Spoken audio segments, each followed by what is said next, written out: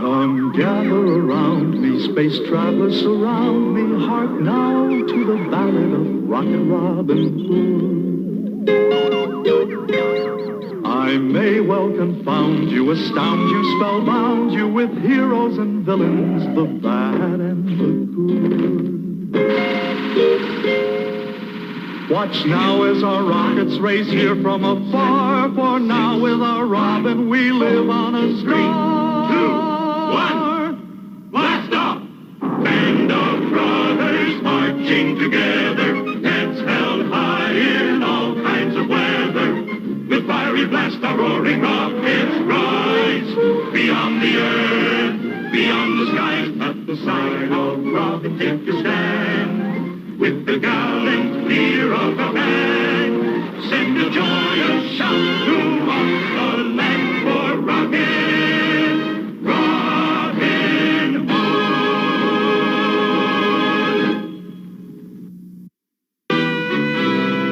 We come from near and distant star to the sound of the galaxy born, to rally round Rocket Robin Hood, braver man has never been born. So we sally forth against the foe, our band of brothers skyward ho, with Rocket Robin Hood. With Rocket Robin Hood.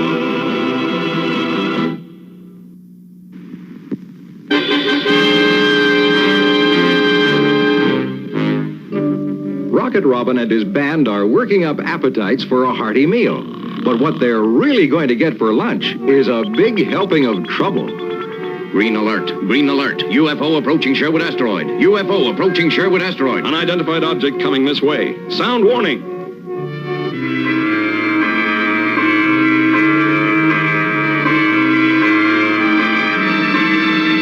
What do you think it is, Robin? Whatever it is, we're ready for it. Robin, where's Giles? Oh, I'll let you know when I find him. Steady, Dandelion, steady, lass. We're going down. Yikes and away! Perfect 4-point landing, or my name isn't Dan Coyote McPherson. Your name's gonna be mud if you've harmed a single leaf on the head of my cabbages. Bless my eyes, it's the daft Duke of Dimwit Hall. Sight you down at last, have I? Prepare to defend yourself.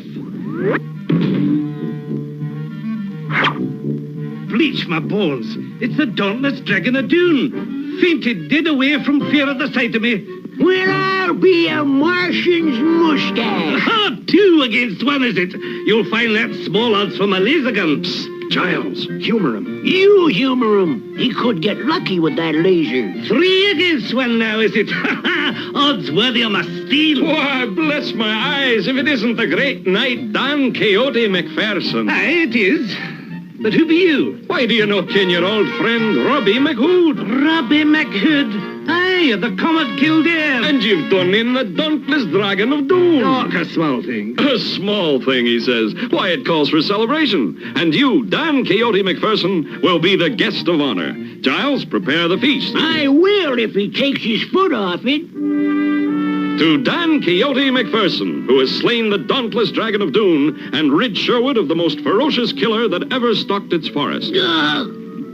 Poison! The pied poisoner of Perth has done me in at last. It could use a little more salt. Quick, Freitag, the antidote. My time has come, Dandelion, old lass. Be good to her, lads. She served me well, she did. Just a bucket of atoms once a day will do her. It just so happens I have an antidote for that particular poison, Sir Knight. Ah! 'Tis the mad monk of Muldoon, and me defenseless. Aye, you got me now, you black-hearted heathen. Maid Marian, you better give him the antidote. Ah, the Princess Zaralinda. Why did you leave me, lass?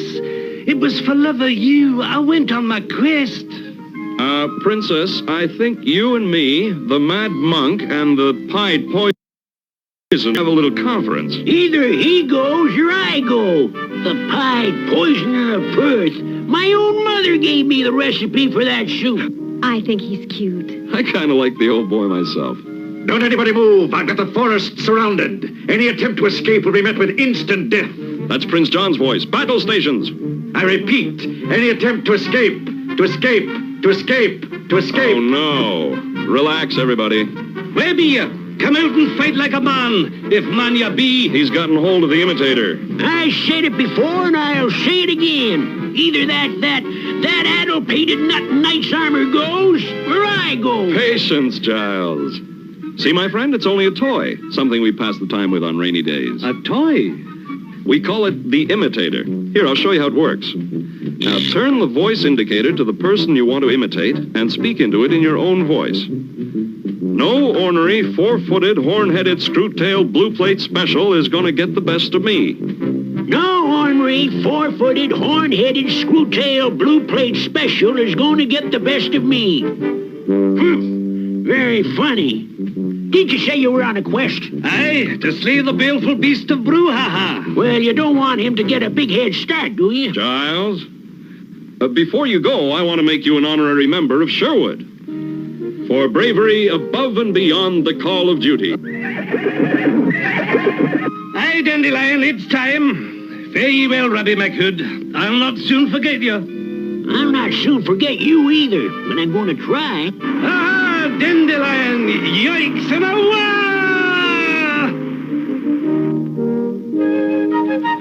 If it works, the disintegrator ray will make Not the most impenetrable fortress in the galaxy. Well, what are we waiting for?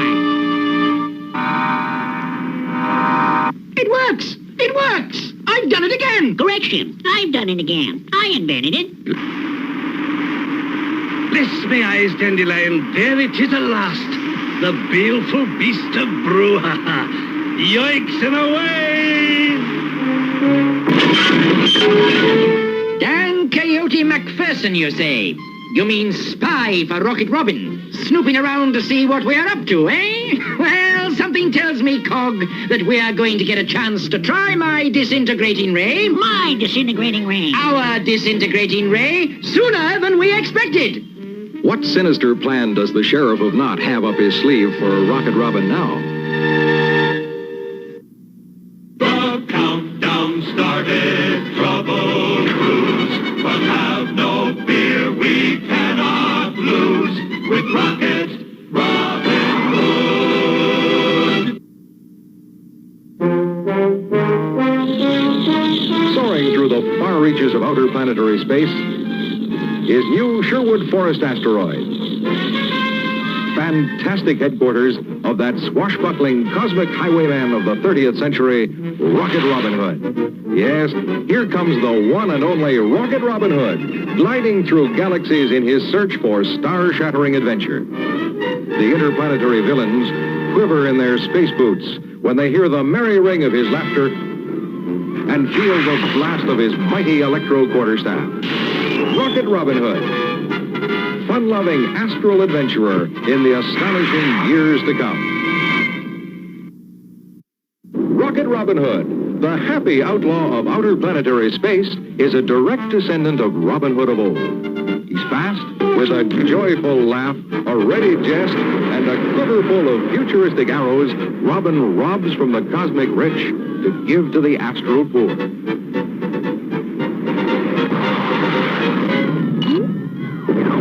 He's fun. He's fantastic.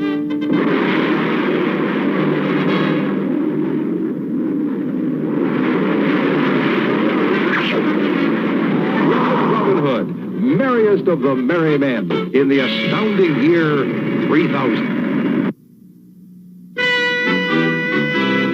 In time of trouble, time of woe, the dark before the dawn, return to Robin for his strength in brains as well as brawn.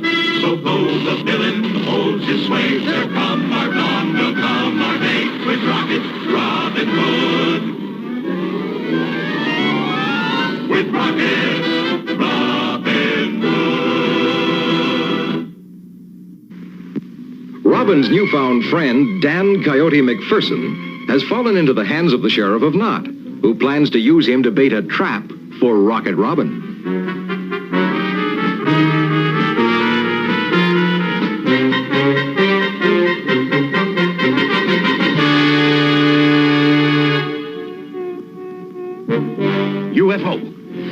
go, headed for Sherwood. Green alert? Oh, no, not again. Shall I sound the green alert, Robin?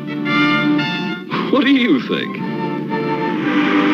Steady, Dandelion, steady. Isn't there something missing? Well, nights must fall. He's got to be somewhere. Better get a search party together. Hey, no, wait a minute. Look at this. The Sheriff of Knot's standard. And look, Dandelion has been switched to automatic pilot. Dandelion couldn't have been programmed to return here. Unless the person doing it knew the position of Sherwood Asteroid. And only our trusted friends know that. Dan Coyote sent Dandelion back here for a reason, and I think I know what it is. You mean Dan is being held prisoner by the Sheriff? That would explain the Knot standard. Somehow the old boy managed to send Dandelion back here without the Sheriff knowing it. Unless it was the Sheriff's idea. I don't think so. Dan Coyote may imagine he sees things once in a while, but he's no fool, and he's no traitor. He'd never give our position away. I thought he was just some kind of a nut. I have an idea the Sheriff is going to find him a hard nut to crack. But we've got to move fast. Sound the white alert. Don't worry, old girl. We'll find your master for you. You know it's a trap, and you're still going to walk into it? Best way to spring a trap is to get caught in it. Now, about that white alert...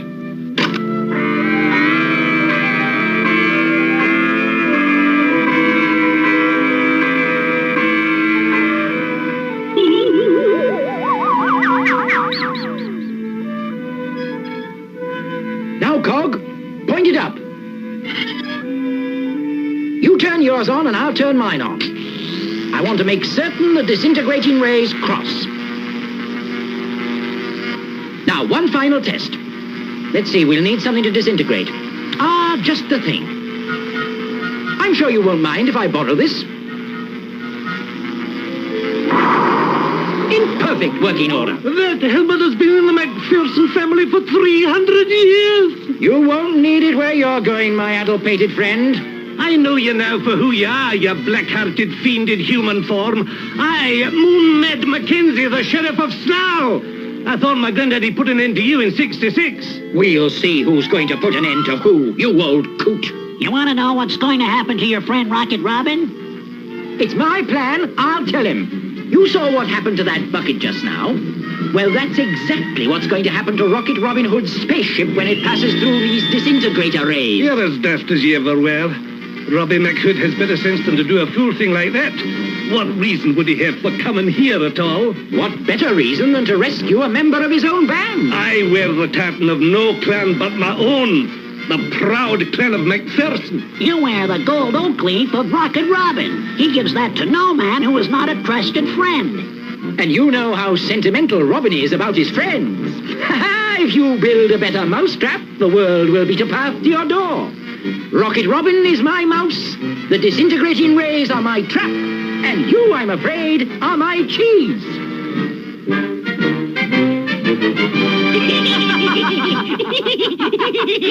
All right, lads, that should do it. I think the imitator just about does it. What are we waiting for? Let's go. Little John, I want you and Alan Adale to stay here with Maid Marian. This is a three-man operation. Friar Tuck, Will Scarlet, we'll take the space coop.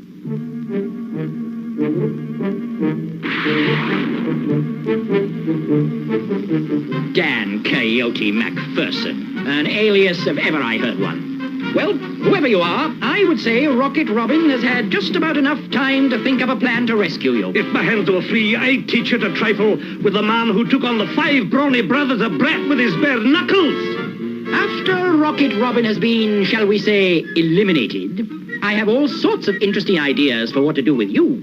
But we'll discuss them when we have more time. Rocket Robin should be arriving in about 3 minutes, wouldn't you say, Cog? Give or take a minute. Stand by, disintegrating rays. We're tracking Rocket Robin now, sir. How far away is his spaceship? About 100 light years away. That means we should be sighting Rocket Robin in about 10 seconds. That's funny. What's funny? For a moment, I thought we'd lost them. But there they are now. Yes, there they are. And here they come. Right into my trap. 0 minus 5, 0 minus 4. Go back, Robbie lad. You no kill a trap when you see one. 0 minus 2, 0 minus 1. Ha ha! 0!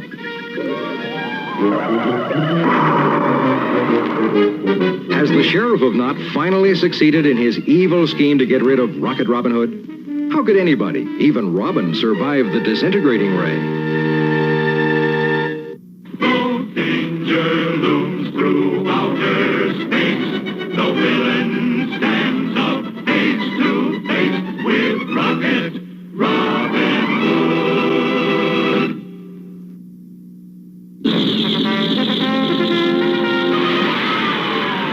Strongest member of Rocket Robin Hood's band is Little John, the brawniest spaceman ever to rocket through the cosmos in the fantastic years to come. This Goliath of the galaxies has the might of a cosmic Hercules, the brute force of an unleashed meteor, combined with a truly super weapon, the electro quarterstaff. Little John, whose great strength is tempered with a simple, good-hearted kindness toward all living things. Mightiest of Rocket Robin Hood's merry men in the amazing years to come, Little John.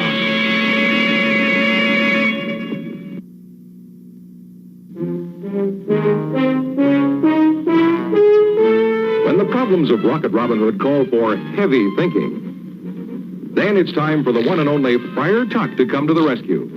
Some, like the wicked Sheriff of Knot, think him fat, foolish, and not worth worrying about. But don't you believe it? Friar Tuck, whose courage is as tremendous as his appetite, is just one of the astounding space characters in the merry band of Rocket Robin Hood in the fantastic years to come.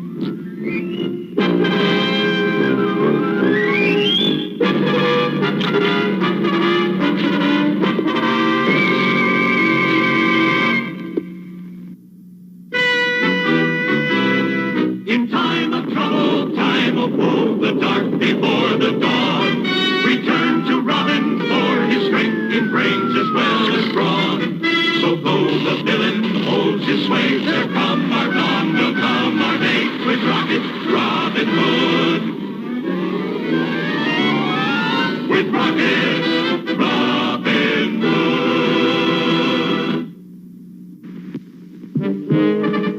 In spite of Dan Coyote's warning, Robin's spaceship flew straight into the path of the Sheriff's disintegrating ray machines.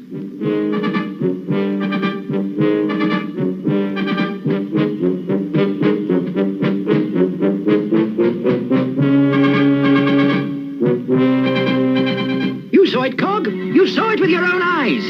Rocket Robin's spaceship disintegrated off the face of the planet. Poor Robbie. He was a bonny lad. Save your sympathy for yourself, you old fool. You'll need it. Well, Cog, I've done it. Correction. We've done it. We've done it. My disintegrating machine... All right. Our disintegrating ray has rid us of Rocket Robin Hood forever. It worked. It worked.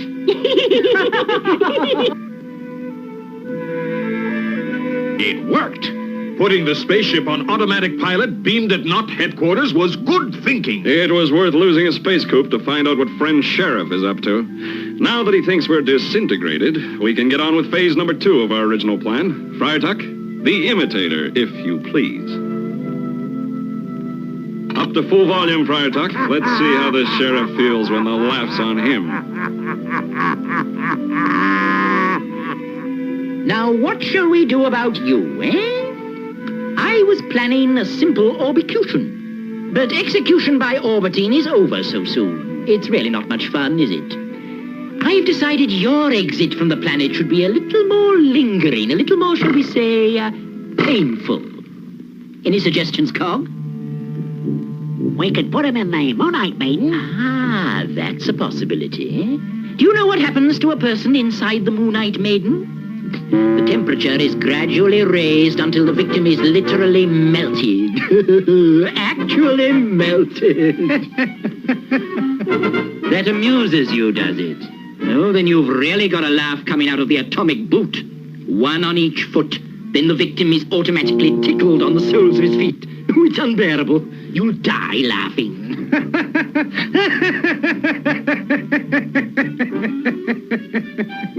The prospect tickles you, does it? Well, perhaps the electric rack, which stretches the victim in all directions at once until he is literally pulled apart. Guard, go out there and find out what all the laughing is about. I won't stand having my men happy. Yes, sire. Here comes number one. A funny thing happened to him on the way to the forest. That takes care of number one. Or perhaps, the creepy Mimi, a laser injection which slowly, torturously burns its way through the bloodstream until, guard, go see what's keeping the first guard. Yes, sire. Number two coming up.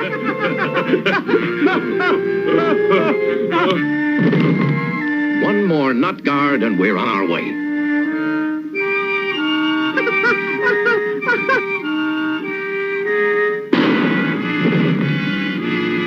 What's keeping those three guards? Oh, about time. Well, what's so funny? This will really break you up.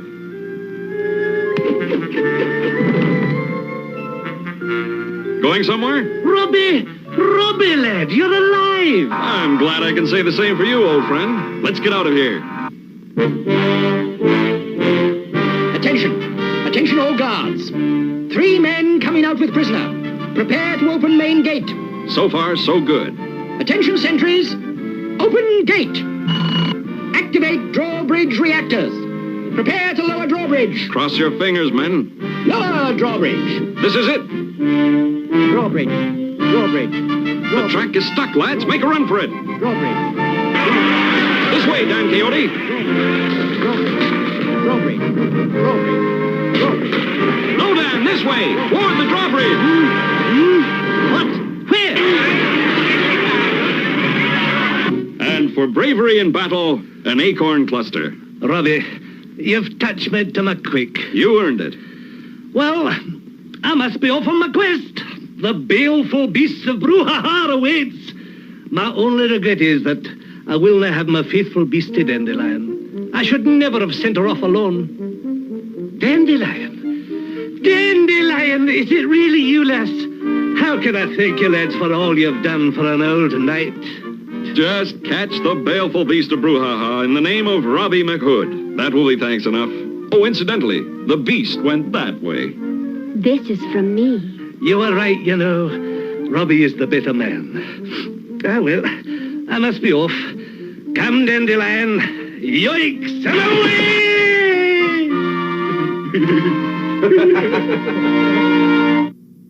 We're Robin's men, we rule the sky.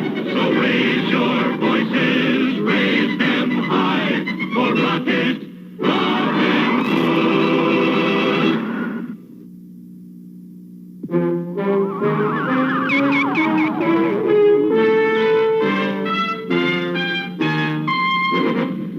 Arch enemy of Rocket Robin Hood is the cruel space tyrant Prince John, despot ruler of the national outer space terrestrial territories. With the help of the wicked Sheriff of Knot, the Black Prince plans for that terrible day when he will destroy and conquer the entire solar system. And well, he might, if it were not for Rocket Robin Hood. Rocket Robin Hood, outlaw defender of right in the astounding years to come.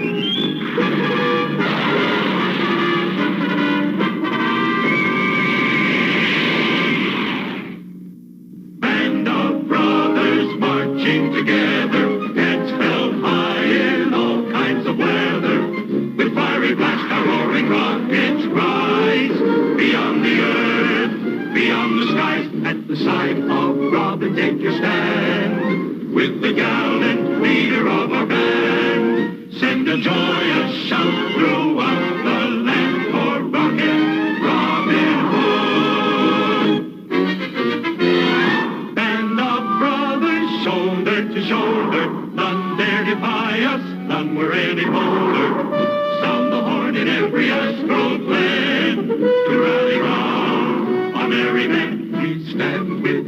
to the end.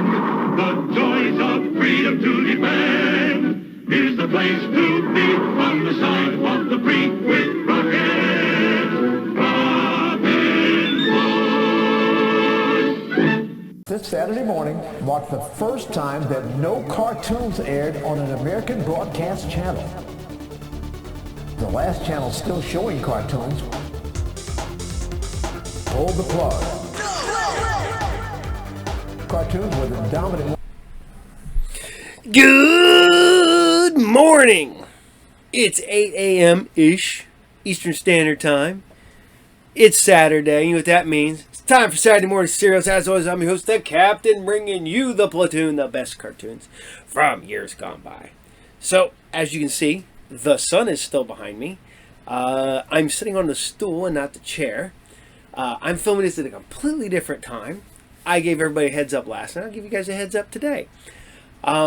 Due to a blown out tire on the interstate, broken jacks, and a whole bunch of other bull, when I'm normally here recording, making these shows on Wednesday nights, I had to spend it driving back and forth to Dayton to fix the blown out tire on the car.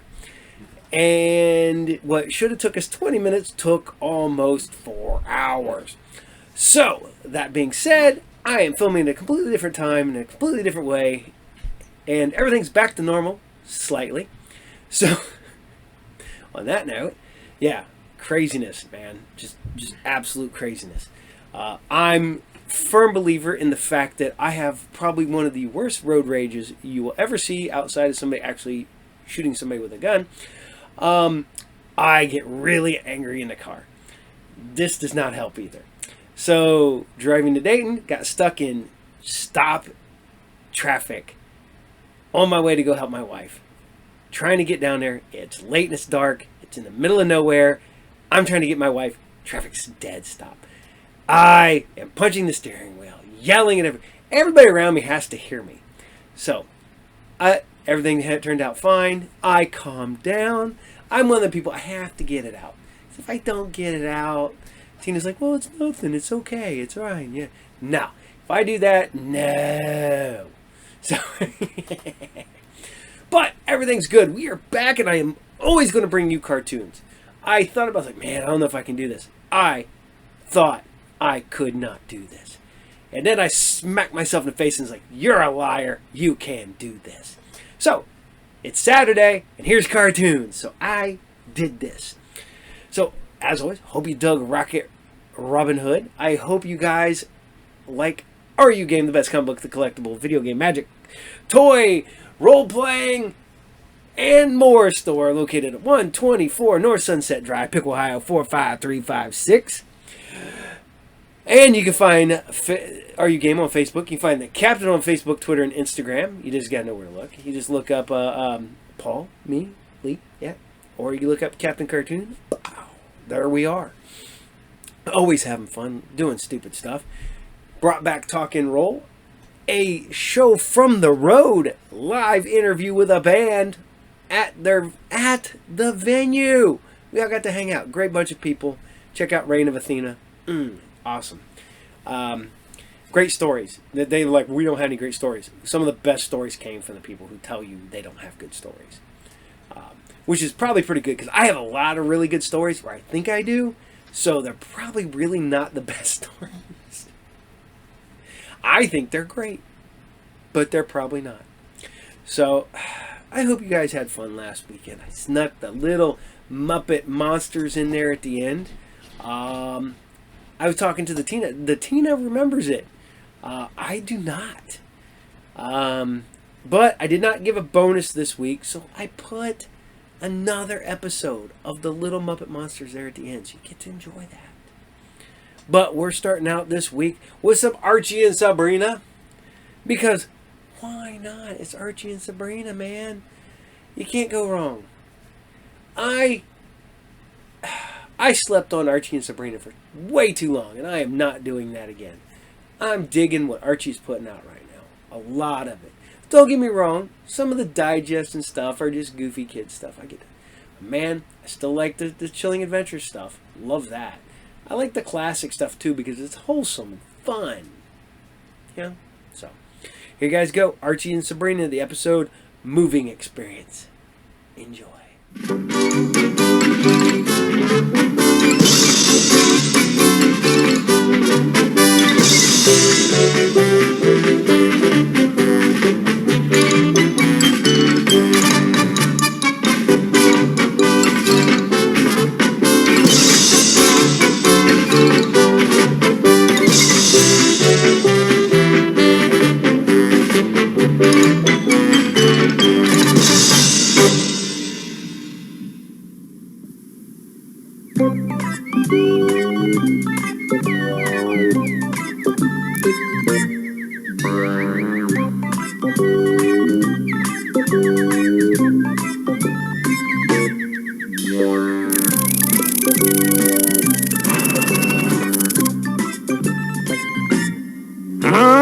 Mother Nature! Here we are, ready to go, go, go! Not until we recover from your stop, Coach Cleats. Yeah, what is this, a field trip or a Grand Prix? That's the trouble with people today. Nobody knows how to rough it anymore. That's what he thinks. Just this morning, I left the house without even polishing my nails. Speaking of no polish.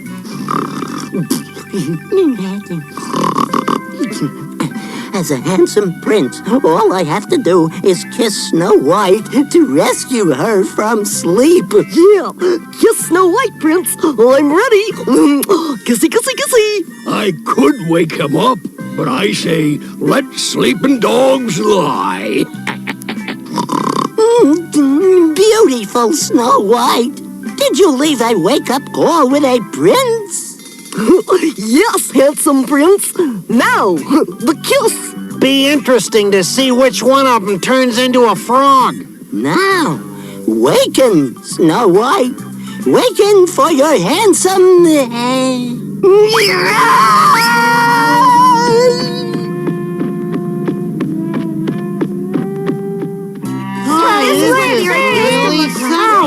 So this is what the Earth used to look like, huh? Smell like clean air, will ya?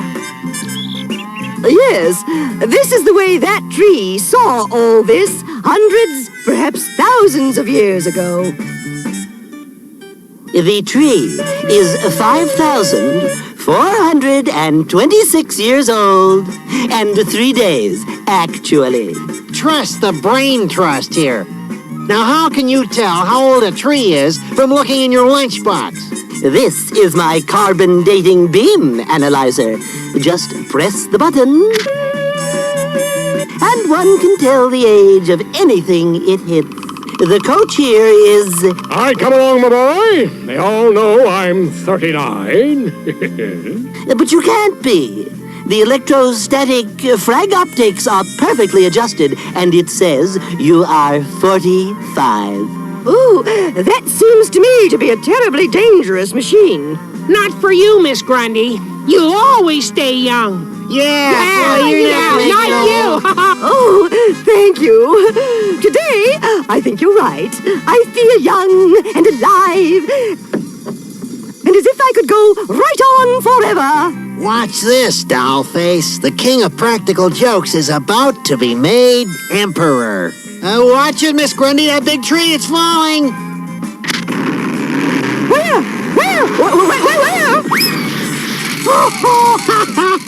The tree missed you, Miss Grundy, but watch out for that logging train.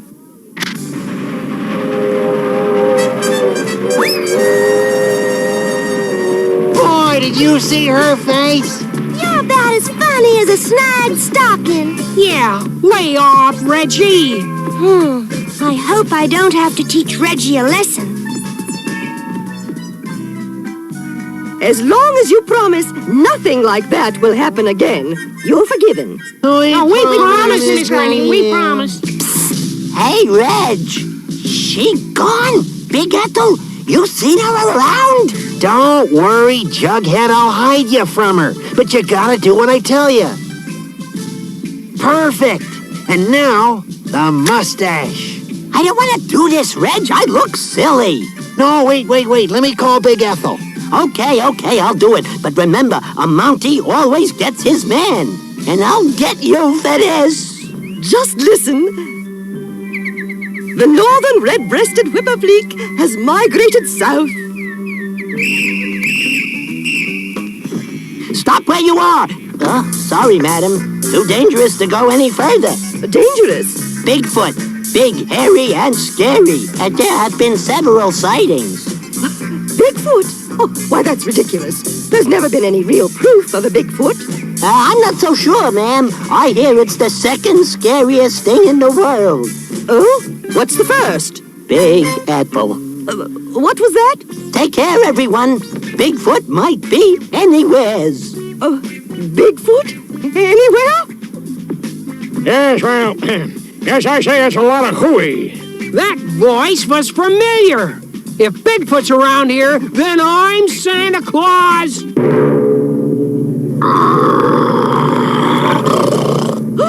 Bigfoot! Oh! Run for your lives! It is Bigfoot!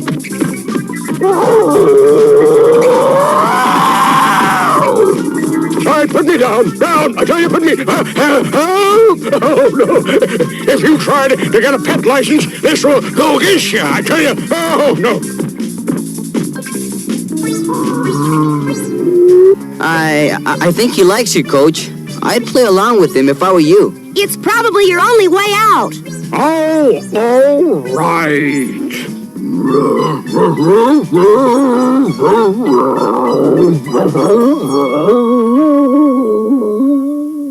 Oh, where am I? Oh, I dreamed I saw this terrible creature, and he was...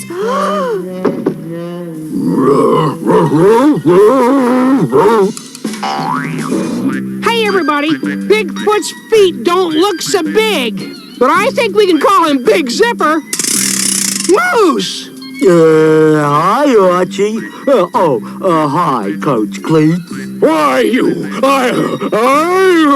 A little forest humor there, Coach. Gosh, Reggie, look what you did to Miss Grundy. Yeah, just look at her. Looks like another job for that handsome prince. But maybe this'll do it.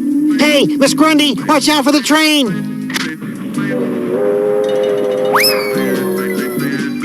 Well, he asked for it. Choo-choo train with boilers hot. Chase the boy, but harm him not.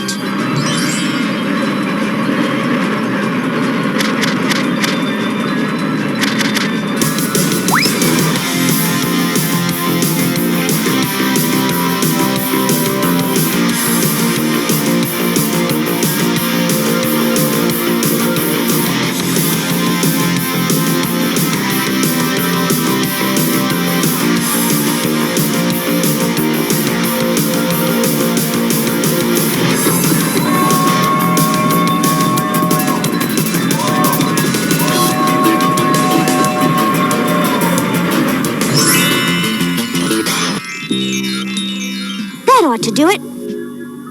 We're really sorry about all this, Miss Grundy. It's times like this when I want to just give up. We're really very sorry, Miss Grundy. All right, it's forgotten. Well, that is, if I can be sure nothing like it will happen again. You can be sure, Miss Grundy. I won't do nothing like it again. Oh, if I'd known you could rent big scary outfits like that, I would have come as a Saint Bernard. And so, our lesson is that nature balances things herself, and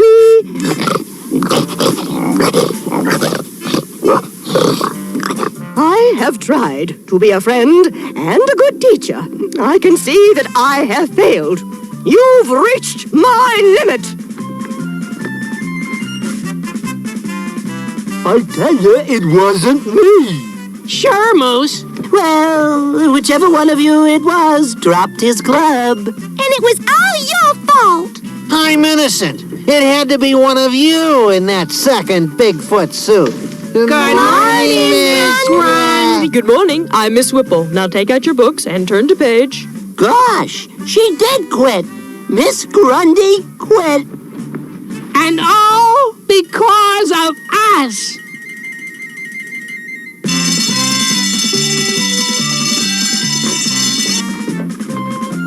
Good morning. Morning. Hello there. Morning. Archie? Mr. Weatherby, Miss Grundy, is she? I heard about your little jokes, Archie. Shame. They weren't mine, Mr. Weatherby. But is Miss Grundy really going to... Don't shirk responsibility, Archie. And in answer to your question, Miss Grundy is moving. Moving? Oh, no. It's true. Come on, Veronica. We better get the others before it's too late. Hurry, Archie. If we're not back by the end of lunch hour, it'll be a sticky wicket. We've got the Bobbsey twins here to thank. Look, guys, I told you that last Bigfoot wasn't Moose. I had nothing to do with it. Yeah, sure. Then who was it? Look, in front of Miss Grundy's trailer. She really is moving. Well, at least we're not too late. Well, we got our loaded quad. Let's eat before we drive over to the place, huh? Okay, boy, my turkey, Merrill.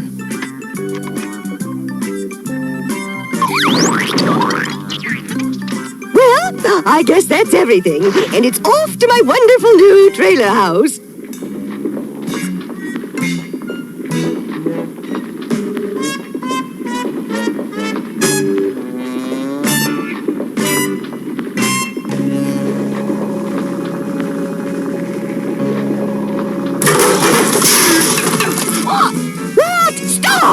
What are you doing?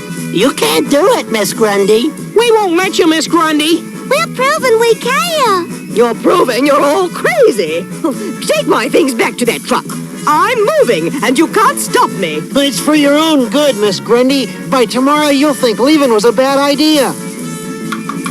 Let's close up the back, Claude, and get going, huh? All right, Merle. I got just enough left in me to unload. Not a bit more. Stop it! Stop! Oh, somebody! Oh, call the police! You put that back in the truck. Well, lady, we'll see you over at the new place, huh? Oh, this isn't good, Merle. I want you to get in there and move my things back into this truck. Okay, lady. Anything you say.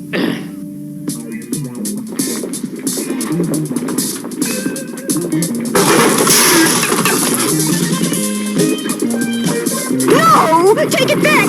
Please! Oh, don't touch! Yes.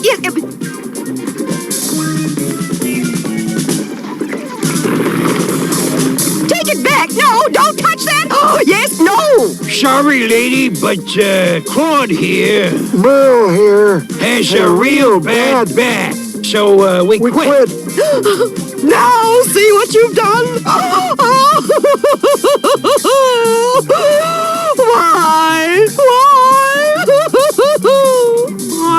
Don't cry, Miss Grundy. We don't want you to move because you mean so much to us. But why wouldn't you want me to move? I'm only going a half mile to a better trailer. Huh? You mean you're not? Oh, boy! Boy is right. We thought you were moving out of town, quitting Riverdale High. Out of town? Quitting? Why would I do a thing like that? 'Cause some idiot put his Bigfoot in his mouth. Gang, looks like we're in the moving business. Please hurry. I'm so much later than I'd planned to be.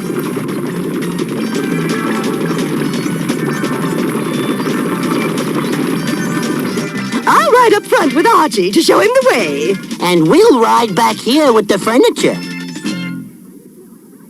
Archie, I told you to make a left. No, a right. No, that isn't the street. Oh, do hurry, Archie. Hey, but I told you, cut it out. We're bounded all over. Because of you children, I'm almost an hour late. Okay, Miss Grundy, I'll give her the gas. I gave her the gas and she's keeping it. Gas pedal stuck.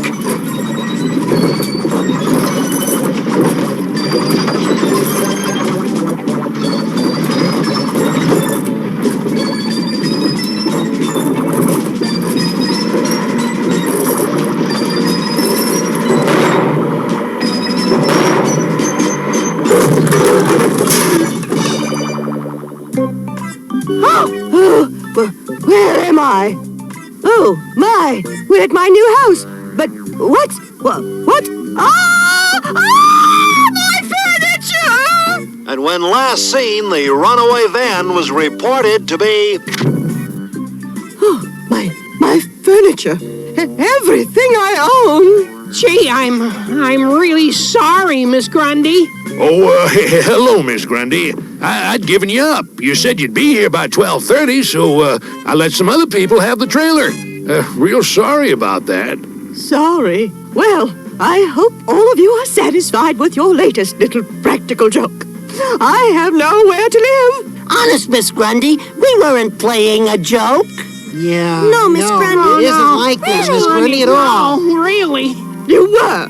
Just as you were yesterday with that Bigfoot business. Well, you had your little jokes with Bigfoot, and now this. So now, I really am going to give it all up and move away.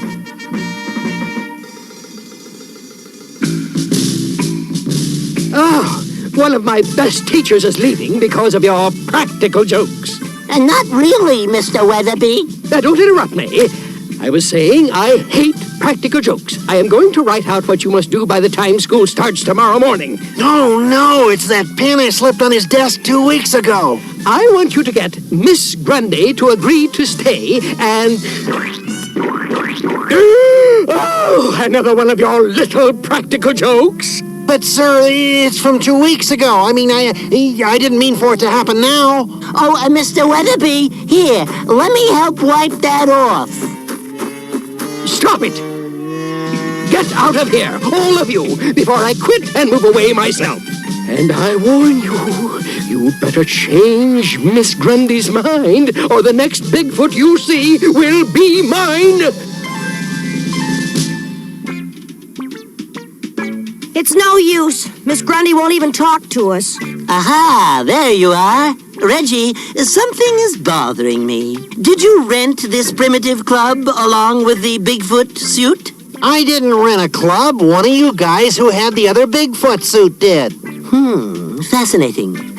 Because my carbon dating ray says that it's 500,000 years old. Wow, now there's a rental outfit that's been in business a long time. Okay, which one of you was in the other Bigfoot suit? As I suspected, there was no one else in a Bigfoot suit except a real Bigfoot. Wow! Hey. Oh, come on, you're kidding. Well, then the only way to get Miss Grundy to stay is to prove to her there was a real Bigfoot.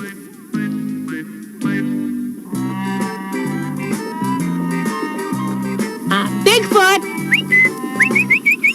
Here, boy. Nice boy. We got your nice club, Bigfoot, old pal.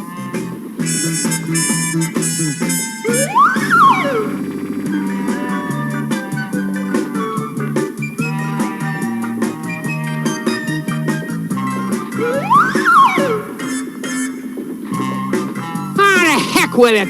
We'll never find him out here. Yeah, let's go back.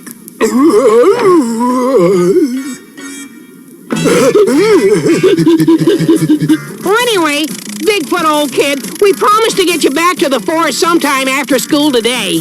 Miss Grundy will be cleaning out her desk. Hurry, Archie. We have to catch her before she leaves.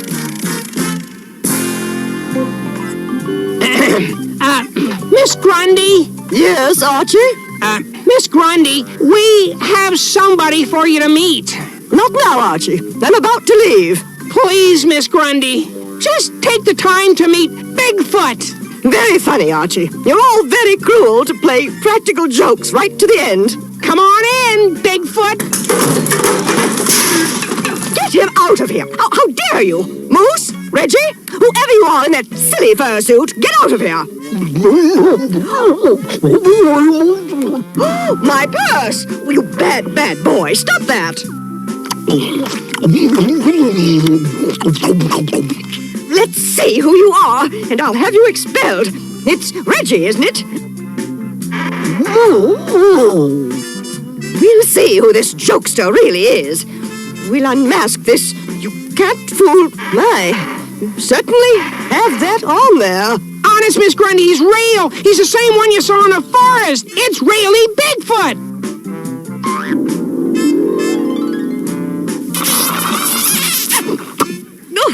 Stop that. We hardly know each other. We just wanted to prove we wouldn't play jokes on you after you told us not to, Miss Grundy. I was wrong. I apologize. And we're sorry about your furniture, but we'll fix it all up.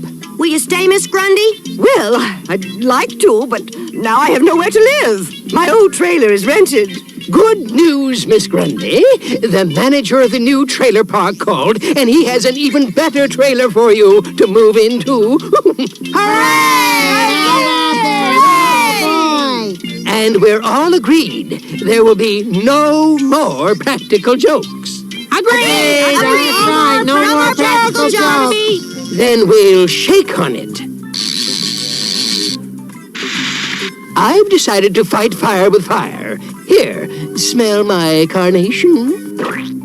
And furthermore, I've rented one of these silly Bigfoot suits so that I can look as ridiculous as the boy in that one. Now, young man, let's just see how outrageous you look. Mr. Weatherby, I wouldn't do that. No, Mr. Weatherby, he might not like it. Oh, no! Stop him, Archie! Young man, stop this! Stop chasing me!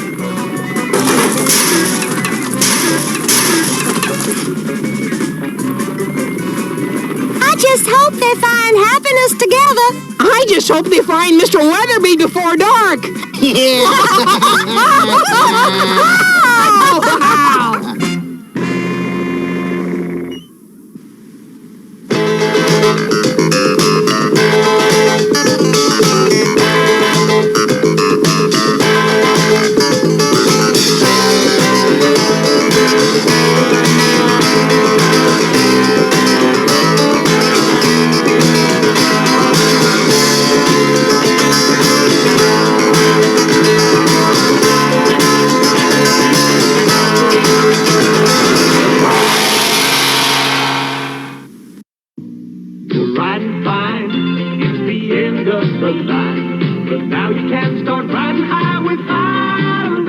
Matchbox introduces new High Riders. Sturdy chassis with real rubber tires turns a car into a rugged off-road machine. Or you can take a regular 4x4 onto the track as a super dragster.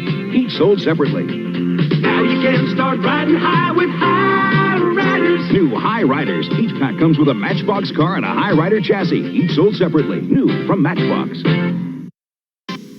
With Megaforce, you take command. Goliath, raise battle tower! All tanks report to fighter deck. Release breacher! Launch attack! Each sold separately. Some assembly required. Goliath from Megaforce. You know, Grendel. Matt Wagner might be one of the coolest dudes I've ever met. He gave me a quick sketch, so I have a Christina Spar Grendel sketch. I like Hunter Rose, but I really like the Christine Spar stuff, and I just dug it. So, and that was when it was still at Comic-Con. It's been at Dark Horse for like forever now.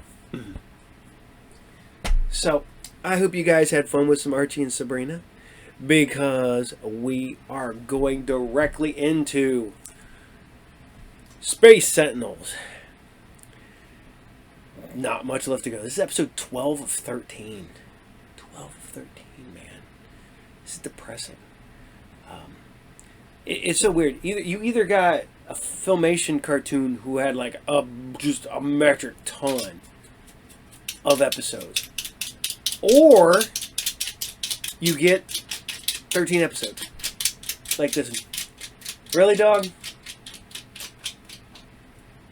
Really? That's the wife's dog. And yeah, you know why you can't take that collar off, right? Yeah, because that's your collar you wear for when you're bad. Well, go lay down. She always tries to knock... How smart these dogs are. The little boy corgi and the big tall mutt would chew through each other's collars so that they could get them off. So that one, I took like tons of tape and wrapped them around them so they couldn't get. It would take for. They finally chewed through Courage's collar. Yeah. The dogs are smart. Our one dog used to go up. We don't know how she did it. She would go up underneath the back patio and come out with her collar off. She would get up under her and get it off somehow. I don't know how she did it. But whoever lives in that house now, when they go and remove that thing, there's going to be like 20 collars underneath the back patio. Alright, as I ramble on about it. But I hope you guys, you're gonna get some Space Sentinels. So this is Space Sentinels episode 12. Enjoy. Many centuries ago, 3 young earthlings were transported from their native lands to my faraway world. Here they were granted astounding powers and eternal youth. Then returned to Earth. Their mission, to watch over the human race, helping the good in it to survive and flourish. In the course of history, their names have become legend. Hercules, empowered with the strength of 100 men. Astrea, able to assume any living form. Mercury, the amazing athlete who can match the speed of light. Working together with me, Sentinel 1, and my maintenance robot, Mo. These teenage guardians form the greatest team the world has ever known, the Space Sentinels.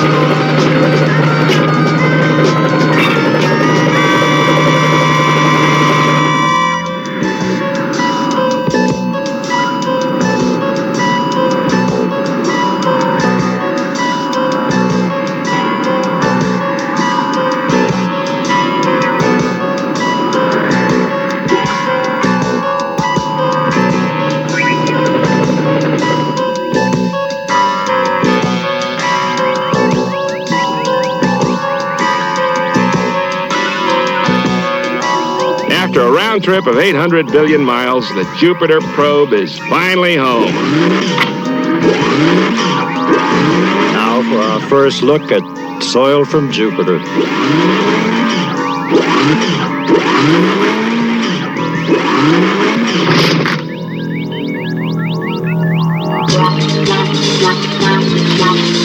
It's some kind of plant, crystalline in structure. I don't know if we can contain it. Relax, Brad. It's behind 3 inches of tempered glass. A bulldozer couldn't get through that. Incredible. We better evacuate the compound.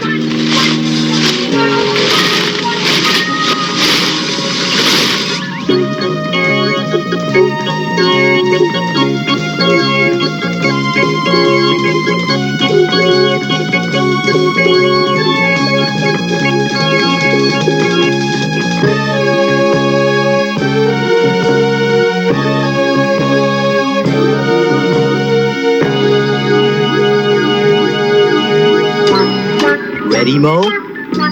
Ready. Okay, here's the last card. Be careful, little guy. We did it! Oh! Very nice. You haven't seen anything yet. Herc, not another one. Isn't she a classic? The last classic you found fell apart the first time you slammed the door. Yeah, but that was junk. This car is built to last. Herc, don't! Oh, no! Relax, will you? And listen to this horn.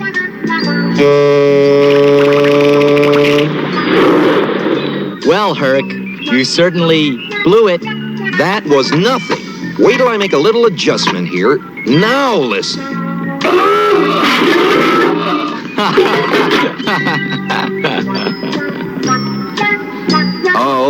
Okay, so it has a few bugs in it. Excuse the interruption. Yes, Sentinel One. Emergency message from the Space Administration. Sentinels, we have a disaster on our hands. The Jupiter probe returned this morning, and when we opened the soil sample, this plant started growing. So what's the disaster? Look for yourselves. That is a disaster. What is the plant's growth rate? About 1,000 feet per minute. Unless we stop it, it'll completely overrun the world within 4 days. Do you know the cause of its rapid growth? No, and it's getting bigger every second. What do you think, S1? Advise starting at the beginning on the planet Jupiter.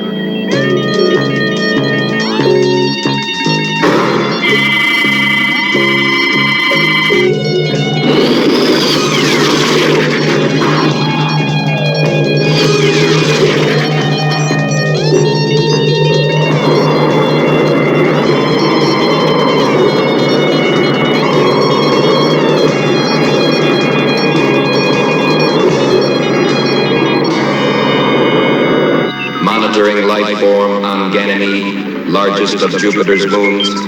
Could it be one of those Jupiter spore plants, S1? Negative. This life form, too highly developed.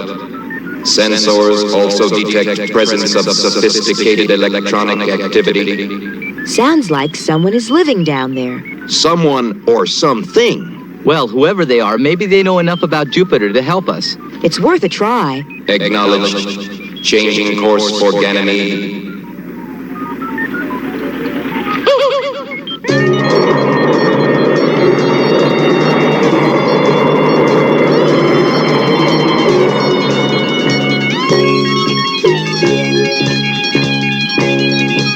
Hey, there's a structure down there.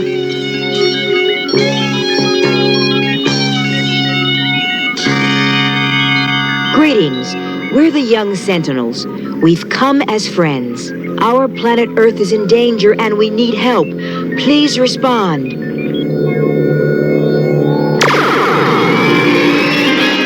Maybe we should forget this whole idea, S1. Negative. There may be information here pertaining to the Jupiter spore. There's a loading port down there. If there was only some way to sneak into it... What about a decoy to draw the fire? That'd give us enough time to zip in. Yeah, but what do we use as a decoy? Herc, get out that old jalopy of yours. Huh? Oh, no, you don't, Astria. It's the only way.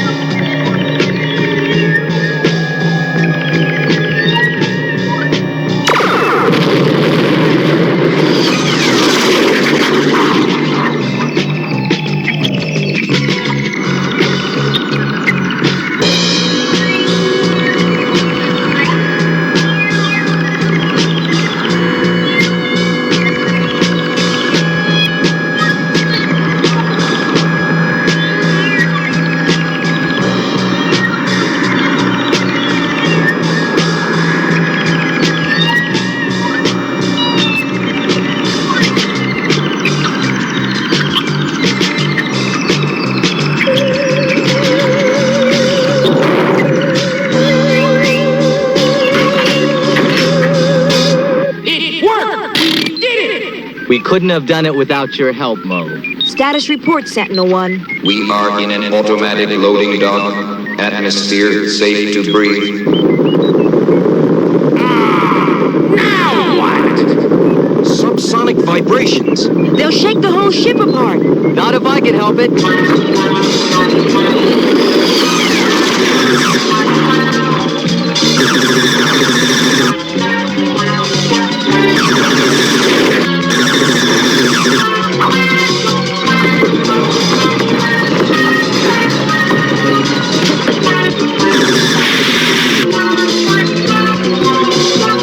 Okay, it's safe.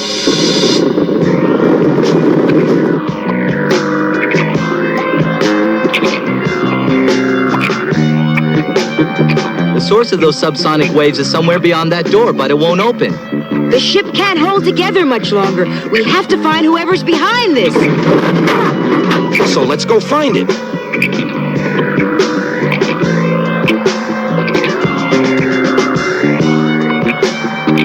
Yow! The floor is electrified. Check belts.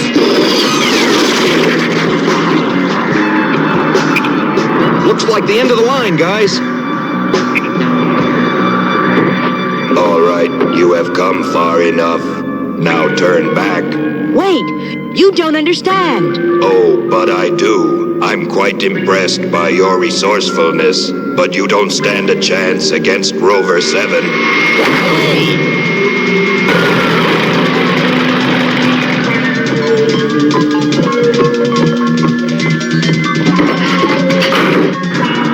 You want to pick on somebody? Then pick on me. Mercury, get away from that thing. In a second.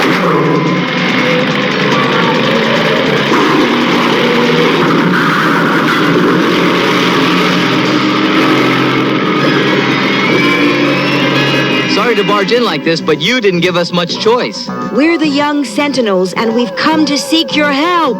Ah, the young Sentinels, protectors of peace. You're just as violent as the rest of them. Us? What about all your booby traps?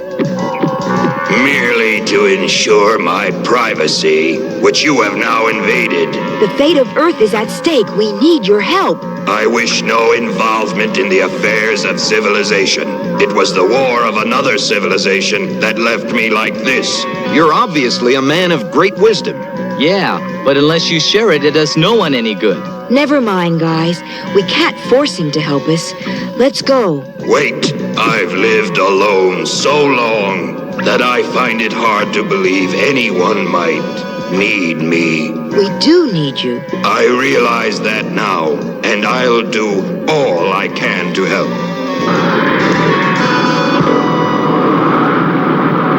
As you deduced, Sentinel-1, the Earth's warmer climate and weaker gravity provide ideal conditions for the Jupiter spore to grow out of control. However, it does have a natural enemy, a predator plant that feeds on it.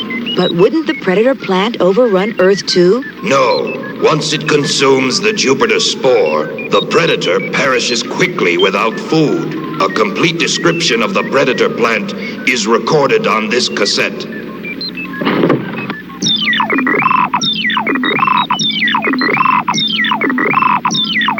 Information memorized. We will depart for Jupiter immediately. Thank you, Gart, for all your help. I assure you, it is I who has been helped today, my friends. Good luck.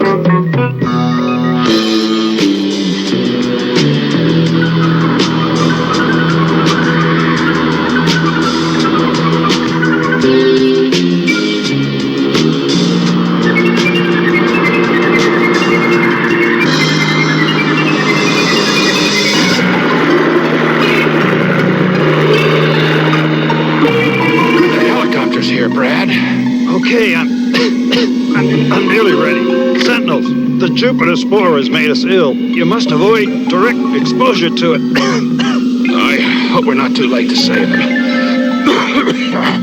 Even at the speed of light, that message will take over half an hour to reach Jupiter.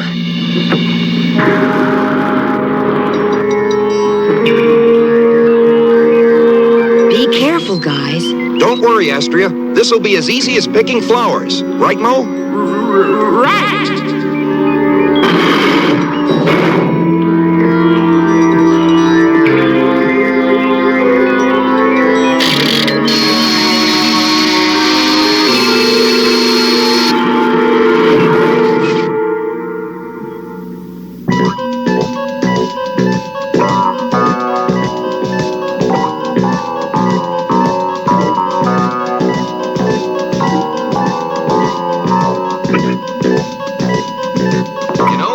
looking for a needle in a haystack. Well, at least your spacesuit's climate control. My visit place keeps frosting over. Look at that.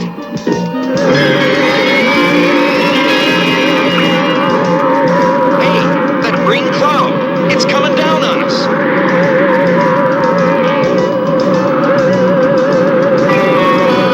I'd sure hate to be the weatherman for this planet.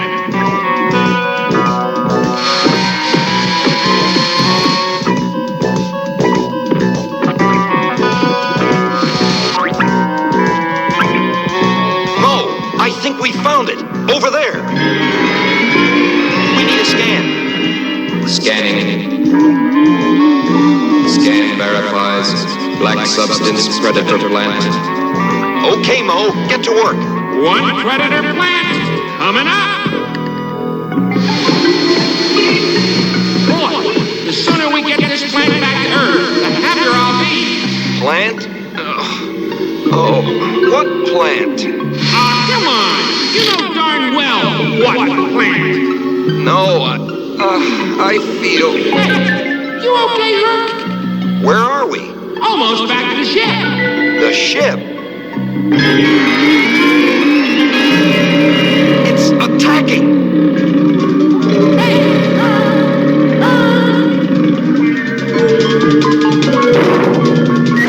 What in the... It's Herc. He's trying to destroy the ship. Got to stop, monster! Astria, get the airlock ready. I'm bringing Herc in. Okay, we're in. Hang on, Mo. We're gonna decontaminate you with the radiation bath.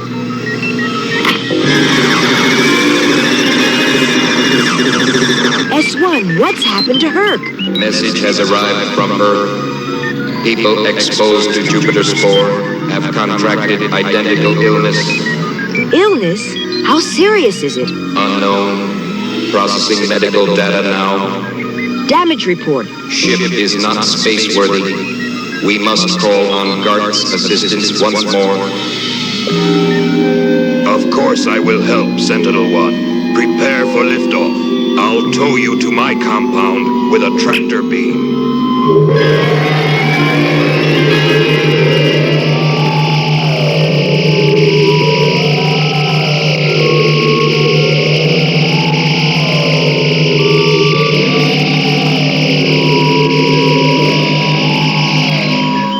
Do you have any idea what caused his sickness, Gart? Apparently, he contracted a sort of living radiation. It made him ill as a virus would, yet it penetrated his spacesuit like radiation.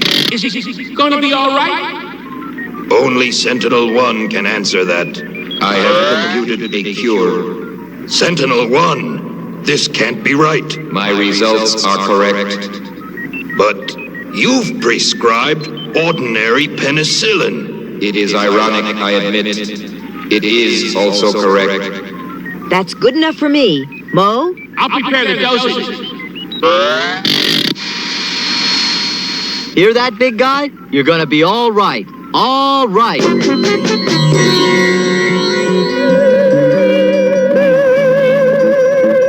We're all set to go, Gart.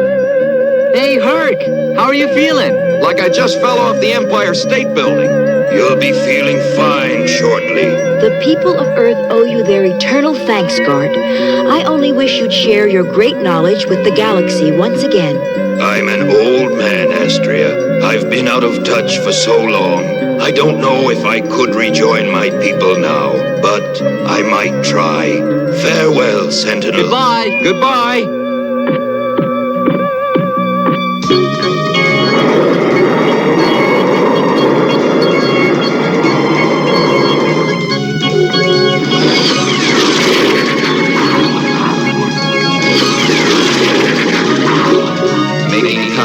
With Space Administration to inform them of our plan.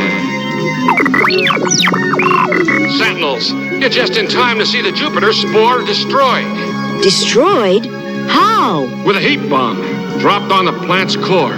It should be sufficient to stop its growth. Negative. Heat feeds the spore.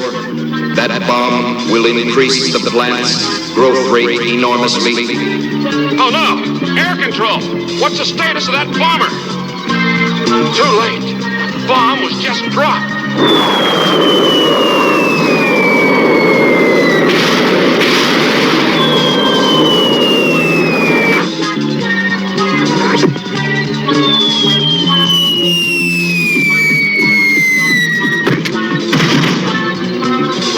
Let's find someplace safe to set this thing down. They have stopped the bomb. Thank heavens. Now I'd better get going with this predator plan.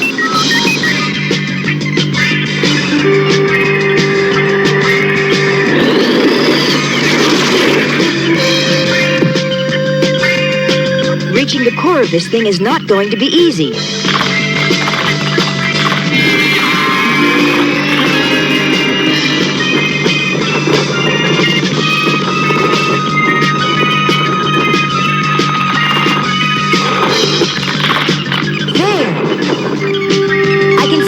Just ahead. Just a little farther.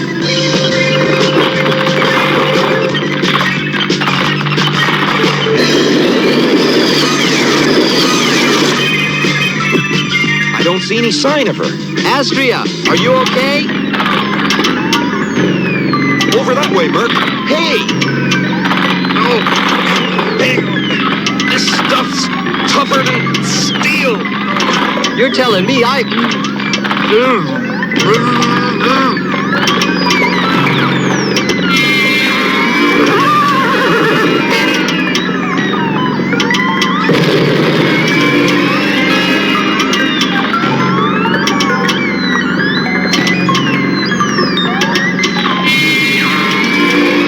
Would you look at that?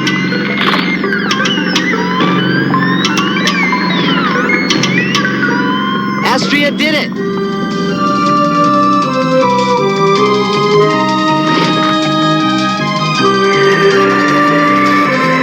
Incredible that a tiny spore could almost destroy a planet, and then another tiny plant could save it. What I still don't understand is the way the plant tried to rip off that canister, like it knew its enemy was inside. Yeah, how could a plant know what was in that container? Plants don't have any intelligence. I don't know about that, Herc. I never heard of a plant dragging home beat-up jalopies.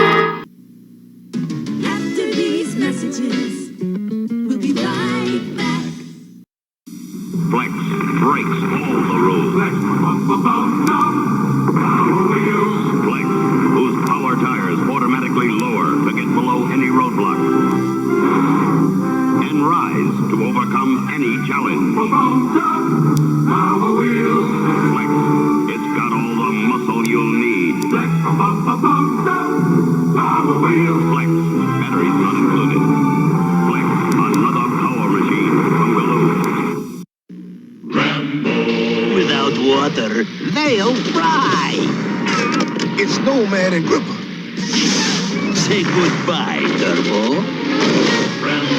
The force of freedom. Oh, it's Rambo! Blow him away, Gripper. Turbo, jump on. I'll use my night vision helmet. Got him in my sights. Look out! Gotcha! Get Turbo, Gripper, and Nomad. Figures and vehicle each sold separately. You know, I absolutely love when they did stuff like this. You know, when Kevin Smith wrote Daredevil and Green Arrow and stuff like that. But then they did like Bullseye, Daredevil Bullseye, never finished. You had this, Iron Man Las Vegas, written by Jon Favreau, never finished. They need to make them finish the book, then release it, so we can actually get the whole thing. We had the Spider-Man Black Cat by Kevin Smith. It took forever to get the last 3 issues. Marvel, DC, I'm looking at you. You need to do better. That's all I'm saying. Alright, so hope you guys dig Space Sentinels. Because you only got one more episode left, so even if you don't dig it, it's a short run, man. You're going to be done. So then you can move on to another cartoon that I'll have to figure out what I'm going to air. But we're cruising into some MegaMan. Like you said, I dug MegaMan. My kids dug MegaMan. I'm a firm believer that MegaMan is a good cartoon. It's a good cartoon. It's a Ruby Spears cartoon. I think it's one of the last Ruby Spears cartoons. It's getting towards the end of that run. So, here you guys go. This is MegaMan Episode 6. Enjoy.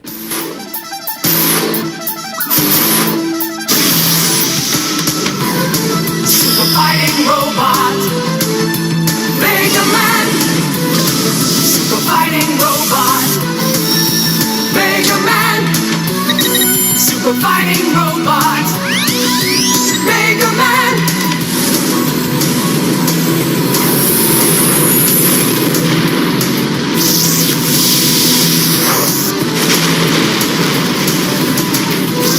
Super fighting robot, MegaMan. Super fighting robot, MegaMan. Super fighting robot, MegaMan. Fighting to save the world.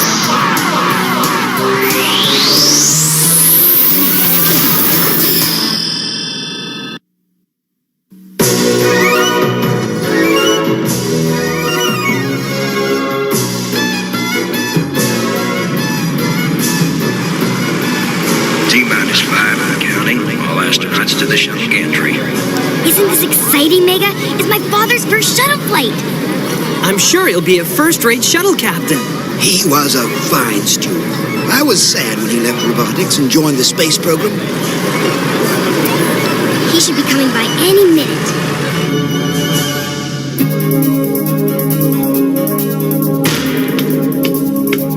Good afternoon. Time for you to punch out, chump. Running from me is sheer stupidity.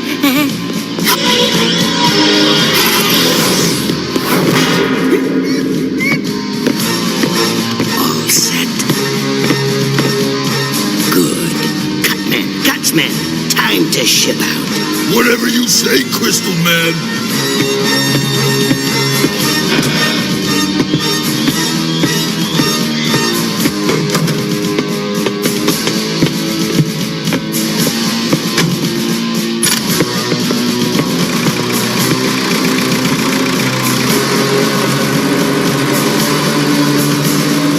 There they are now. Daddy!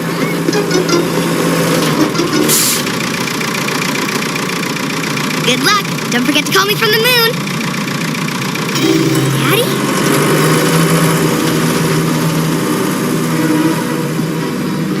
What's the matter, Tina? I'm not sure. My father didn't speak to me. He's probably just nervous. No, he's never acted that way before. Something's wrong. Relax, teen. I'll check it out.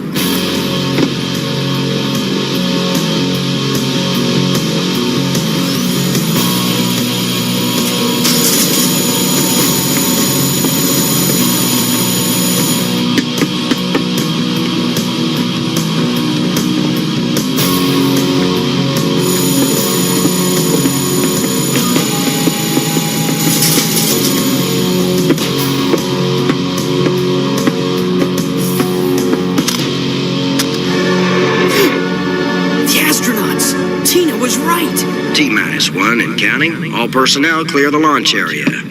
I've got to stop the launch. And we've got to stop you, Blue Boy.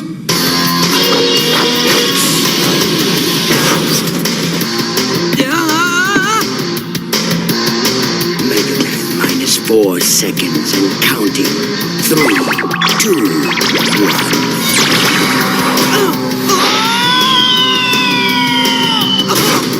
Whoa! Good thing, Dr. Light built me stronger than Humpty Dumpty. 10 seconds to ignition. I better be... Uh-oh. 5, 4. Mega's in trouble. I'm pushing the ignition button. I want to personally fry my Mega Bro. Be my guest, Proto Man. 2, 1. If I don't act fast, I'm gonna be Mega Melted. 0.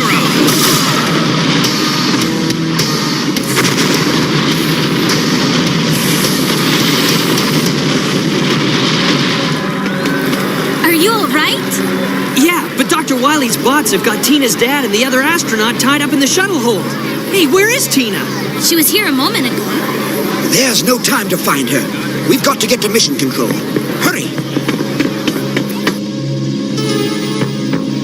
Dr. Wily has got control of the shuttle right now. But we don't know what he's after.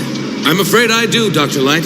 The shuttle's mission is to transport the lens of our new sun-focusing super laser from the space station where it was built to the moon's surface. I think I may know how we can catch Dr. Wily. There, that should do it. Cool. I always wanted my own rocket backpack. Be careful, Mega. Those engines develop 1,000,000 pounds of thrust. Will do. Clear the launch pad.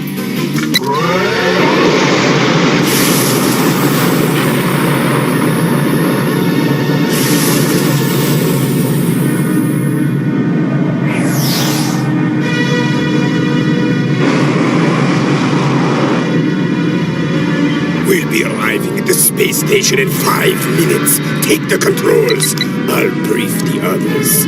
10-4, Supreme Space Cadet, sir. My deal. Cut the cards. Hey! You said to cut the cards? What? Wrap it up. We'll be at the space station any minute. What are we gonna do with that big hunk of glass once we steal it, Dr. Wily? That big hunk of glass is a super lens for the most powerful laser in the world. The laser is already assembled on the moon's surface.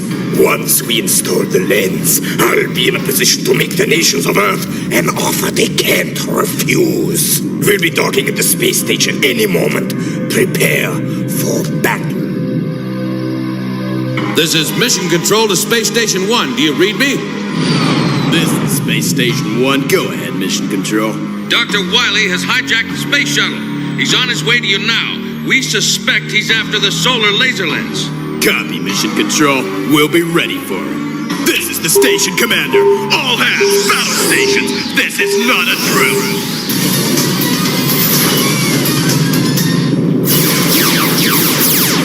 Opening shuttle bay doors.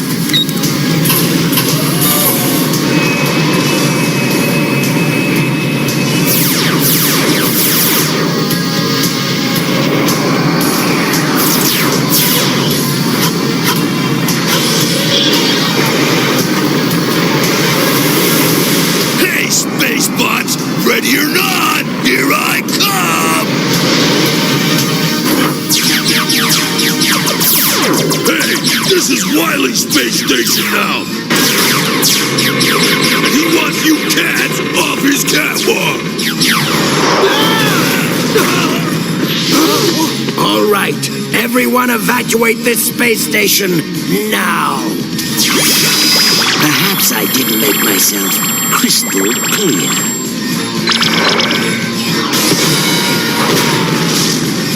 Nice pitch, Crystal Dude! We're right on schedule! Here comes Wily!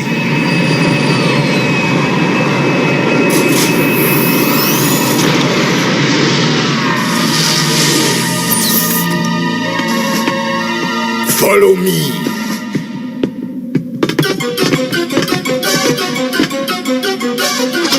It's locked. Gutsman, have you got the key? Sure thing, Dr. Wily.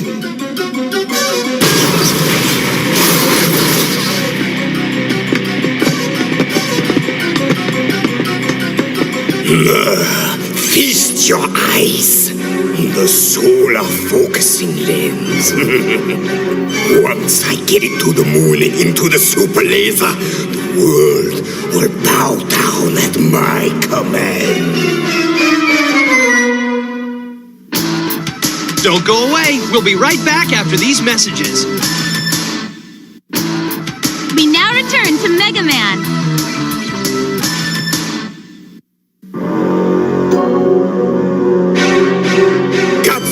Put the lens into the shuttle. No sweat!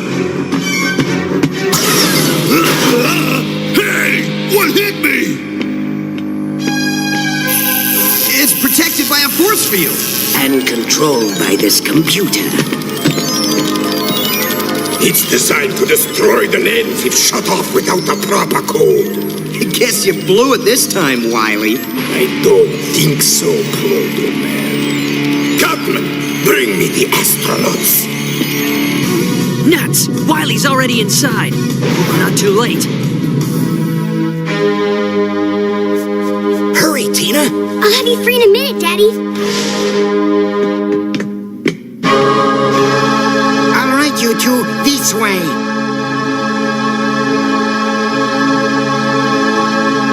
Welcome, gentlemen.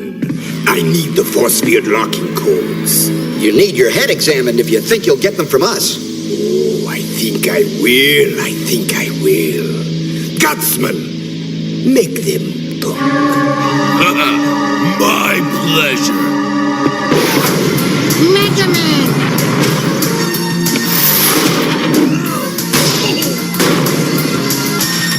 Daddy! That's close enough, MegaMan. Now take a hike, or I'll turn this rocket back on and launch this girl into space. All right, Wily. Just don't harm her.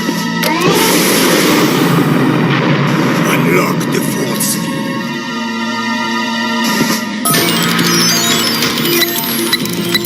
Gutsman! Proto Man, you know what to do. Hey, don't I always? You're coming with us. Daddy! Are you all right? Yes, but that maniac has got my father! Don't worry, Tina. I'll get him back. Oh, MegaMan, I forgot to tell you.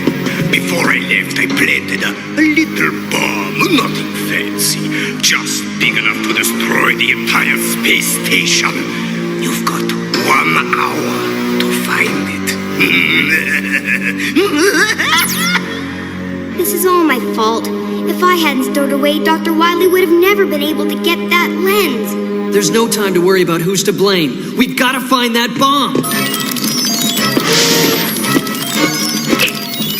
This is MegaMan to Mission Control. This is Mission Control.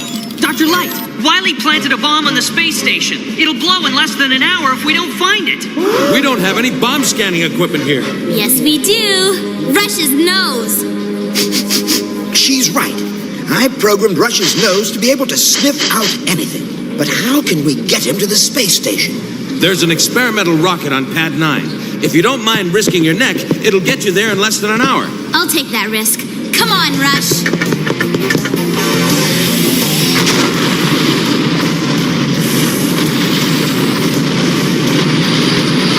Hang on, Rush. I'm putting her into warp drive.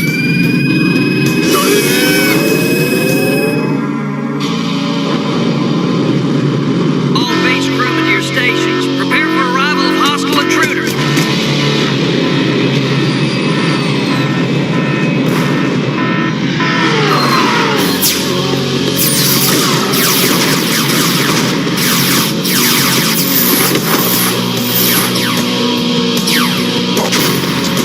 You guys are about to go where no boss has gone before.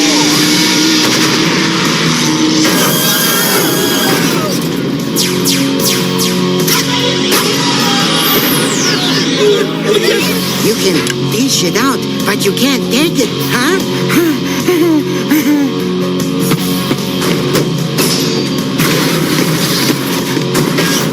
Here's Gutsman!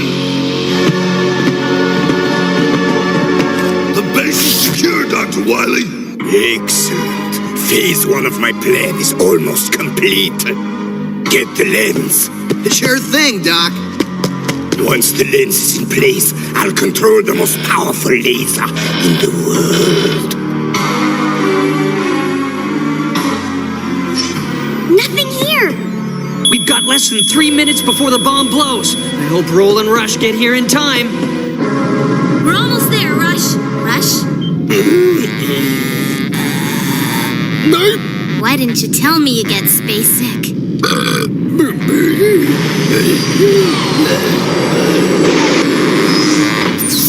Yuck. Roll, you're just in time. What's wrong with Rush? He's space sick. No problem. Oh, great! The bomb's set to go off in less than a minute. Come on, Rush. You can't fail us now. Go get the bomb, Rush.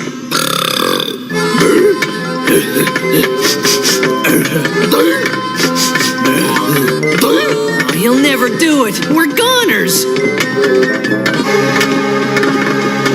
Hey! He did it! I think.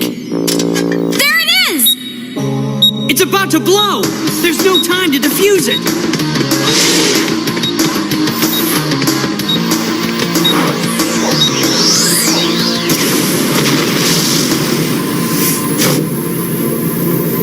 You okay? Yeah, but we've got to get to the moon. We'll meet you there.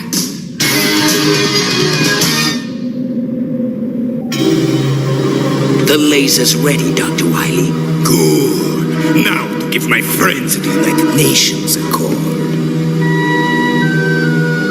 And now for our next order of business. So sorry to interrupt, General. But unless you turn over command of all nations to me at once, I will be forced to demonstrate the awesome power of my new solar laser. I think I speak for all nations when I tell you we will turn nothing over to you, Dr. Wily. If it's your way, observe.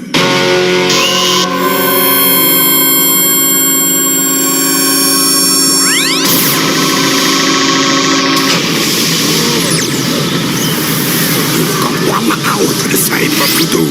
Then I start shooting entire cities.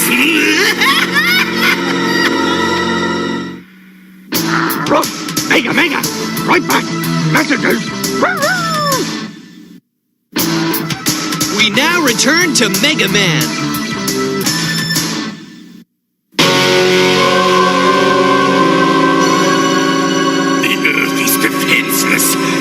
No choice but to turn over control to me. I hope you make the right decision.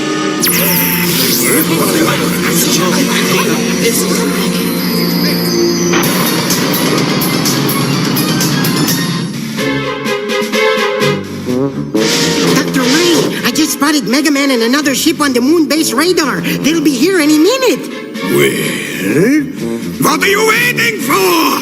Roll out the red carpet. You got it.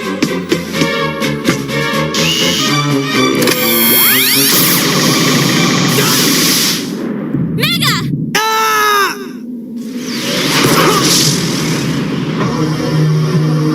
Got him. As you can see, MegaMan is history. Bring your ship in now, or I'll evaporate it. All right, don't shoot! Let's take some prisoners! You make a run for it, Tina. I'll cover you. What about you? Don't worry about me. Run! Hey, she's getting away! Well, this one won't. Cut it out! Hey, we can't see! Give it up, sis. I'm not your sis.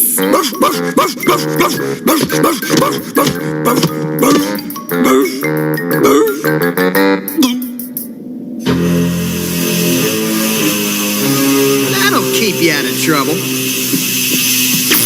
Oops. I guess it works. Telemetry indicates that MegaMan's systems are not functioning. I think Dr. Wily's finally beaten us, Dr. Light. There must be some way to stop him. What was that? We're tracking MegaMan visually via our space telescope. Space telescope? That's it. I think I may have figured out a way to stop Dr. Wily. But first, I've got to get Mega's systems running again. Dr. Light, I'm on the moon. We need help. You've got to get to MegaMan. Open his access panel and press the manual circuit repair button. Then have him go to the Moon-based satellite command center and call me for further instructions. I'll try.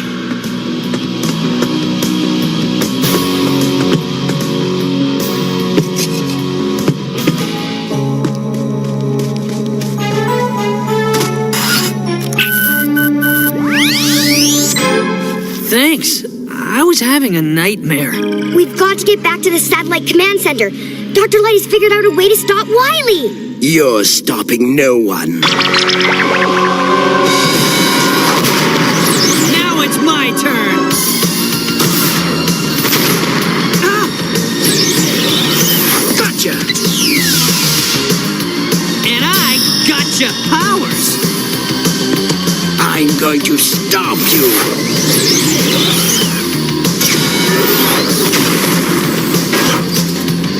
I'll get you for this, MegaMan! I've got to get to the satellite command center. Go on, I'll be okay. Well, gentlemen, your time is up. Shall I start shooting? No, we've come to a decision. We will turn over control to you. No! They won't turn over control to you, Wily. I won't let them. Dr. Light, you'll regret this, you fool! Charge up the laser to full power! We're going to destroy an entire city! It's MegaMan! Get him!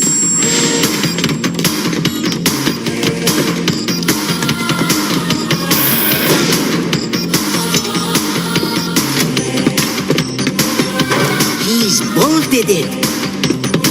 Come on out, Mega, or I'll huff and I'll puff and I'll beat your door down. I don't have much time.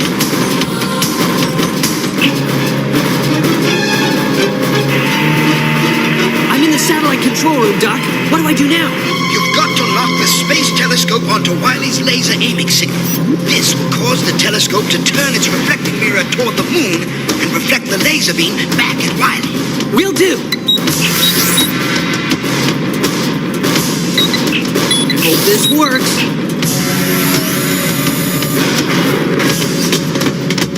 Stop him!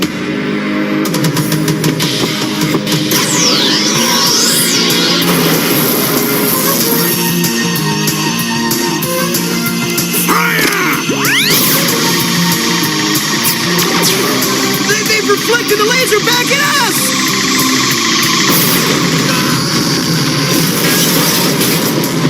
Looks like you failed, boys. I'm coming out of here! That's a wrap. Hey, wait for me! Get us out of here!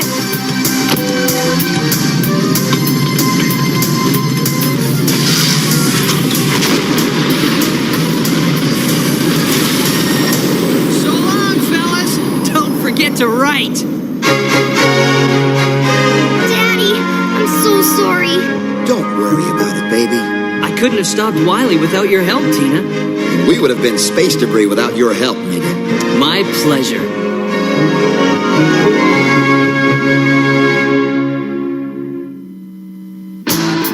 MegaMan will be right back after these messages.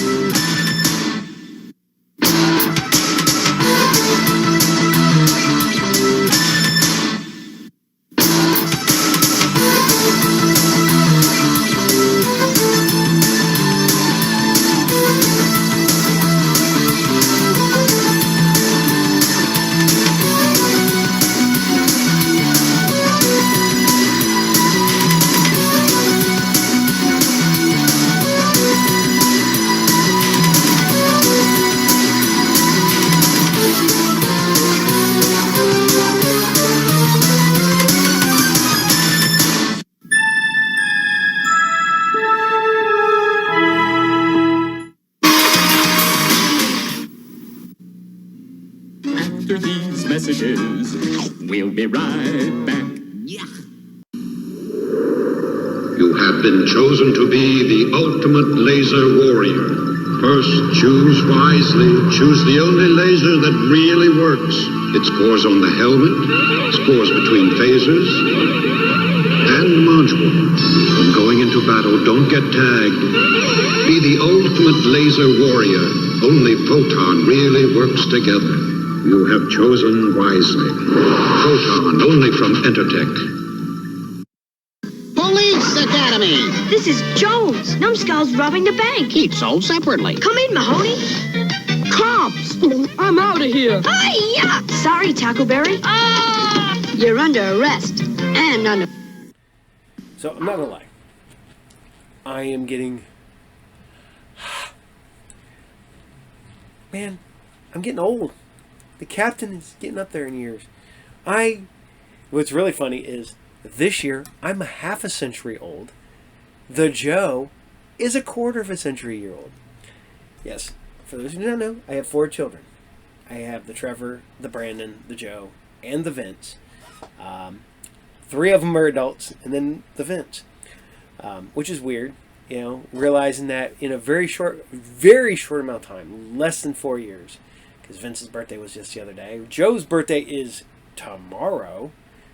Which, no. When I'm filming this, it was Friday. The Joe's birthday was the Friday. So, in just a handful of years, I'll be 54 years old. And all my children will be adults. Every one of them. With no more children on the horizon. No grandkids yet. I got the great nieces and nephews, and the grand nieces and nephews, and my extended family, you know, stuff like that. But it is what it is. So I hope you guys dug MegaMan, because we're scooting right into some RoboCop Alpha Commando. It's RoboCop, man.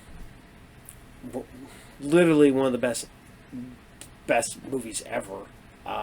And we have the conclusion. We still been working on that. We got another person with the greatest year for movies ever was 1987. And we're sitting there talking at Red Robin, and we're going back and forth.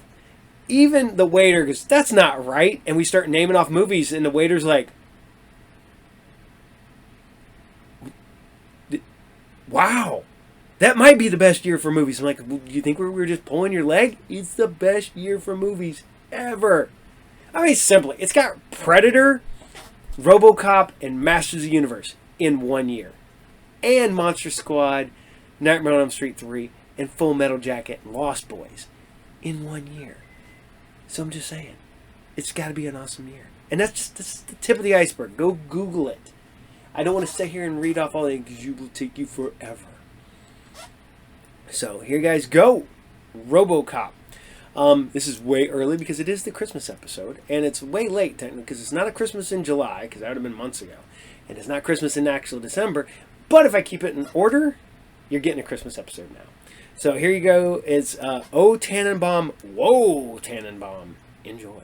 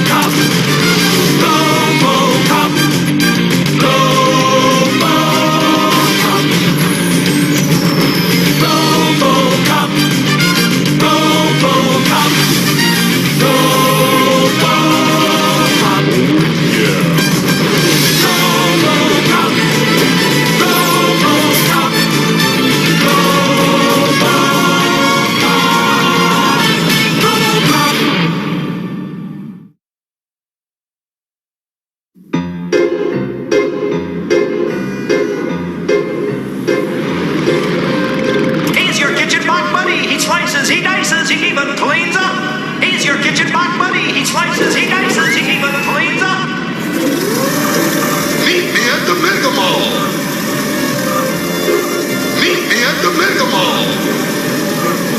distemper perfume. It will bring out the animal in her.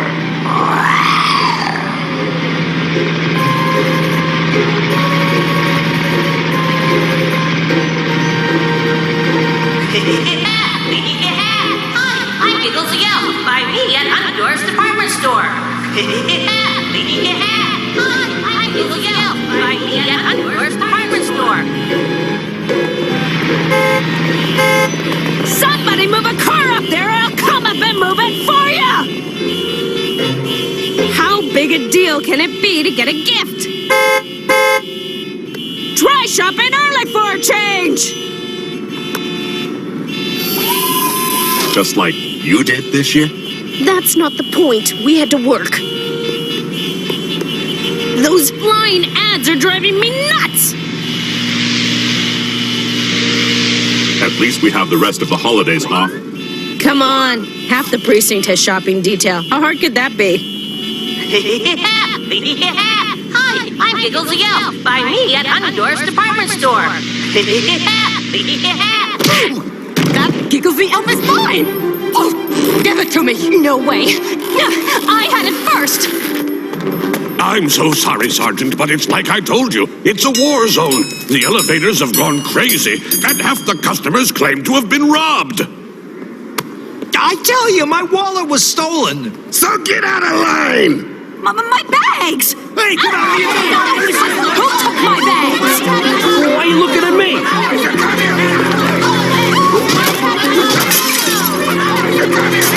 Please, everyone, calm down! Calm down! I had 3 giggle stalls and somebody grabbed them! Lady, it's probably just a mistake. Show some Yuletide spirit. Hey, I got your Yuletide spirit! Hey, get out! Back off! We're the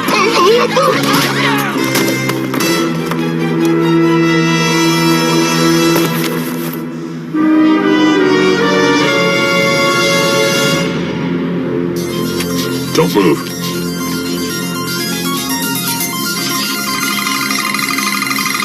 Well, see anything?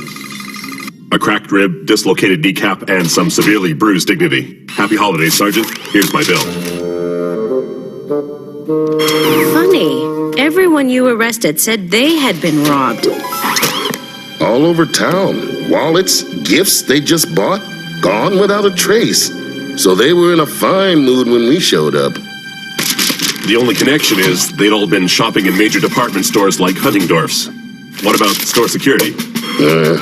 Surveillance videos don't show a thing. The whole city's going ape. If we don't move fast, we're gonna have riots by sundown. Come on, everybody gets a little stressed during the holidays. Listen up, fool. You can't put me in jail. I know my rights. Those stalls were mine. Hey, let go. Like I said, how can we help? My people are all on crowd control. I can't spare anyone to investigate the thefts. That's why I'm asking you two to go undercover. I'm game, but how's Murphy supposed to blend in? Leave that to me.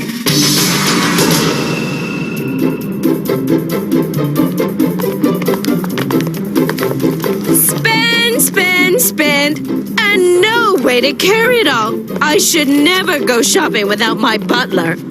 Oh, miss, could you? No, I'm on a break. Stop following me. Back off. They took the bait. Let's reel him in.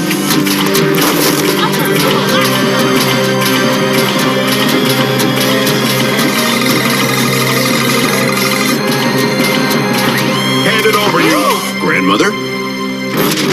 Nice going, Buckethead. Oh, nasty little gnome. Here, I've got a doll to catch. Wiper blades.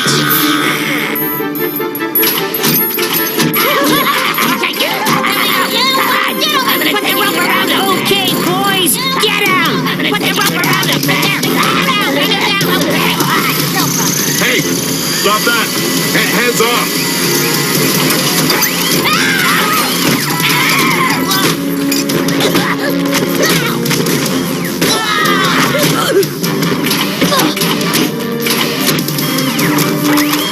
It's over, Elf. That's what you think.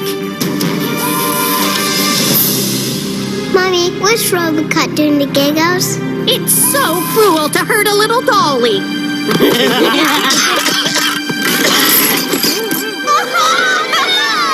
Monster! Kids, I can explain. Whoever built this is a genius. Whoever built this is a nut bar. Whoever built this almost got me killed. Data broke. Disk slot.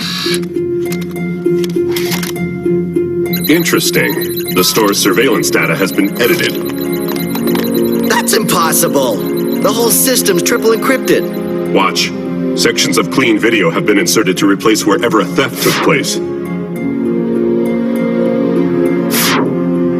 The clock's time jumped back and forth, but the security system counter keeps moving forward. Artificially intelligent toys? Automatic data manipulation? Wow, I sure like to meet the guy who thought this up. That's for me.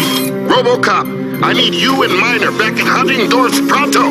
On our way, Sergeant.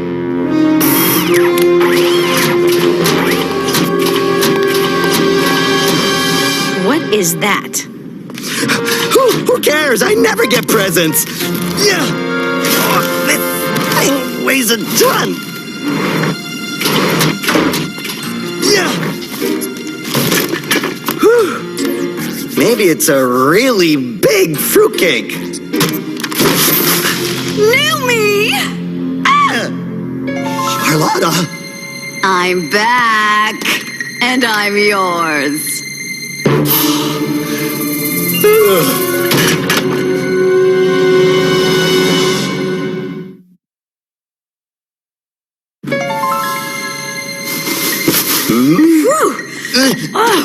Am I glad you don't wait till Christmas to open your gifts? Hey, where's RoboMan? I got something for him. Oh, well.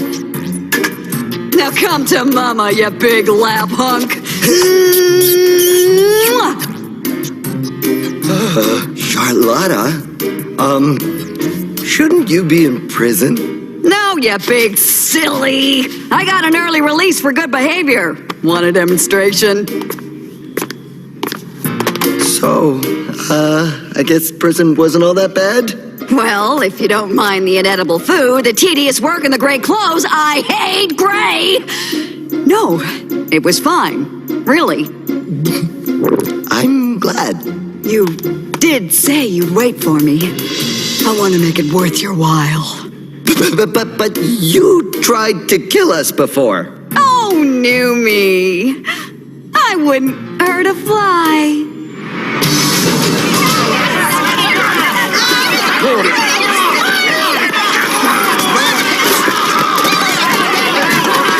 Calm yourselves. Christmas is a time of joy and giving. They're not listening. Boy, are you two a sight for sore eyes. It's getting worse. Nobody's credit cards will work. Cash registers won't open. It's like the entire building's trying to drive us all mad. Mad! Mad! Anytime you want to jump in here. What can you tell us about the company that made those elf dolls? Well, not much. They're the same outfit who installed my security system. And didn't that strike you as just a teensy bit peculiar? Well, yes. No. I mean, but they practically gave those dolls away. The profit margin is amazing. Murphy, don't look. I think that reindeer is watching us. See? The one with the big nose? That's no nose. That's a camera.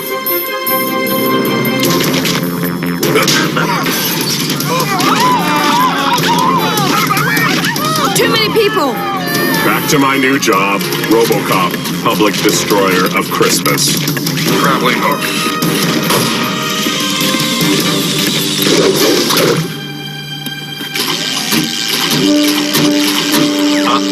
Red. Keep those hooves off that self-destruct collar. I need your control codes in one piece. Now hold still.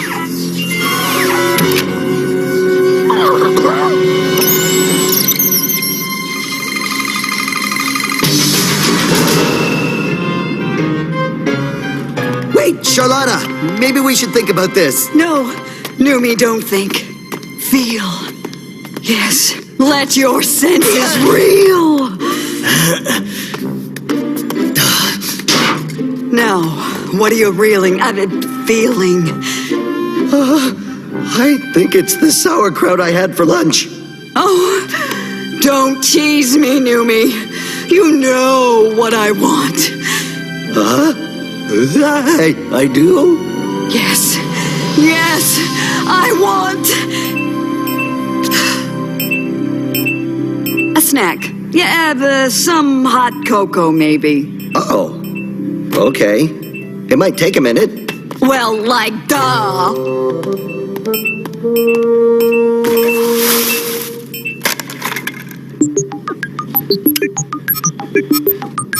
The reindeer's computer has locked onto a signal that can lead us to whoever is controlling it. You gotta wonder who would be that sick.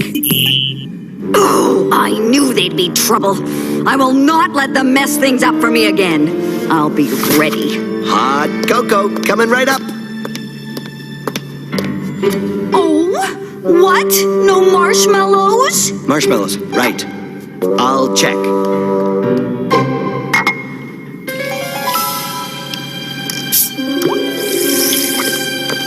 Sorry, I'm all out. Oh, well, never mind. Come on, drink up. You know, I think maybe the milk's gone off a little.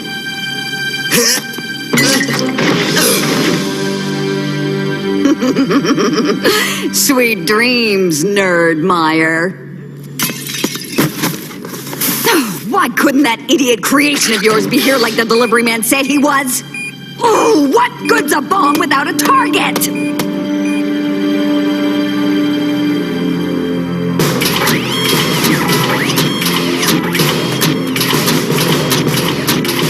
Ooh, well, a couple of holiday turkeys ready to get stuffed.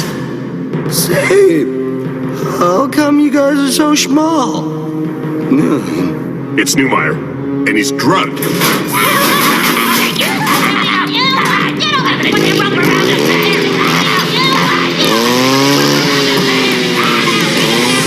Looks like he's gonna miss all the Christmas fun.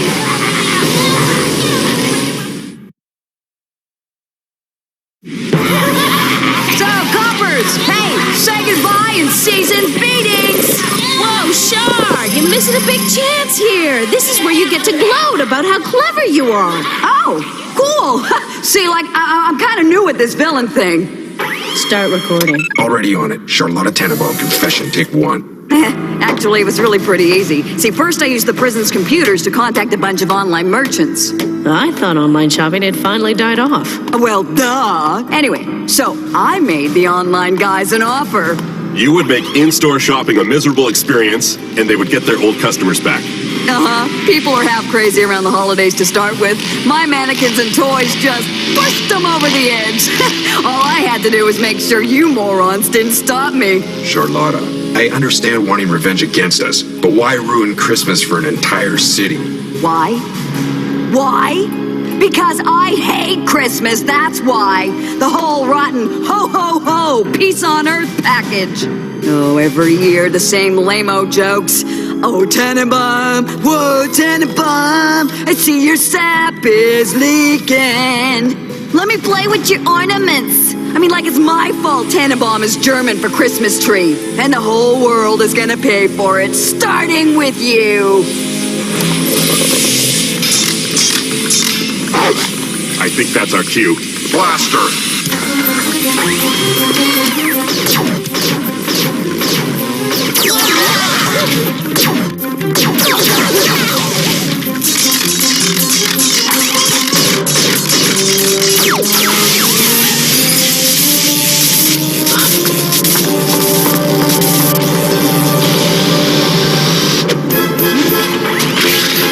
Flamethrower!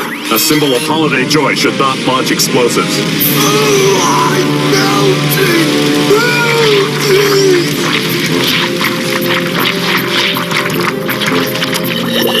Come on, come on, come on! Pound those guys!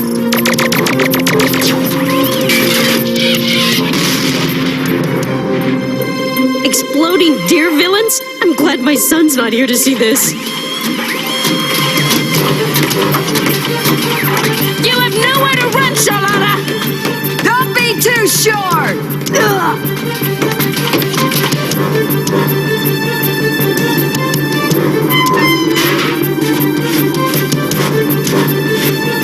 Cold. Cold. Very cold. Charlotta, what are we doing? Drop him, Tenenbaum! Oh, I'll drop them all right. 3 stories straight down. I mean it. If we shoot her, Newmeyer could fall to his death. You really don't want to do this. Actually, I really do. Listen, I know what it's like to be an outcast. Rejected. Scored. You do? Sure. It's tough when you're smarter than everyone else, when you're right all the time, especially when no one listens. Go on. So, no wonder you're bitter and angry, and no offense, but certifiable. I guess that's what I love about you. Love? Sure. I mean, remember the last time you tried to kill me? In spite of everything, I said I'd wait for you. I meant it. Oh, that's the nicest thing anyone ever said to me. You're the only person who ever really cared, Numi. I know that. Right. So, how about letting me go? No.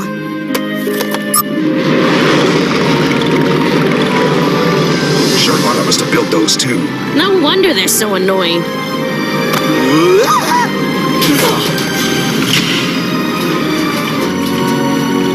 Swell. Now what do we do?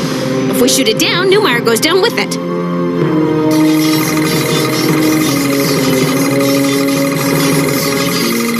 Hitch a ride. Cable arm. Oh, you were right, Yumi.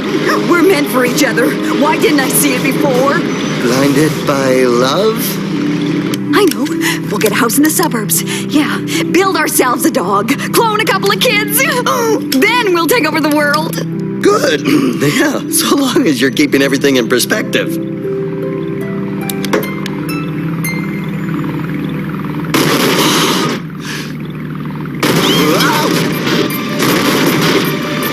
You know, it's beginning to feel a lot like Christmas. Hit her again. That's the spirit.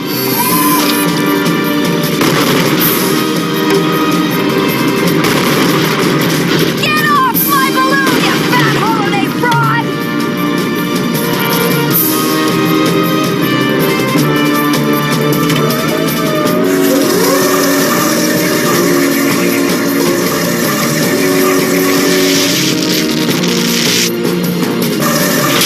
Do something! She's chopping us apart!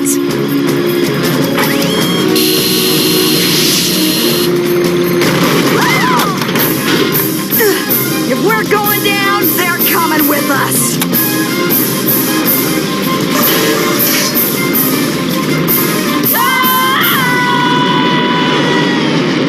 Okay, move along. And wipe that smile off your face, runt. I've never been through a holiday shopping season like this. My nerves can't take it.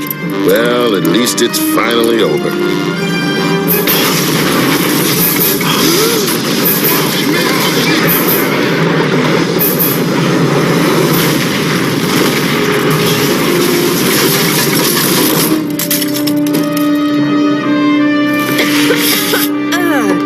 Sorry about this, Mr. Huntingdorf.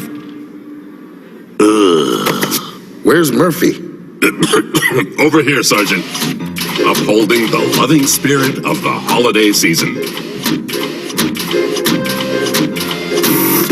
So, you'll wait for me again, Numi? I'll email every day. Murphy, get me out of here before I lose my lunch. Come on, Miner. Get with the holiday spirit. Don't push it.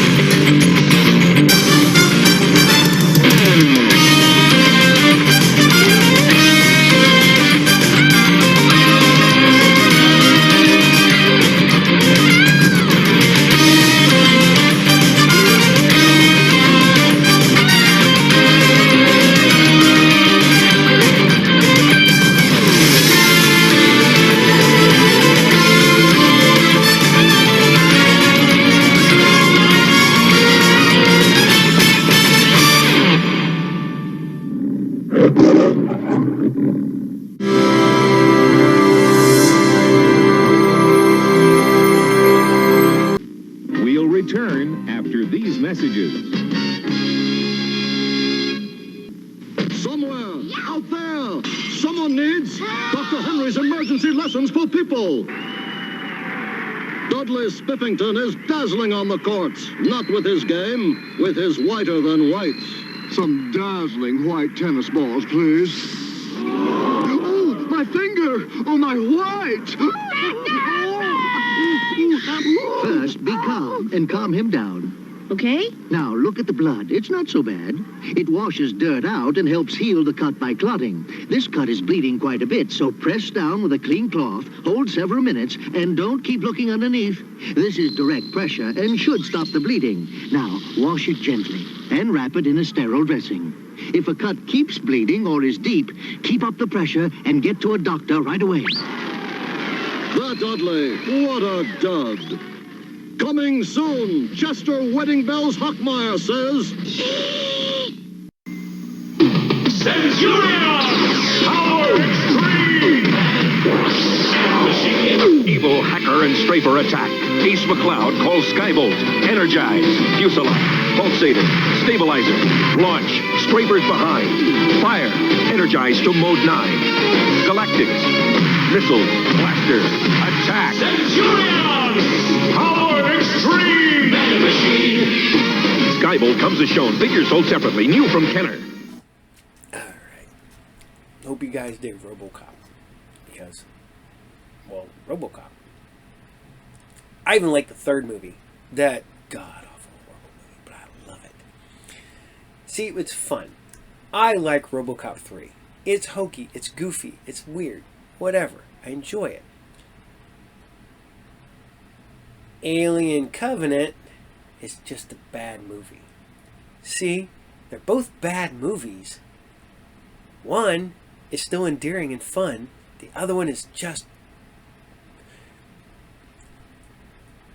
Google Michael Fassbender flute with himself. Just saying. Why that needs to be in that movie, I don't know. But they redeemed it with Romulus. I like that. Did anybody else go see Alien Romulus? Like, seriously? That's a great movie. Goes back to the horror roots.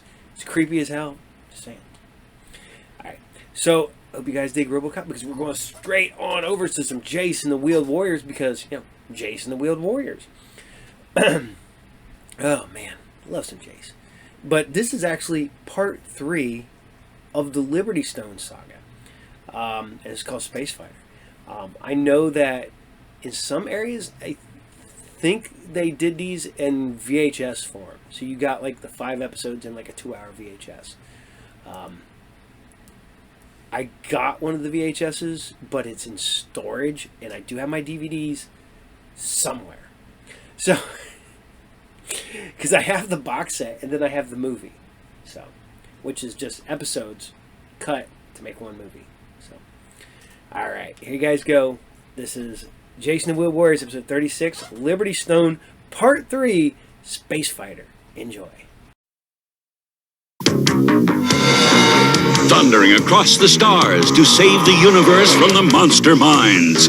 Jayce searches for his father to unite the magic root and lead his Lightning League to victory over the changing form of Sawboss. Wheeled warriors explode into battle. Lightning strikes. There's a power that comes from deep inside of you. It's every day reaching toward the light. And you know that's a long way ahead of you. But when your wheels get you there, things will turn out right. Just keep on turning, don't stop rolling. The fire is on. Wheeled warrior, the metal drums burning, a wheels moving, wheels.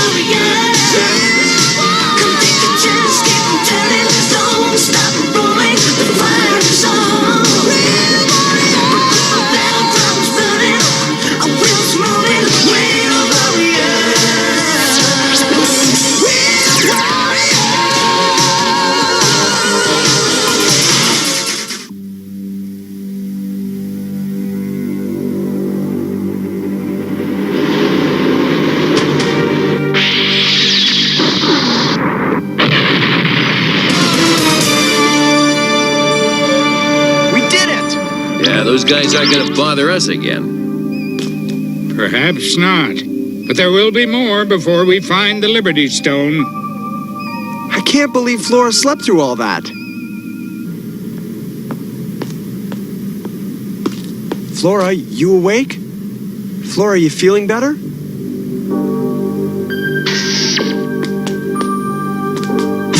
Flora! Gillian! Flora's gone! Gone? Probably down feeding her zoggies on my tools again. I checked. I can't find her anywhere. She's got to be on the ship. We'll find her.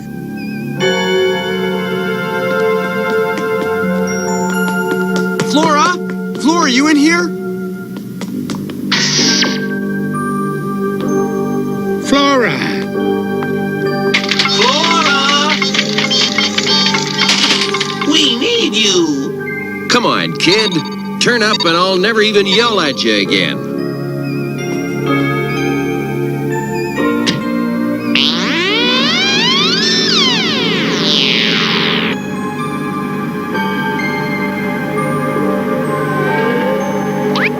There she is. She's in the storage room.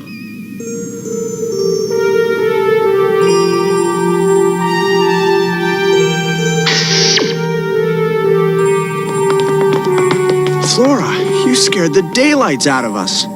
Just let me stay here. I feel better if I'm here looking outside. Your illness is over, child. When we defeated that foul wizard Vantu. Then why am I still feeling sick? Why can't I sense anything?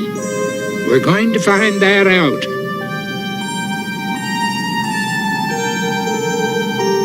We may have vanquished the sorcerer, but his sorcery goes on. I won't catch it, Gillian. We'll all catch it, unless I can find an antidote. You rest, child. We'll find a way.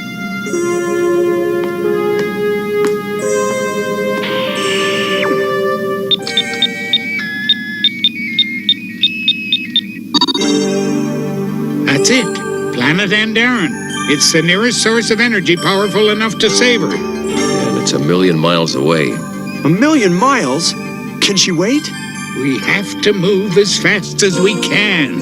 Okay, we're moving.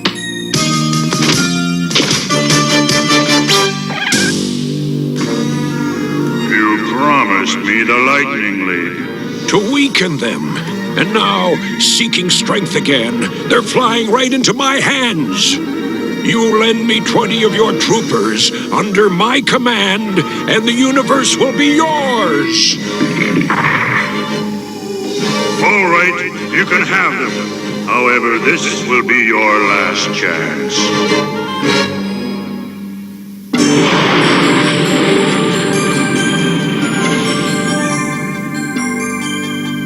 Ground analysis says there isn't a monster mine on the planet.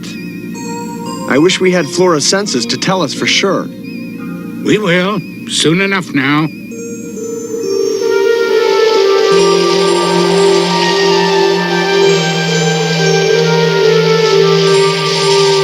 Your place is with us, Flora. Whatever happens. You know that. Not too close, Jayce. She's very contagious. But what about you? I've got other kinds of strength. Do you feel better? I do. A little. There's something on this planet that will heal you. We just have to locate it. Wherever it is. Jayce and I are going, Herc. Make certain Flora stays in her room. And don't get too close to her.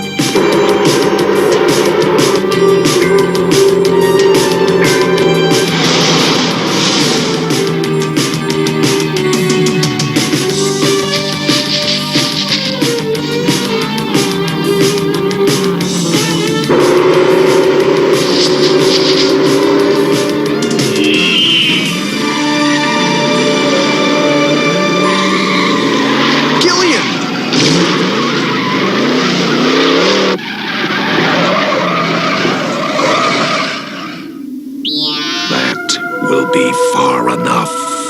The legendary wizard, Warp. Warp? The wizard? He's the wizard who's said to be hundreds of thousands of years old.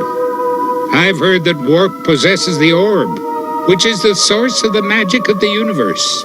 It was the energy of the orb that was picked up by our computer. We seek a source of magic on this world to heal a child. They all come here asking for my help, and they all try to steal my power. We need your help to make Flora better. Get off my world.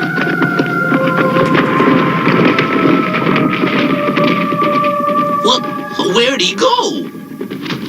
I'm going after him. I'm going with you. You crotchety old alien. You can disappear, but you can't hide from my radar. Okay, let's get moving.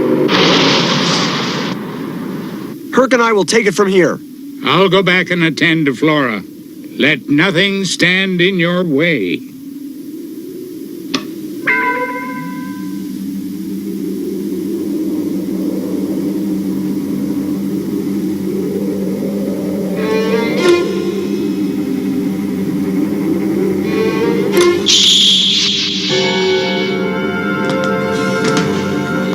You want a fight? I'll give it to you.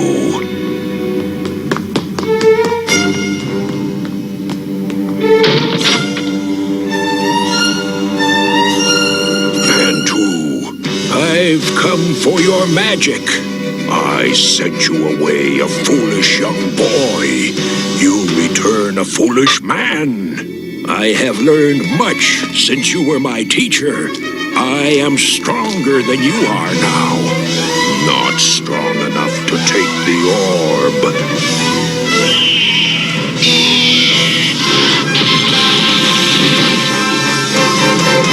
Do not force me to destroy you. Give me the orb willingly, and I won't use it against you.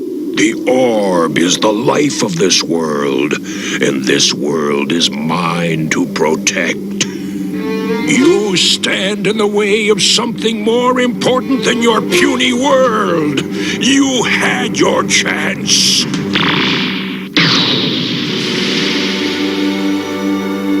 Bantu!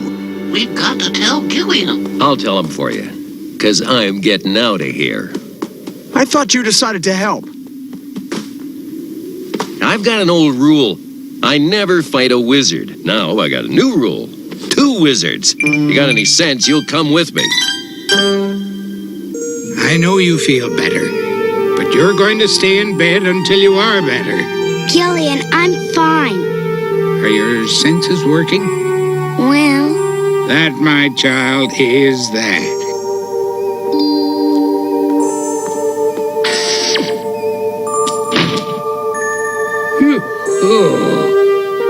This planet's not the climate for me. Maybe you ought to rest.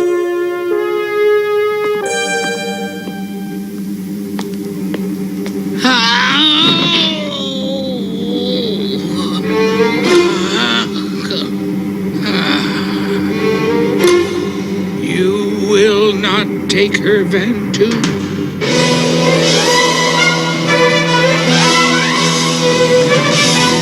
Where are your powers now, wizard?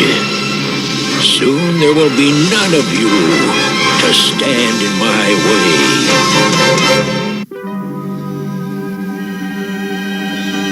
The kid's crazy. Gillian, answer me. Gillian! Gillian, what's the matter? Gillian, answer me! I'm here, my boy. Gillian? I'm all right. Be careful, Gillian. Bantu's here. That's what I was afraid of.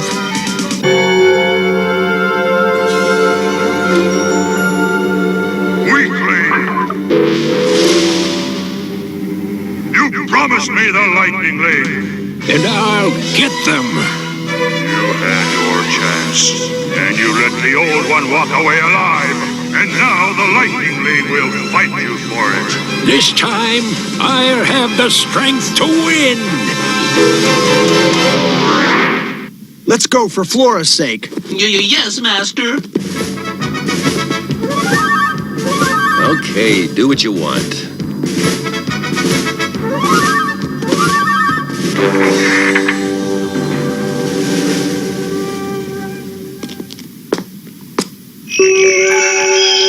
That must be the orb.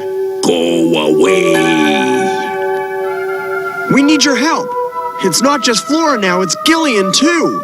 I may not have the strength to stop Vantu, but I can stop you. You want to try and stop this?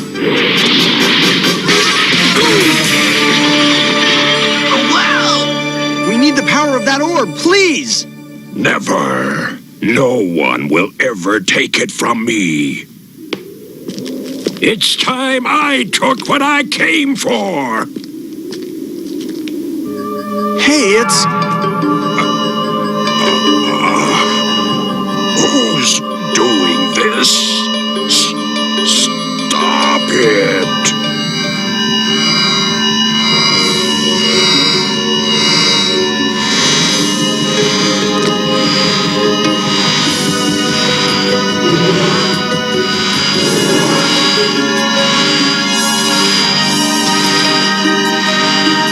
Master Jayce? Return! I command it! Ah! Gillian cannot get that orb!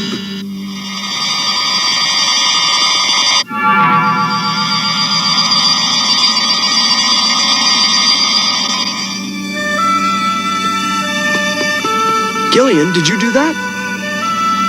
I have a few tricks left. Yeah, not much else from the look of you. I'm not staying in bed and missing all the excitement. Flora! I didn't tell you to stay in bed for your protection, but for theirs.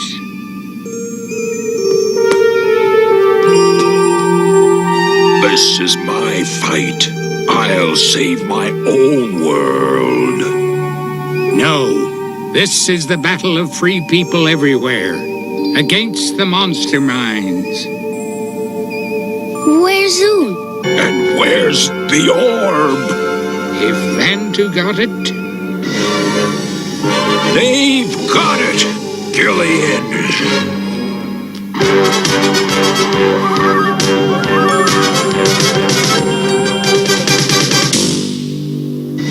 Vantu has failed. Your Excellency, the satellite capsule lines are ready. Send them now.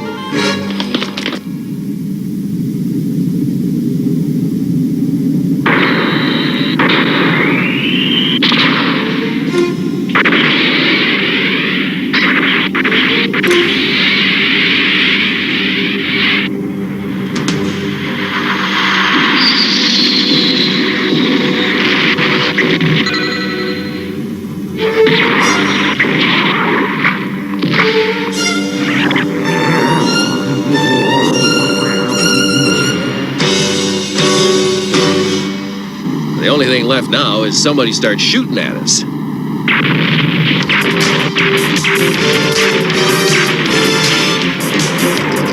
Oh, I knew it.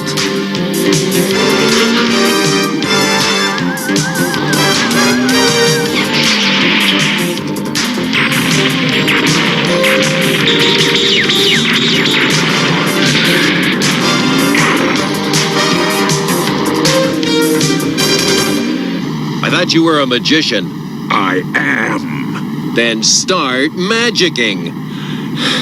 I have to confess. I'm sorry, but I have no power without the orb. It's your orb. You're supposed to know where it is. I'm coming, Flora. I'll save you. Hey, what the...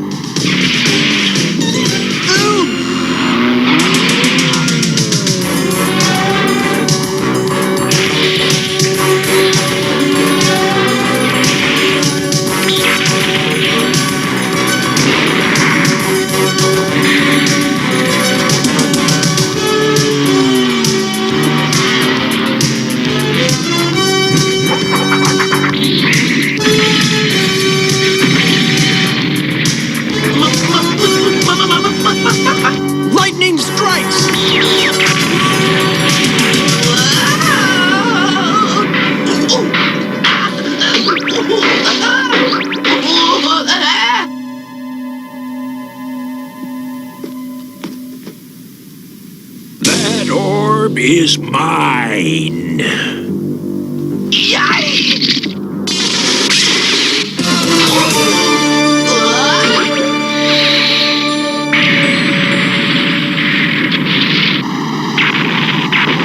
If you can't use your magic, use this and help us a little. It's no use. We can't get away from them. Well, we have to, or we'll be destroyed. It's close. I can feel it. It's the orb. What? Don't get any closer. Give that orb to me! Zoma, Bomaza, Kuba. Gazoma, Bomaza, Kuba.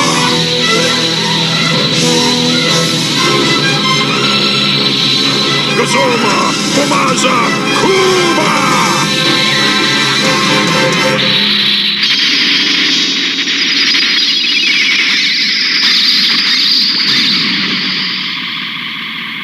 Ah, my trusty lance. I'm coming, Flora.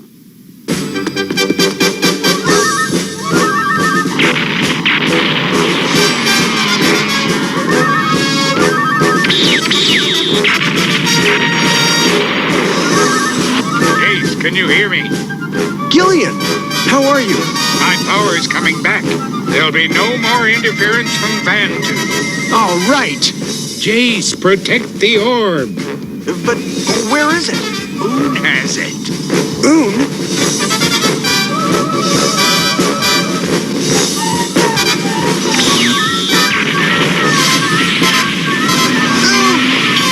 Oon, where's the orb? Here it is, Master.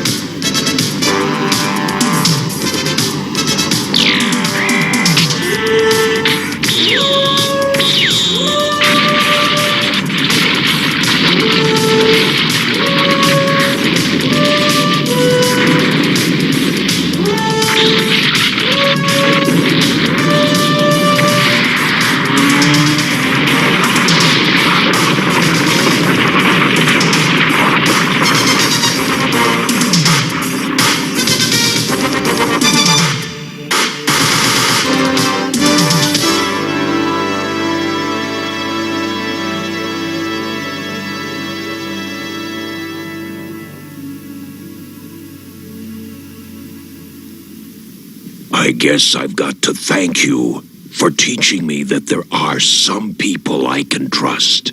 And we've got to thank you for trusting us with your magic.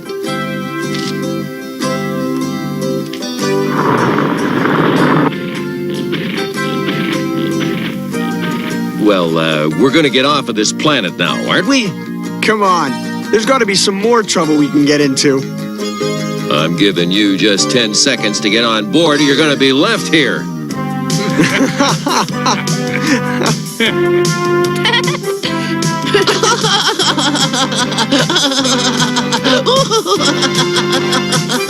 Oh, shoot.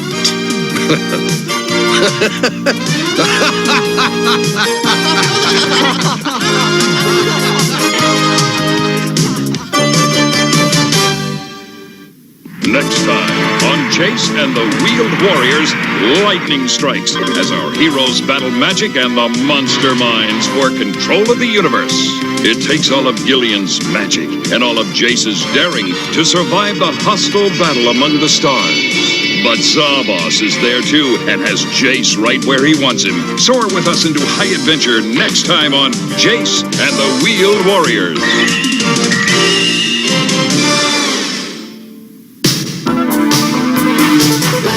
Down on the highway, and my wheels are spinning fast. I've been driving down for a long, long time. Soon I will be there.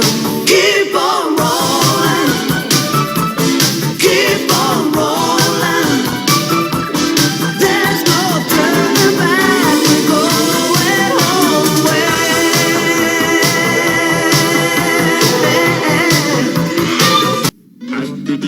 yes it is. We'll be right back. It's snake stopping season, and we're going hunting with the G.I. Joe Raiders. Nobody beats G.I. Joe, G.I. Joe Raiders. But those snakes are striking back with a Cobra Condor Z-25. 2 fire-breathing jets in one. Cobra's Condor, look at it flies. Terror in the sky. Nobody beats G.I. Joe, a real American hero. G.I. Joe Raider comes with driver Cobra Condor Z-25 with pilot. Nobody beats G.I. Joe. Yo, Joe! La paz de Eternia es rota por Skeletor Garra Diabólica. Desde otra dimensión llega Huracán Hordak, con su brazo mecánico y sus 3 artilugios giratorios. Por fin nos encontramos. He-Man Puño Voleador lo impedirá. Con sus nuevos poderes, separa a los contrincantes. He-Man Puño Voleador, Skeletor Garra Diabólica y Huracán Hordak, nuevos Masters del Universo. Not gonna lie. That might be one of the longest names of an episode, technically, because it's Jayce and the Wheeled Warriors, episode 36, Space Fighter, Liberty Stone, part 3. That's a really long title for a little cartoon. So, alright. So, we're going to keep it going and scooting on over to some Ulysses 31. Yet again, almost done, man. This is episode 24 of 26. So you got 2 episodes left. Whew. Man, for a cartoon, I thought I imagined 26 weeks ago. Or 26 episodes ago. And a cartoon that I remember really liking but could not find. Until one day, I was going out, scouring conventions, everything. No one had a copy. I looked in a comic book, and there's the ad for Saturday mornings. Ulysses 31.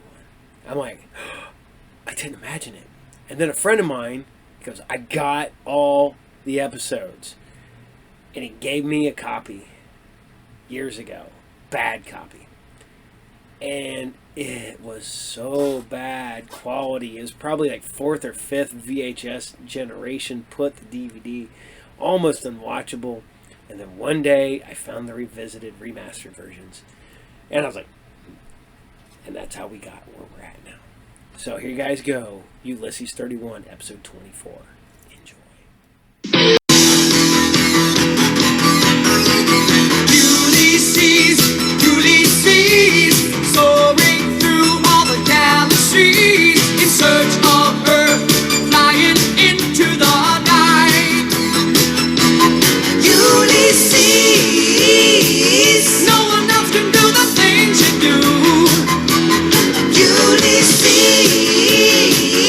always fighting all the evil forces, bringing peace and justice to all.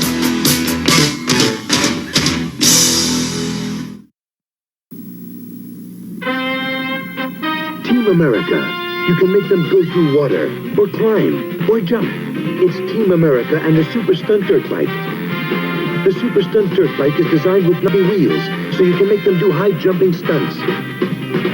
Team America. You can make them go through water, or climb, or jump. It's Team America and the Super Stunt Dirt Bike from Ideal. Can anything stop the animal? The animal.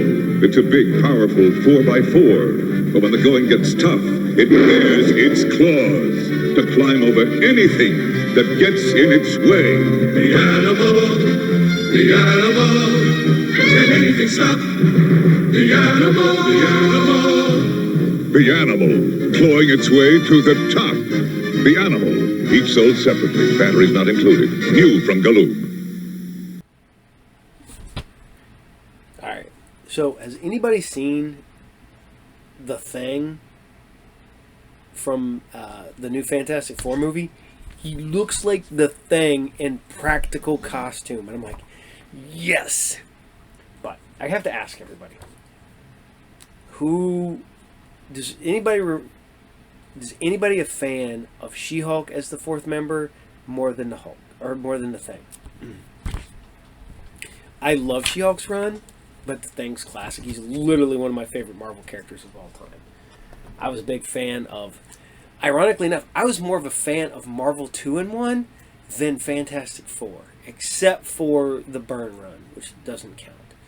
That's like going, I really like this painting of Mona Lisa, but, you know, yeah, I do like Starry Nights over here.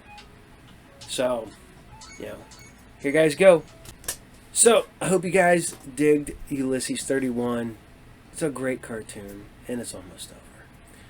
So, we're going to scoot onto a cartoon that I still got a bunch of episodes left. And that is Mask. Bringing Mask back. I took a couple weeks off, but we're bringing it back. But I am a...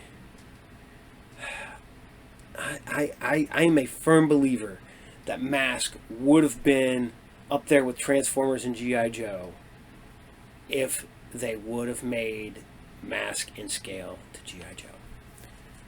I think that that was the one error in their judgment in making these toys. The figures are too small. You lost the masks really easy. I have a thing full of the figures, not one mask. Mask was the first things lost. Especially like Dusty Hayes. I mean, Dusty's was small. Hondo's was really small too. They actually had to make masks bigger because kids were swallowing them easier. I'm like, that's great. Make them slightly bigger so they choke on them instead of swallowing them completely. But, yeah, just, I think the problem with Mask is it should have been the next size bigger. I think it would have been phenomenal. I think it would have been bigger. The toys would have went bigger. Mind you, the toys are awesome now. Would you imagine them in scale to G.I. Joe? Just saying. So, here you guys go. This is Mask episode 50. And this is the Everglades Odyssey. Odyssey. Oddity.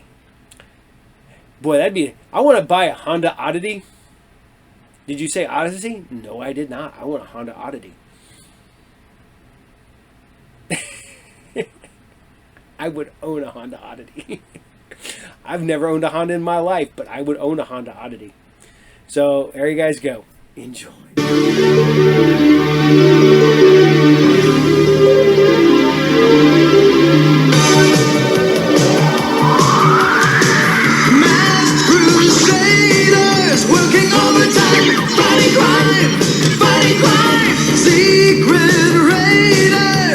Neutralized as soon as they arrive. The soundtrack is gonna lead the mission, and Spectrum's got such supervision. Mask is the mighty power that can save the day. Mask, no one knows what lies behind the masquerades. Mask, always riding on Venom's trail. Come see the laser rays. Fire away.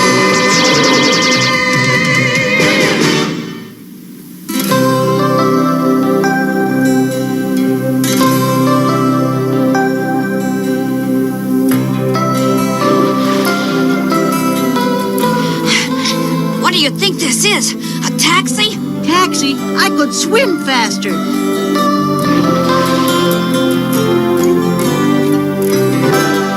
Camouflage net. Holy moly! Do you see what I see? I see it, but I don't believe it. Let's check it out. Wonder what the space shuttle's doing here. I don't know, Mike. Maybe we better not. What are you scared of? Somebody just left it sitting here. Well, the door works. Good. Now open it. Uh-oh, we're in trouble now. It's stuck.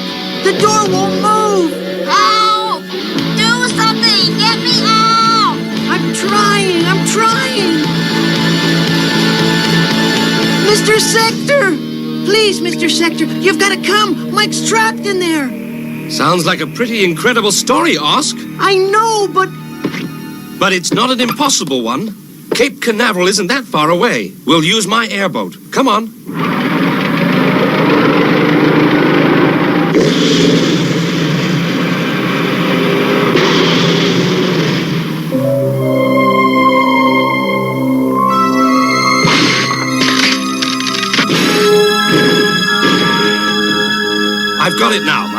Come on up. Phew. Saved. Thank you. You boys wait here. I'll be right back.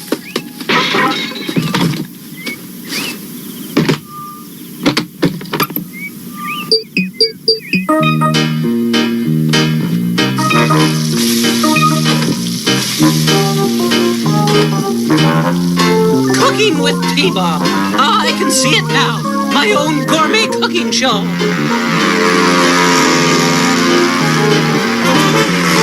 Got you now, Red Baron. Oh, no, you don't. Watch this.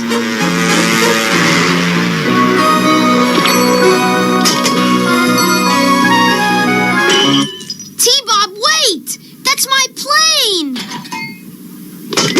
Oh, it looks pretty well done to me. You fried my biplane, T-Bob. Funny. I don't remember the Red Baron being a short order cook. Ah, I'm a tall order cook. Thank you. It's a call from Alex. Matt, I'm out in the Everglades, and I've just waded into something very unusual. A full-size mock-up of the space shuttle, built completely out of plywood. I think this deserves a closer inspection. I'll be right there. Well, so the Red Baron and Tall Order Cook want to explore the Everglades. So, what are you waiting for? Grab your gear and head for Thunderhawk.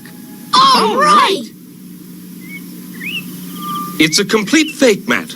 The outer skin is the only area detailed enough to fool anyone flying over it.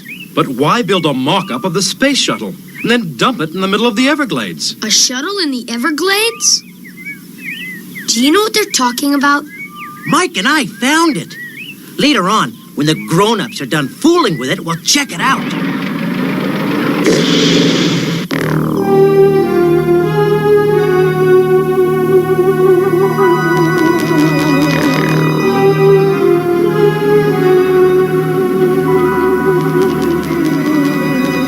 Gentlemen, we gotta go for the shuttle pre-launch ignition test.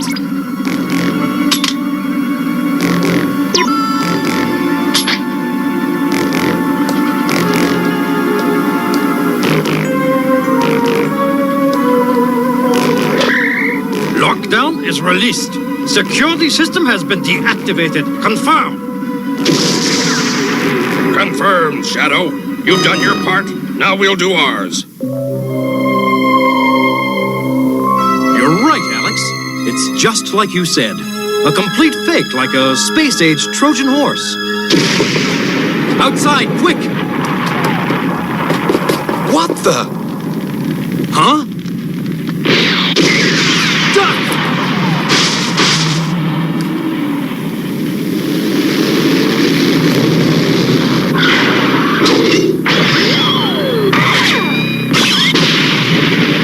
Our ride home just went up in smoke. I had a feeling Venom was involved in this. We've got to get Dagger off our trail, then call the team. Come on out and play, boys! Distracting. I think I can use this smoke to our advantage. Come on, chap, over here!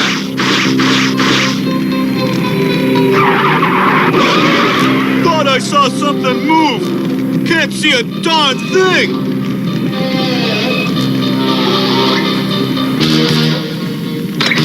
A quick brake job will do the trick.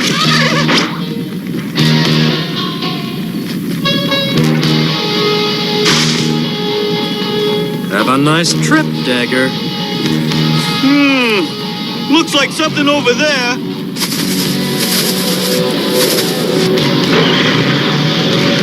Better check it out.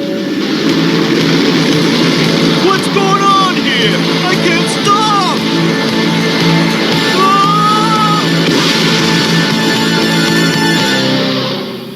Mayhem to Dagger. What happened, Dagger? Answer me. Dagger here. No sign of those intruders, Mayhem. They're long gone. Boy, did I scare him off. Then meet us at the Cape. The shuttle will soon be ours. On my way.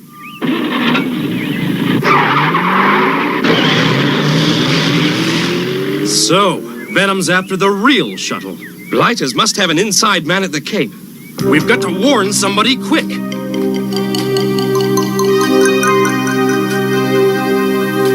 Too bad we can't fly this mock-up out of here. It's a long walk back to the reptile farm.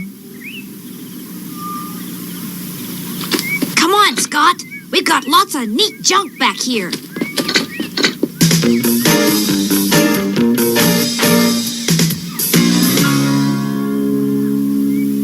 Hey, T-Bob. Look at this. Maybe I can modify you just a little. Not quite a stroll through Trafalgar Square. For the Everglades, this is Central Park, Alex. Let's rest a little bit. Maybe we'll make it before dark.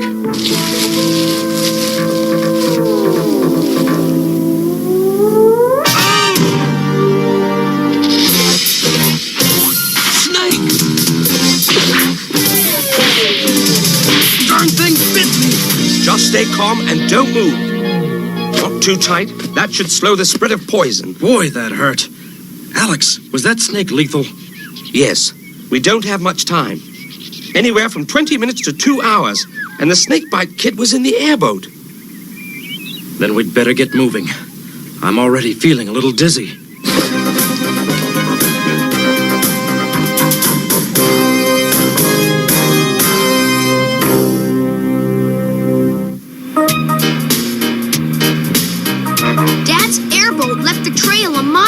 T-Bob. That space shuttle shouldn't be too hard to find. What's that? Scott, thank goodness you're here. Hurry!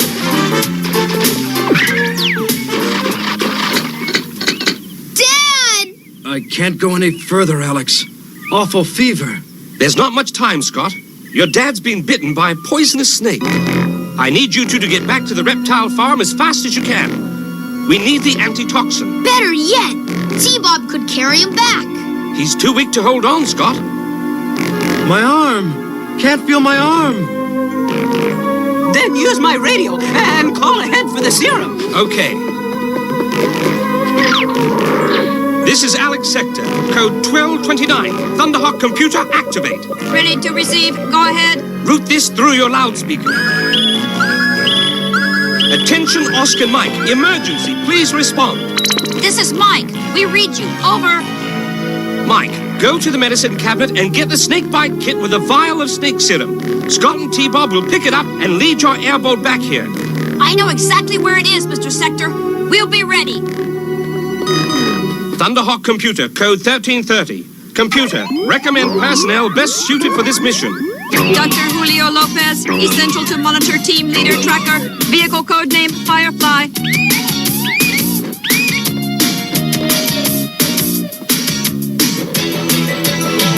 Dusty Hayes, all-terrain specialist. Vehicle code name Gator. Well adapted to marshy areas of Everglades. Ace Riker, pilot, space missions expert. Working knowledge of shuttle spacecraft. Vehicle code name Slingshot.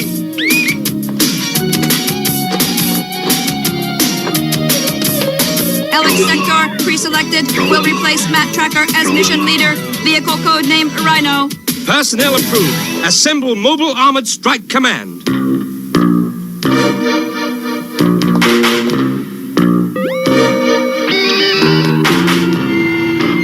I'd like you to meet our contact on this mission, Major David Krause. This is Call Central, the brain to our mission control system. You'll be able to override the shuttle test program from here. Then it's up to you, Vanessa. You've only got one shot to fly that baby out of here. One mistake, and it'll be a short trip for all of us. You have nothing to worry about, Major. When I buy someone, I buy the best. That includes pilots or security chiefs.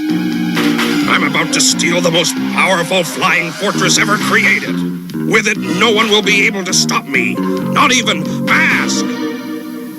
Scott, T-Bob, over here. Have you guys got that antitoxin? You go on ahead, Scott. T-Bob's twice as fast as this old thing. Mike and I'll follow. Thanks. Come on, T-Bob. We've got to save Dad.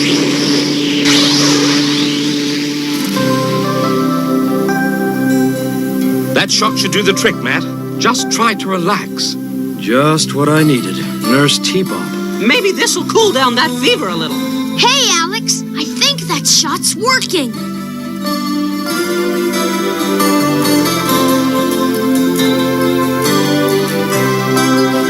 Scott, how'd you get here? Venom's got the better of me, for once. Quite. Now, Mr. Tracker, your taxi service is here. But what about the shuttle, the team? Everything's been taken care of. You have an appointment with 2 weeks of complete bed rest to keep. Julio's orders. Great. Just great. Now remember, when we switch control of the shuttle system to you, launch this ship and fly it directly over the mock-up in the Everglades. I know, Mayhem. We've been over this 100 times. Fly below radar, the chase planes will follow me, see our mock-up, and think I've crashed. By the time they figure out that mock-up is a phony, we'll have disappeared.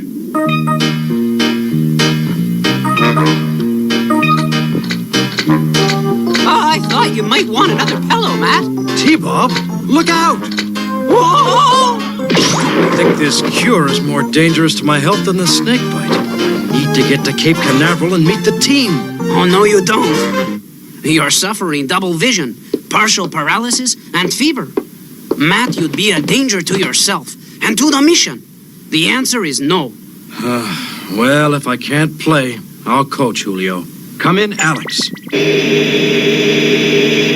Sector here. I used Dragonfly to rendezvous with the team while you were asleep, Matt. Hope you don't mind. I get benched and everyone deserts me. What's your ETA at Cape Canaveral? ETA, 15 minutes, and we have full clearance to land from the PNA. There's a pre-launch test run scheduled for the shuttle this afternoon. Perfect opportunity for mayhem. Matt! The fever's flaring up again. You boys get to work. We'll keep tabs on you via computer link. Stop Venom, guys. If Mayhem steals the shuttle, he'll threaten national security.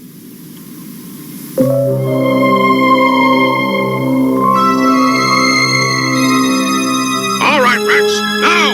Stiletto, fire!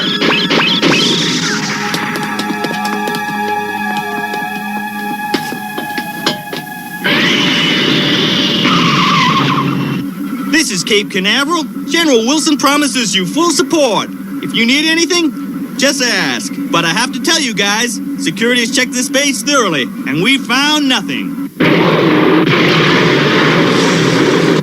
Thank you, Tower. We'll keep that in mind. Now I suggest you clear the area of all support personnel. Roger. You figured wrong, Mayhem.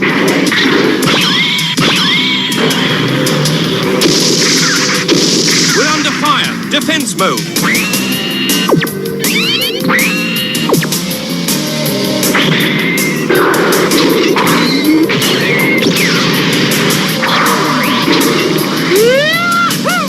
Look out, Venom! Mask is here! Countdown at T-minus 2 minutes. We have a hold on the test. Personnel stand by. Mass reports intruder alert. Those meddlers, Rex, hit the override. Countdown resumed. Now let's get out of here before that shuttle fries us like hot dogs on a grill. Vanessa, she's all yours. Rendezvous as soon as you're clear. Activating launch controls. Rex, get Mask off my tail. Give me half a chance. I'll teach you to mess with an ex-test pilot.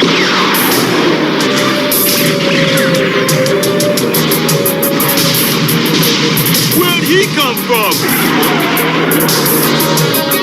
He's all yours, Ace. That's one down.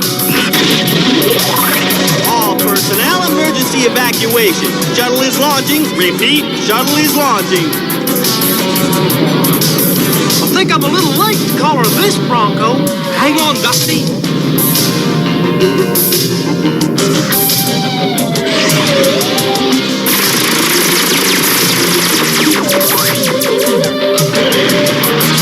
Sorry we can't study for the barbecue. Jackrabbit on!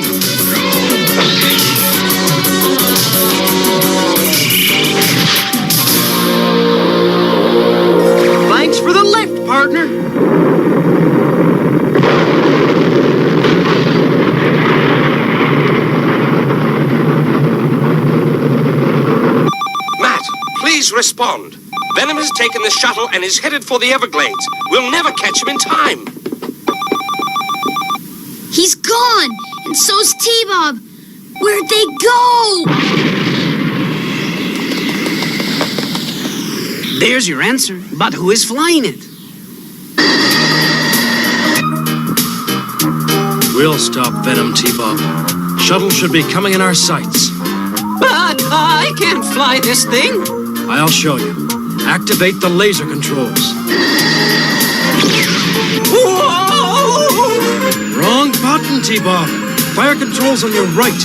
We'll be picking up the shuttle any time now. There she blows. Pushing the joystick controls to sight.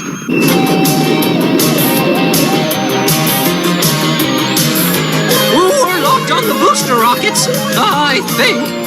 Matt? Fire, T-Bob! Fire! Oh, I hope this works. We're home free, Mayhem. Estimate rendezvous in 15 minutes. Lasers, fight!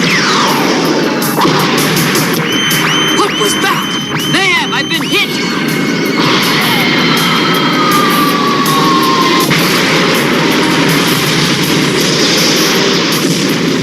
This hunk of junk's worthless now, Mayhem. Hurry up and get me out of here before the authorities show up.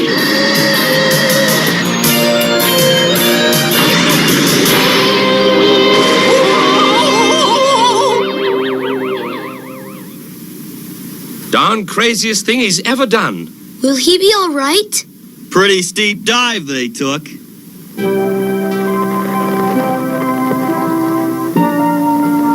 Huh? Oh, what happened? Oh, where's Matt? I thought we were goners for a moment there, T-Bob. You saved the shuttle and both of us. You were a pretty good pilot too, T-Bob. Maybe now Dad'll let me fly the Thunderhawk with you. Now wait just a minute. I tried to find Vanessa, but Venom had a head start. They got clean away, Matt. Without the shuttle. Thanks to all of you, especially T-Bob. I don't know what I'd do without you boys. Except maybe give you flying lessons.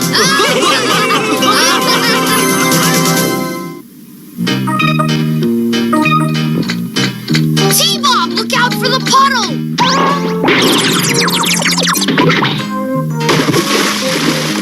T-Bob wouldn't be in this trouble if he'd remember one safety rule. Don't run around a pool. Help! Water is slippery, and that makes it dangerous. Don't forget.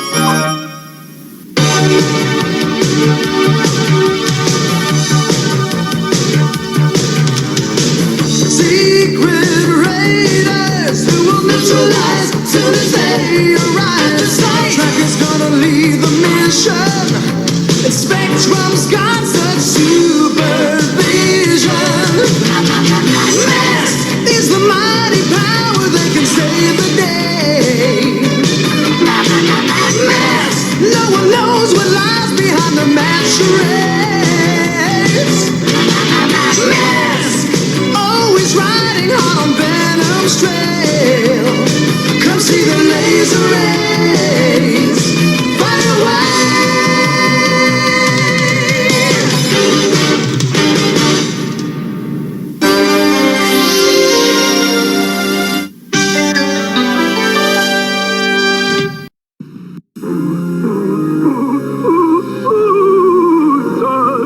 They are the most monstrous and gross. If you love slime, then it's about time for oozers. It's slime time. Oozers.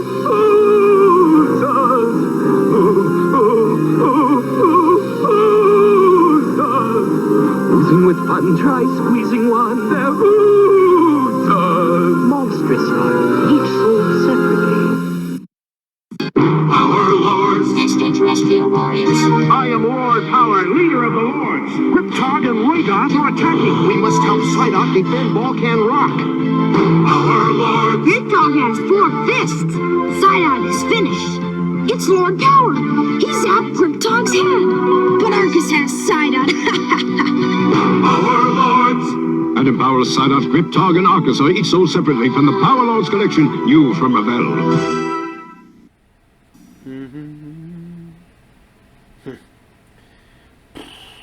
Jeez, Pete.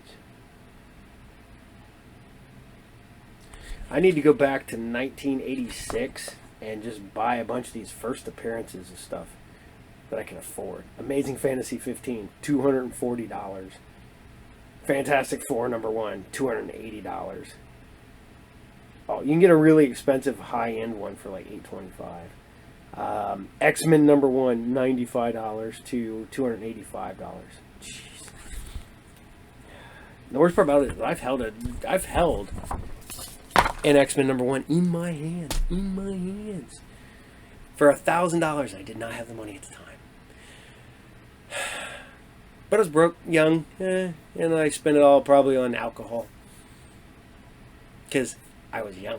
So, all right, so I hope you guys dig Mask, because we're scooting over to Robotech. For some weird reason, I don't know why, episodes 31 and 32, I could only find the Japanese dub version. So you're getting the straight Japanese versions, these 2 episodes. Then it looks like we go back to regular ones. I don't want to tempt fate and try to bring you the ones, because there's got to be a reason with YouTube on why those 2 aren't out there. You know, I don't want to waste time pulling it off of my DVDs, putting it on here, putting it all in there just for YouTube to go, no! Because they're weird about that. There's other shows that for some reason, like the 12th episode, you can't air. And it's just one random episode. It's better than Terrorhawks, which is just 30 seconds of this episode you can't air. And then 2 weeks later, another 30 seconds of this episode you can't air. And then, like, months down the road, another 30 seconds you can't air. The heck, people? Just leave it alone, man. It's already out there. Just let me watch it. Jeez. So here you guys go. This is Robotech episode 32, Broken Heart, the Japanese cut. Enjoy.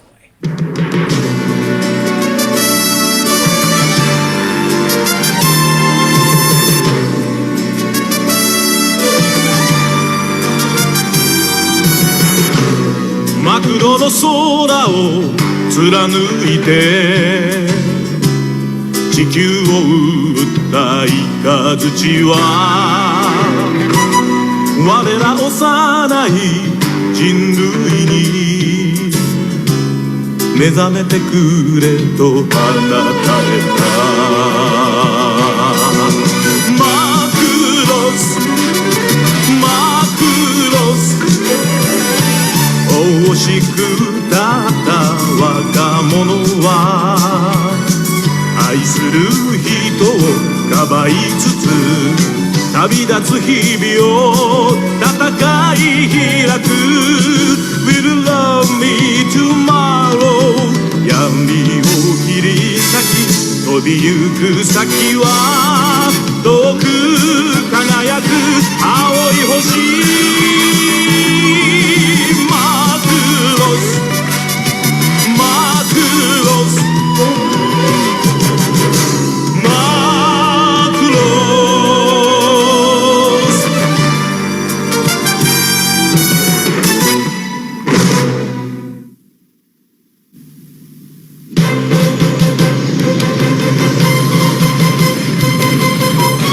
敵ミサイル接近1方向10キロ地点に金属反応金属反応敵基地かしらミサイル接近まであと20秒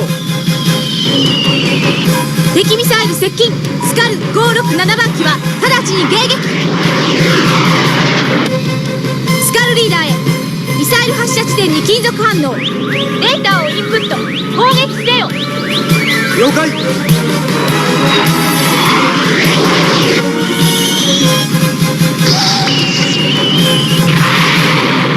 次は俺たちの番だ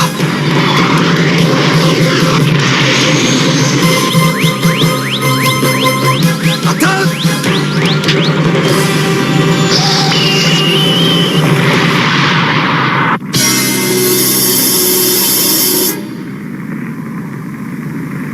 ク生体反応はありません。誰もいないわね。さっきのミサイルは自動攻撃らしいな。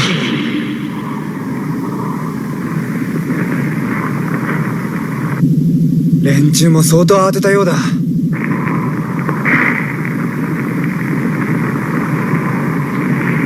まだ立ち去ってから2、3時間くらいしか経っていないように。はい、早瀬です。隊長、武器庫には大量の武器が置きっぱなしになっております。了解。念のため武器庫はブロックしてください。了解。これで俺たちの仕事もやりやすくなったみたい。それならいいんだけど、新しい武器を手に入れるために無茶しないかしら。カムジンか。この疾走感たまんないぜ。ヘイヤローども、しっかりついてきてるか。ラプラミズ、もっともっとスピード上げていいよ。親分もご機嫌だぜ。親分もご機嫌。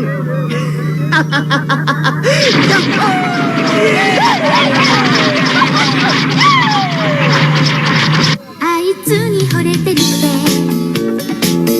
言ってあなたのことが好きなのよ。いつも一緒のサンデージ幸せふって言って私の横に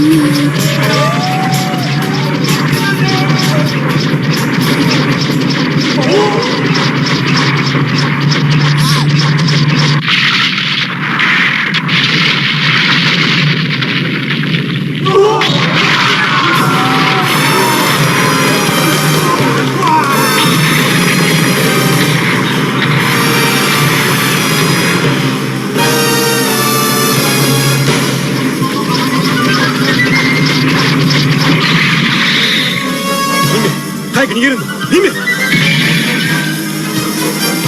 っちだ。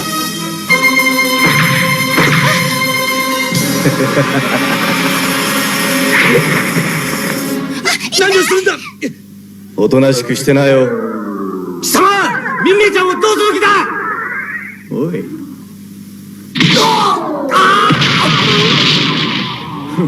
てめえらには用はねえ。とっととこの町を追んでるんだな。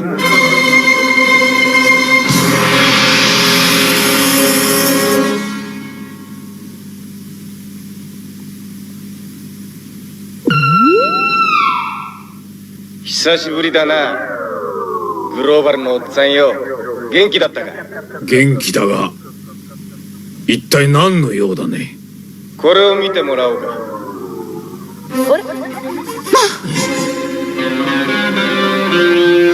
もう一人いる。貴様。ミンメ。これはどういうことだ。このお二人さんが誰かわかるよな。海軍と民名だ。この二人の命が惜しかったな。明日の6時までに戦艦を一隻引き渡してもらおう。何？そんなことはできん。できねえだ。そうなり明日の朝6時には二人ともおたぶって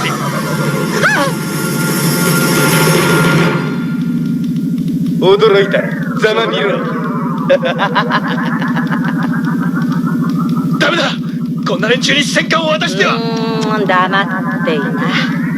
こいつらに渡すくらいなら戦艦を破壊してしまうんだ。海軍。まあ、ヤッコさんの言葉に従うか俺の言葉に従うか好きにしたらいいぜ。少し時間をくれ。いいだろう。あ、それから装備意識も忘れないでね。なんということだ。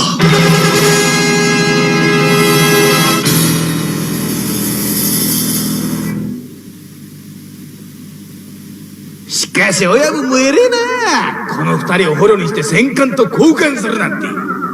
まあ、地球人のやり方を学んだだけだがな。さて、あとは軍の出方次第だ。しかし作戦とは言いながら待ってんのは俺の性に合わねえや。こうなんかドンパチ一騒動欲しいぜ。刺激が欲しい。それまでお前さんでもおもちゃにしてるかな。時は流れる、愛は流れる、私の前を悲ししい顔してあなたはきっと戦に行くのね。男たちはなんてやると思ってたのか。俺たちはな、もうお前さんに騙されるほどウブじゃねえんだ。やったウブだって笑うな。俺たちがお前の歌に驚いたのはあの頃文化の部の字も知らなかったからだよ。驚いたってただそれだけなの？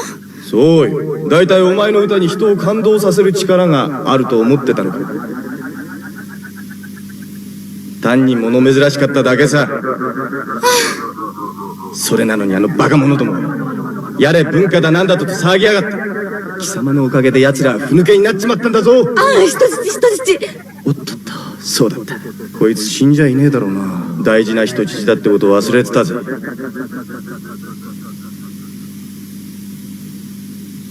おいラプラミズ、お前もそこらんでやめとけよ。分かってる。でももう少し。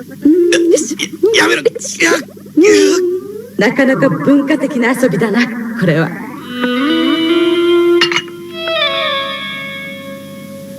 閣下、なんだねモトコフ准将。あのように人質を取り何かを要求してくるなど今までゼントラー D 人はしませんでした。なるほどな。これも地球人の影響か。奴らに戦艦を渡すなどとんでもないことです。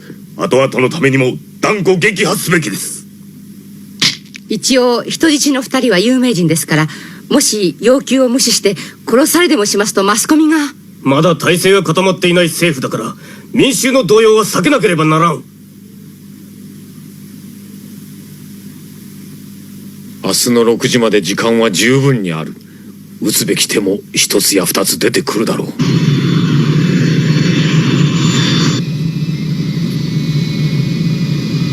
こちらの作戦は今説明した通りよ。分かったわ。第103デストロイド部隊の駐屯地があるから共同で行動して、指揮はあなたに任せるそうよ。はい、了解。作戦の内容をもう一度チェックして早速行動指示に移るわ。じゃ気をつけてね。ローズティー用意して待ってるわ。ありがとう。護衛の一条大尉を呼び出して。了解。こちらチェシャキャット、スカルリーダー応答願います。こちらスカルリーダー、少佐見つかったの？一番良くない予想が当たったわ。じゃあカムジンが何か。イオネスコシティで人質を取って戦艦1隻を要求しているわ。やってくれるじゃない。こっちが必死で探してたっていうのに。で人質は2人よ。海軍と民名。あ、すまない。で民名は無事なのか？今のところ無事よ。それで近くにいるデストロイド隊と協力して私たちは。よかった、無事なんだ。一条大尉。はい。本作戦は他の隊との共同行動です。詳しい内容は後で知らせます。分かったわね。おおむね了解。以上です。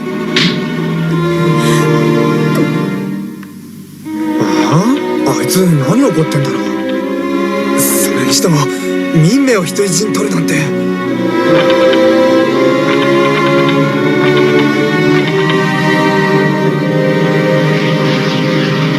ねえ、本当にカムジンがこんな作戦に引っかかると思う？もうこのことは何度も話し合ったじゃないか。カムジンなら引っかかるよ、必ず。もし引っかからなかったら？じゃあ君は町を包囲して攻撃をかけ、その隙に人質を救出しろってのか？上層部の考えた人質の命をどうとも思わないあんな作戦なら俺は降りる。君が指揮を取るんだから現場のやり方ってのがあるだろうが。そんな言い方って。仮にも私は指揮官よ。そんなもこんなもあるか。人質の命が最優先なんだ。民名のことになると随分張り切るのね。私が人質だったらこうは。バカ！人の命がかかってる時冗談なんてよく言えるな。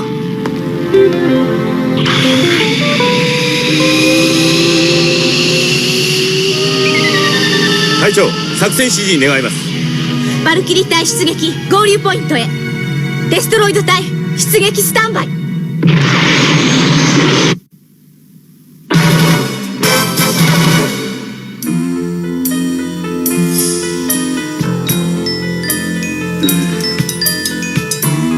ほらラプラミツ。姉さんすごいね。もう一杯行こうか。いい飲みっぷりだ。気に入ったぜ。まだまだ。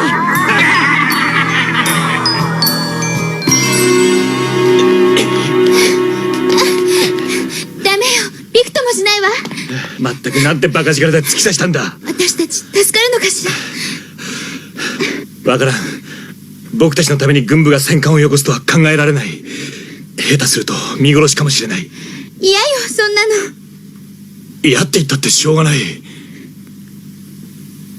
ヒカル、助けに来てくれないかな。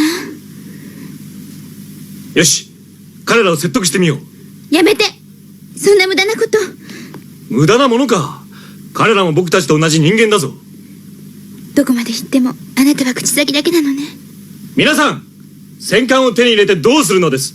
また戦場を作り出し、同胞の死を作り出すのですか。戦いは何ももたらしません。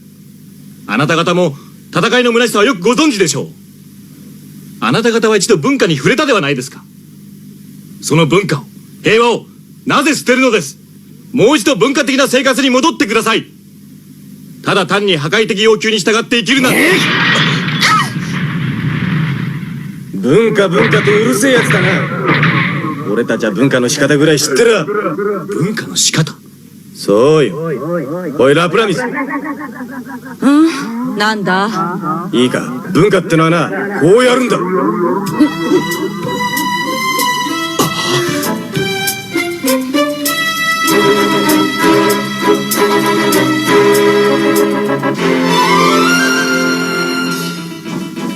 親分、分解してる最中に申し訳ないんだが、仲間からの救助連絡が入ってますんで。何？この文化、今がいいとこだったのに。文化の続きは後だ。カムジンさん、俺たちあんたがヨネスコシティにいるって聞いて。どうした？大丈夫のようです。それで仲間に入れてもらおうとここまで来たんですが、パトロール部隊に見つかってまって。助けてください、カムジンさん。助けて、カムジン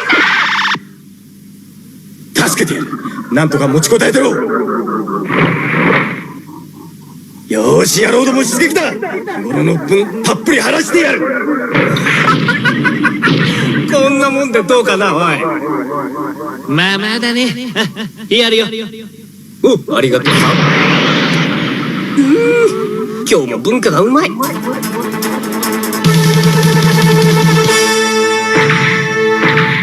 んなに連れて行くのか。ほとんど全部。待つなんて俺には合わねえのさ。野郎どもも同じよ。やっぱり戦ってるのが一番なんだ。腕が鳴るぜ。文化の続きはまたお預けか。グラージュをやるから一緒に来るか。ついて行ってもいいのか。お前なら足手まといにならねえだろ。でもお前は何に乗るんだ。いい乗り物があるさ。野郎ども、仲間を助け出しに行くぞ。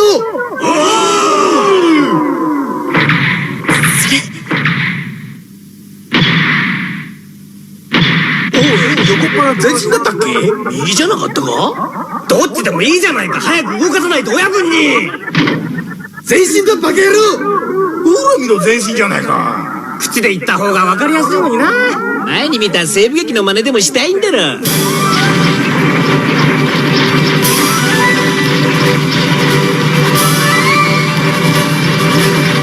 ヨネスコシティの軍団がたった今移動を開始しました。了解。第103デストロイド隊、準備は？オールグリーン。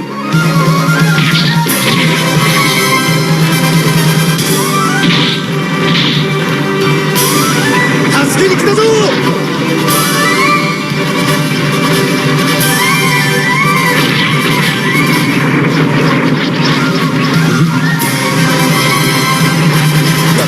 なんで？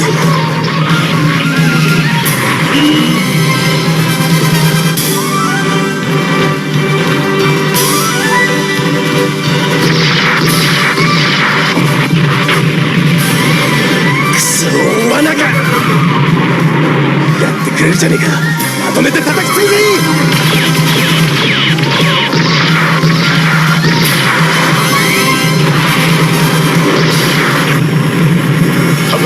団と第103デストロイドモンスター隊交戦に入りました。ネズミは穴に落ちたわ。了解。目標のホールの周りにはリガートが3機だけです。了解。低空より侵入中。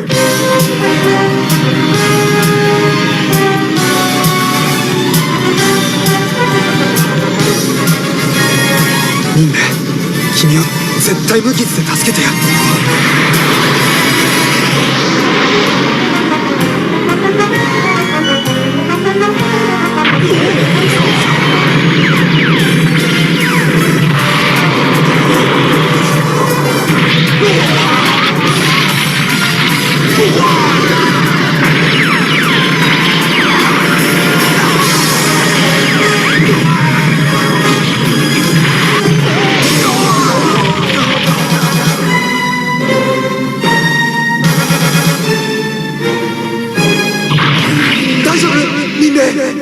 その声、光るね。ありがとう、光る。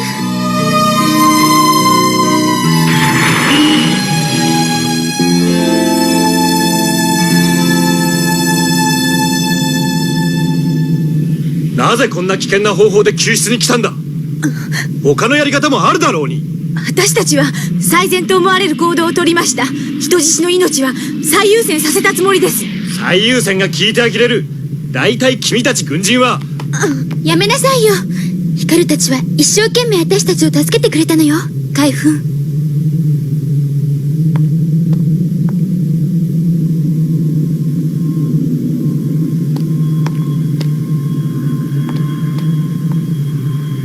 光。ミンメ、半年ぶりだね。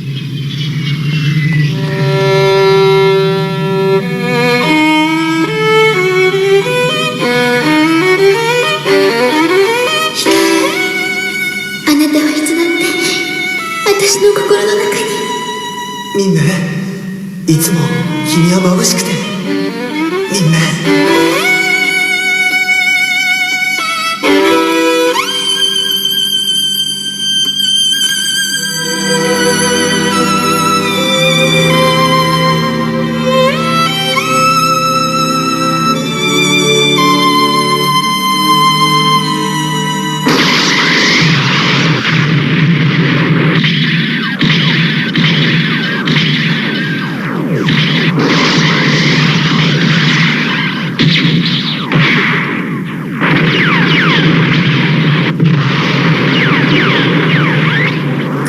玉切れか。こっちの玉も切れましたぜ。中央玉切れだ。これでもくらい。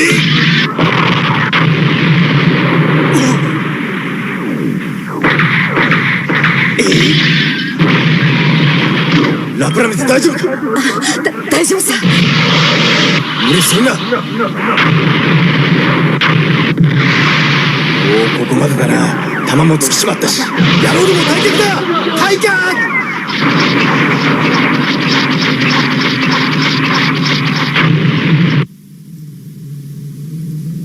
というわけなんですが、一条隊員も参加させるわ。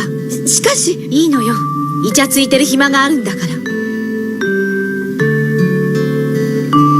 悪いけど一条隊員、逃げ出したカムジンたちの追撃に加わってほしいの。人質は助けたんだからもういいじゃないか。そうはいかないわ。じゃあ他のやつに頼んでくれよ。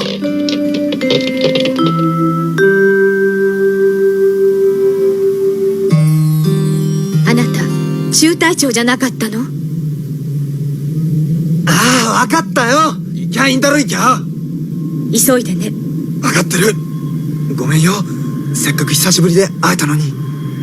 いいのよ、頑張ってね。気をつけてね。ああ。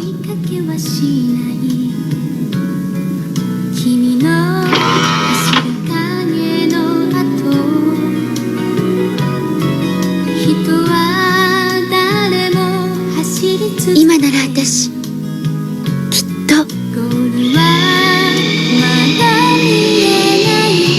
うちゃんと答えられる。光の気持ちに。次に何がある？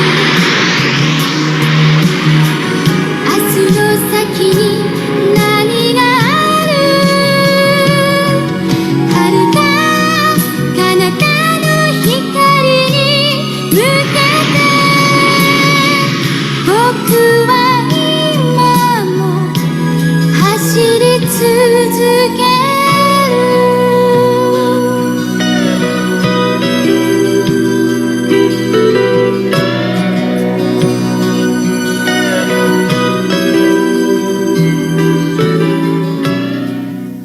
る。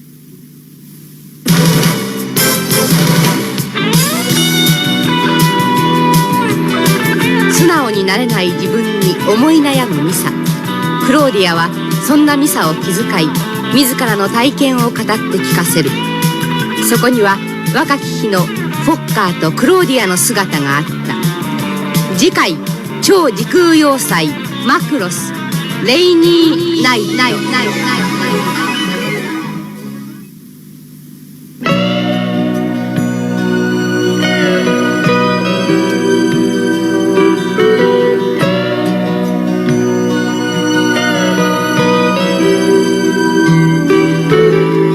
僕はもう追いかけはしない。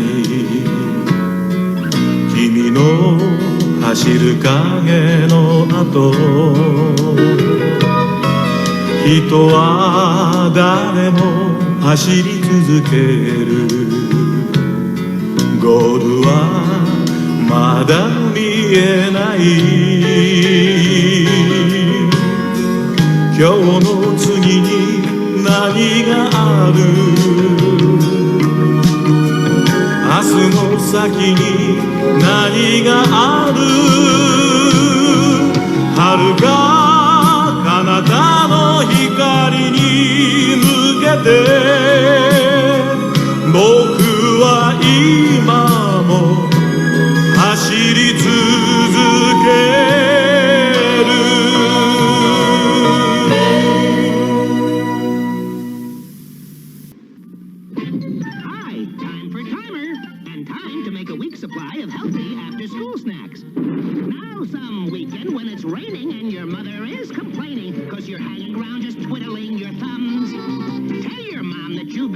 To make something in the kitchen, and oh yes, the mess will be a minimum.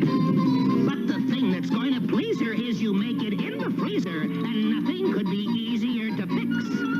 Now just watch as I go through it. Really, all you need to do it is some kind of juice and just a few toothpicks. Okay, now take an empty ice tray and fill it up with orange juice or lemonade or pomegranate juice or whatever turns you on. Then cover the tray with plastic wrap. Carefully poke the toothpicks through the plastic, put it in the freezer, and in a few hours, presto, stacks of snacks. Don't wait until it rains before you try this nifty trick. You'll have a fun time making sunshine on a stick. After these messages, we'll be right back. Well, it's a rev and roll raceway. A rev, revving and a rolling along. Well, you can rev them up and away they go. Time a pit stops right or it's on. Rev, revving and a rolling along. Rev and Roll Raceway comes with everything you see here. You put it together by Tomei. So, I hope you guys still dig Robotech, because we're getting ready to go to... this one ends. You get to go to the next one. We're going to go to Robotech Season 2, which is not Season 2.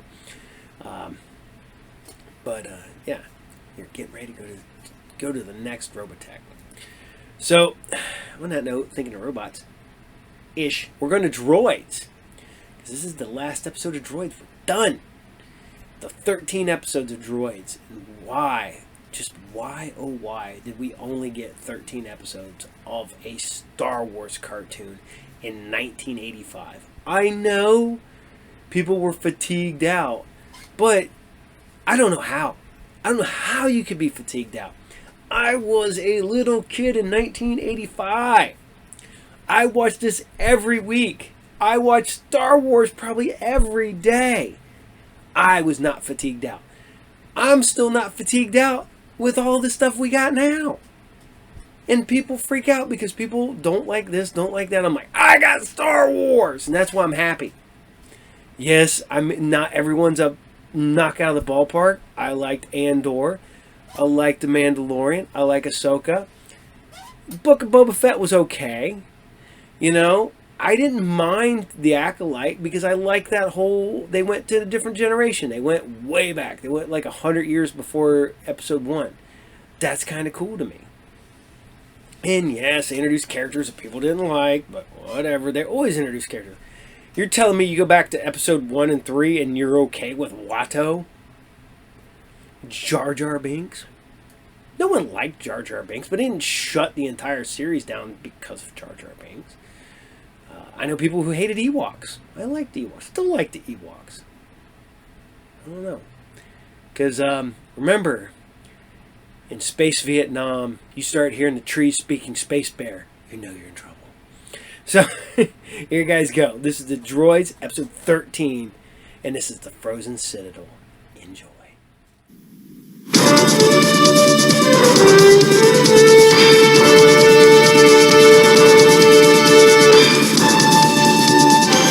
We shouldn't be long, Bola.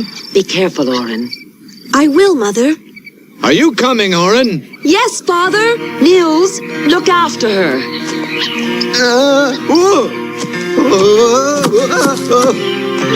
Oh dear.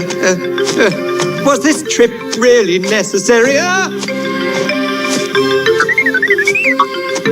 What's the matter, 3PO? Aren't you enjoying the ride? Excuse me, Master Mongo, but I think this beast is scrambling my circuitry. Oh no! Ah! My goodness!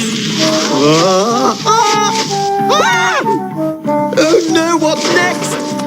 R2-D2. But how did you get... Oh, never mind. Just stay in your seat for once, will you?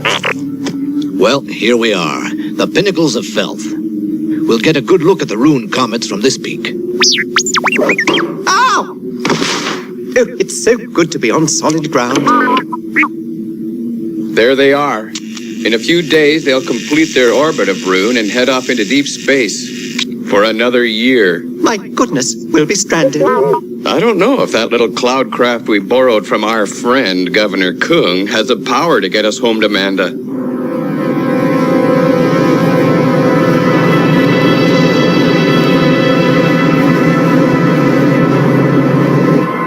Behold, Admiral Screed, the rich province of Ambu, a land of wealth and plenty. It does not surprise me that the one area worth having on this planet is the one area you cannot take. The Empire has no use for weak allies. My dear Admiral, if a show of force is needed to satisfy the Emperor, then that is just what I intend to provide.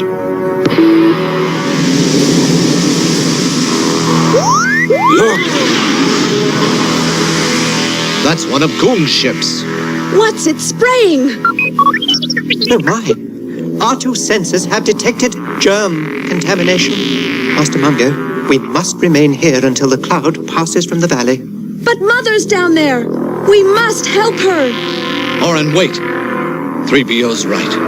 We have to stay here until the cloud passes. Kung, what trick is this? Have you ever heard of ruse, Admiral Screed? Yes. A strain of germ warfare used during the Maven conflict. It destroyed as many Imperials as it did rebels. We'd never used it again. Never. Until now. Kung, you fool. That cloud? Pure ruse, Admiral. Directed at our enemies below. The vegetation will grow back in a year. Your methods are too crude, Kung. What does it matter as long as the results are the same? Warning, warning. A leak has been detected in the ruse containers. The ruse is seeping into the support systems. Activate decontamination shields. Shut down all intakes to the command bridge. Do you hear me? Shut down. We Kobaks are immune to ruse. Unfortunately, you can't say the same for your governor. The ruse, sickness. No, Gaff, get me Nils Yam. He's the only healer on Rune who could possibly find a cure. As you wish.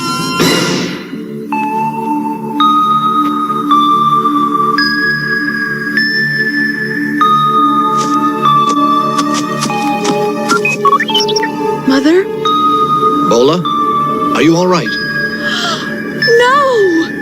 Orin? Muse? Easy. We're here now. You'll be all right. Oh, Mother. Oh, my. Master Mungo, what kind of creature would do such a thing? A sick creature named Coom, 3PO. A sick creature? An interesting choice of words, Baobab. It seems Governor Coon is feeling a bit under the weather. A small accident with the ruse germ. Kind of ironic, isn't it? You monster! Orin! No! They're mine! Hey! No!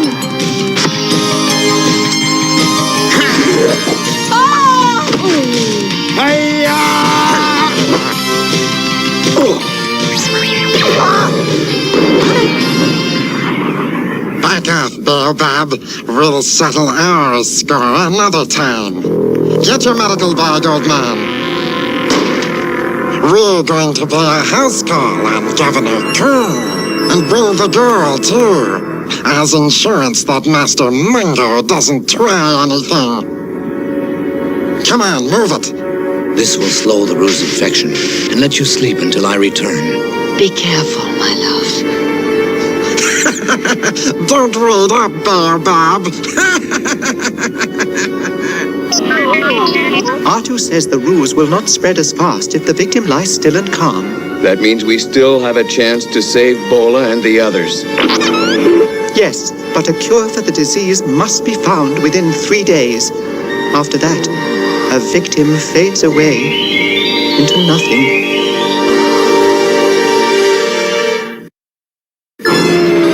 Excuse me, sir, but R2 and I were wondering, have you a plan to find Mistress Oran? Take a look. Why, sir, this is the memling your Uncle Argam gave you. But it seems smaller somehow. It is smaller. I planted half of it on Orin before Gaff took her away. You see the way it's pointing?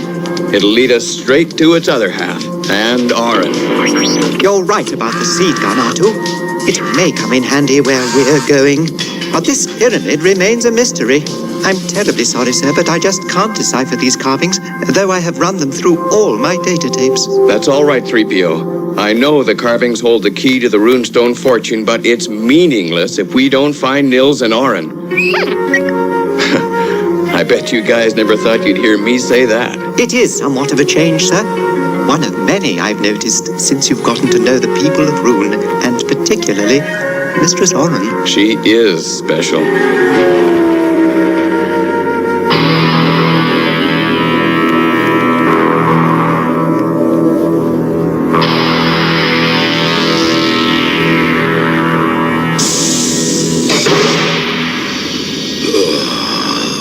Oh, Cavalier Fool, can't you see I'm suffering? Forgive me, Governor.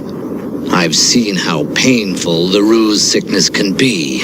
None of your rebellious lip, Nilsham. Not if you and your daughter want to see Ambu again. You didn't leave that much to see. Remember, Kung? Kung, my men and I will be leaving this afternoon. What? You can't mean it, Screed. What about my Imperial charters? You promised me stormtroopers, the Star Destroyer that... Of course. Upon delivery of the runestone fortune, you promised me. Where is it, Kung? With enough time, that fool trader Baobab would lead us to the runestones. Screed, wait.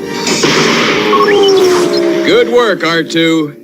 Excuse me, sir. If we fly into the main crater, they'll most certainly shoot us down. I know. That's why I had R2 find us a back door. You mean the one that's erupting? Hang on, it's gonna get hot. Whoa! What do you mean, isn't this fun? If that lava hits us, we're done for. Oh no!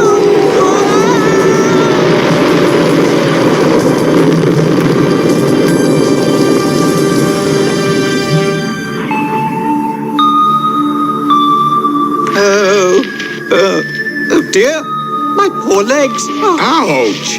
Oh, pardon me, Master Mungo. Oh, my Artu. No, Artu. We are on a serious mission. We do not want to make snow droids. Sir. The memling says we go this way. Come on. Artu, your sensors aren't picking up anything unusual, are they? Droid-eating Calgor. Your foolishness will land us all in trouble someday, Artu. Droid-eating Calgor. Ah! 3PO, what is it? A droid-eating Calgor! Huh? No, R2, come back! Master Mungo? There's your Calgor, 3PO. Why, it's a mirror of some kind. Oh, sir, you dropped this. Look, Master Mungo, in the mirror. The carvings on the pyramid. I can read them now. They must have been rendered in reverse to guard their secrets. What does it say? The runestone treasure you desire lies buried above Tontoom's fire. Above Tontoom's fire. That must mean the stones are hidden in the walls of this volcano. Kung's been sitting on a fortune and never knew it. Come along, Artu. We have no time for your silly antics. Look out! I think it's gonna blow again. Oh, no!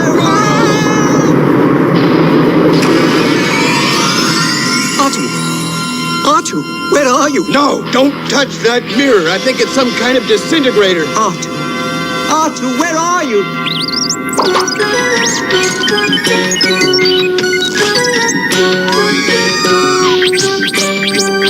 Oh, my stars, Artu! You've shrunk. Artu, mind your language. I'm sorry, R2. I guess you'll have to wait for the mirror's effects to wear off. If they ever do wear off. Which I'm sure they will. Just stay calm, Artu. Look, you'll be quite safe in here for now. Come on, we don't have much time. I'm close to the cure, Orin. I'm so worried about Mother. Will they let us go home when we give them the serum? I hope so. But Kung is not known for his generosity. Oh! I feel so useless cooped up in here. Hey! Look at this! It's part of Mungo's memling. How did it get into my belt? I think Mungo knew the two halves would attract each other. You mean he's coming here? He doesn't stand a chance against Kung's men. Oh.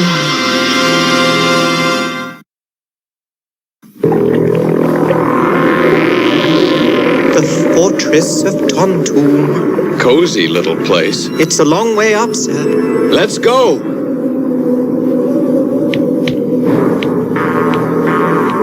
Look! It's the Caravel. Your trading ship, sir. Yes, 3PO, our ticket to Manda once we rescue Aaron and Nils. We'll need a disguise to get past the guards. Okay, R2, you know what to do.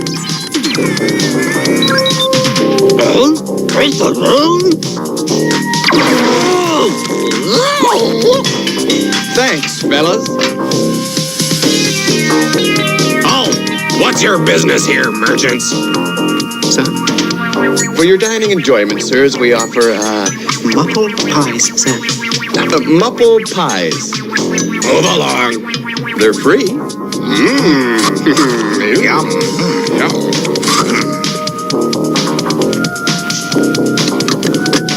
All right, Artu. Try to find Mistress Oran and Nils Yon. Now off you go.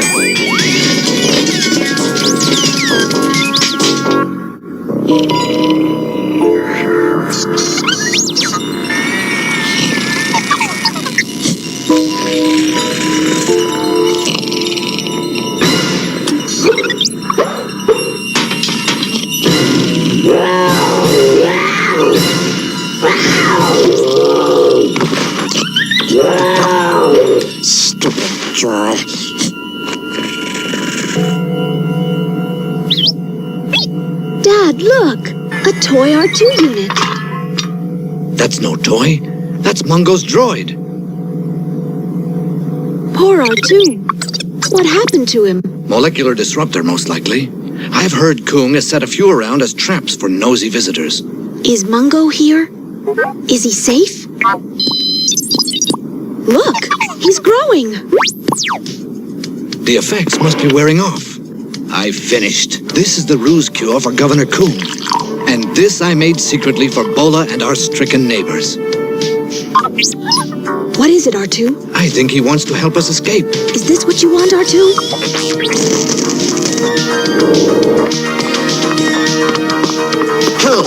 Hold up. Try that on for size, Gaff. You fool! The ruse doesn't affect me. So why should the cure? I knew a dose of this cure would knock a human out, but I wasn't sure what it would do to a Cobot. Oh, I do hope R2 finds Mistress Orin and her father. Those pies won't distract the guards much longer. More pies! My goodness, escaped prisoners! You! Stop!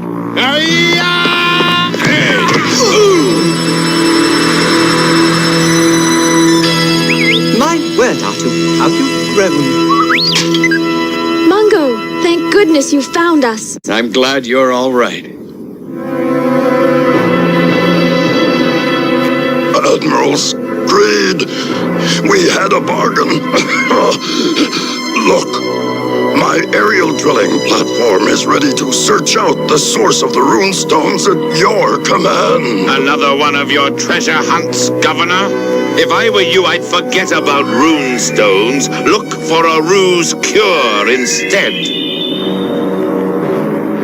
There's the caravel. Let's go.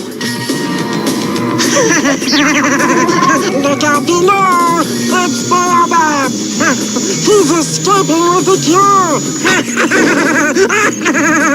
Give me the serum. Aaron, Nils, start the caravel. R2, 3PO, come with me. We're gonna make the deal of the millennium. After them. Okay, 3PO. You steer while R2 operates the laser. No! Don't fire! He's got the serum! Let's talk a little deal here, gentlemen. I get my ship and safe passage away from Rune, and you promise to leave the people of Umbu in peace. And what do you offer in return, Mr. Baobab? The serum and this. The source of the rune stones. Oh, R2 up there! No, R2 the other way!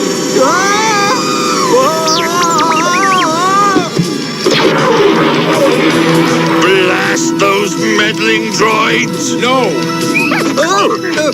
What a time to gain weight! Behold, gentlemen, a galaxy's ransom in rune stones. The rune stones. They're all here, and they're all mine. Commander, impound this fortress. It is now Imperial property. But my treasure... The Emperor's treasure, Kung. Did you really think we'd form an alliance with a petty tyrant such as you? We shall see. Stop him! Halt! No!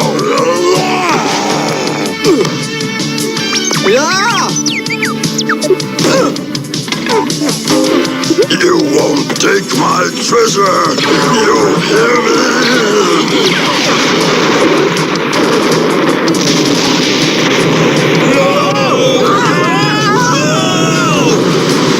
You fool! You've sent the rune stones into the volcano! The lava will freeze! What have I done? Master Mungo, R2 says that the volcano is the only heat source for this fortress. When the lava freezes over, so will we. Let's get out of here. I heartily agree, sir. Imperial troops, evacuate! Lower the ramp! Here comes Mungo! Going somewhere, Baobab? R2, stay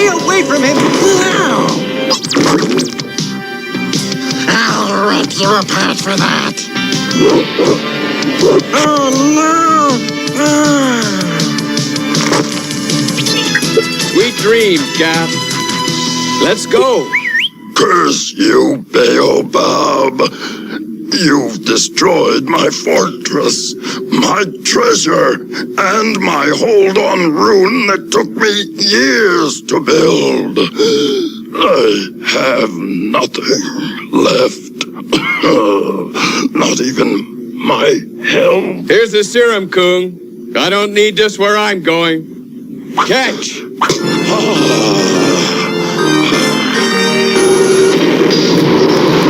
Someday I'll have my revenge, Baobab. I'll hunt you down and see you destroyed. Oh no!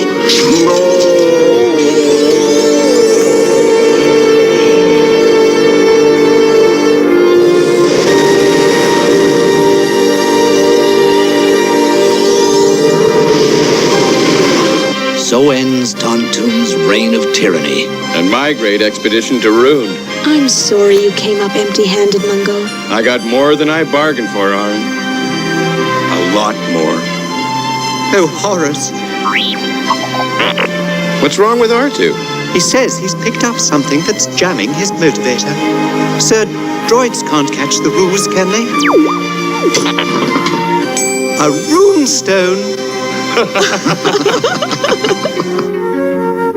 The ruse has been completely cured. Thanks to all of you, I'm well again.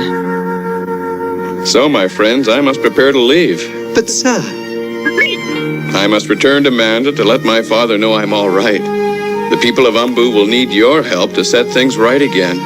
But I'll miss you. 3PO, R2, you're the best friends I could ever hope for. I must confess, R2 and I have a special affection for you, Master Mungo. I'll be back soon. I promise.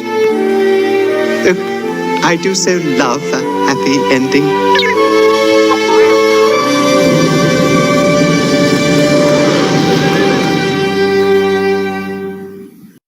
Who puts the future in your hands? Who gives you robots to command? Who lets you build fighting creatures wilder than a movie feature? Robotics, you create them, you control them. Who puts the future in your hands? Who gives you robots to command? R2000 comes with what you see here. Batteries not included. R1000 sold separately from Milton Bradley. Behold the Jewel Lords, Solitaire, Flamestone, and Sunstone. Jewels so powerful, Magmar will stop at nothing to possess them. And so the nastiest new Rock Lords, Spearhead and Saberstone, are sent to capture them. Time to polish off these Jewel Lords. Polish this Saberstone. Hold her! Each sold separately, new from Tonga. I love the fact that recently they brought back the Soggies. They kind of came back and then disappeared relatively quickly, but they brought back the Soggies. Although I don't think you could make Captain Crunch soggy at all.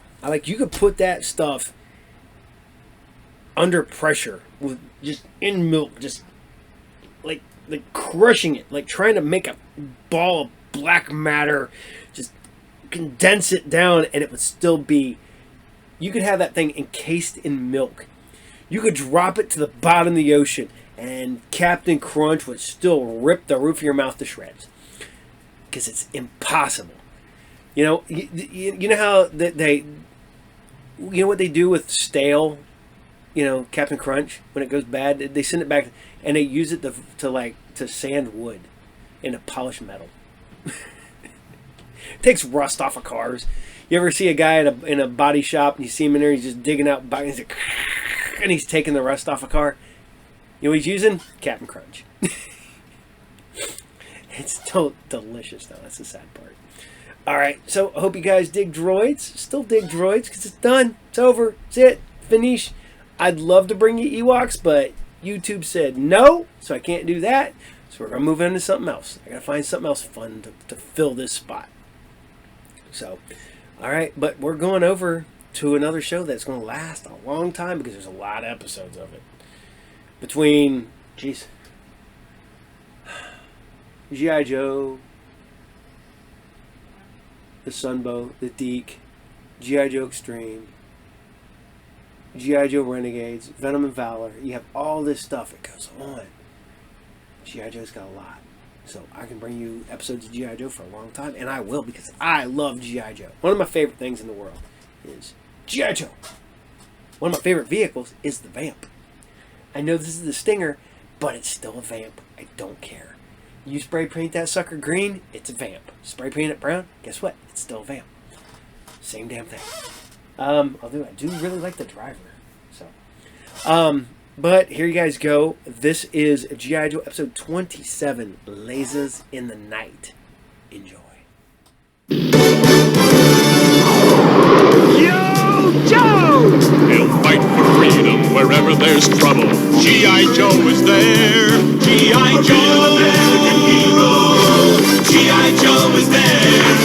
It's G.I. Joe against Cobra the enemy, fighting to save the day. He never gives up, he's always there, fighting for freedom over land and air. G.I. Joe! G.I. Joe's there! G.I. Joe is the code name for America's daring, highly trained Special Mission Force. Its purpose, to defend human freedom against Cobra, a ruthless terrorist organization determined to rule the world. He never gives up, he'll stay till the fight's won. G.I. Joe will dare. G.I. Joe, American hero. G.I.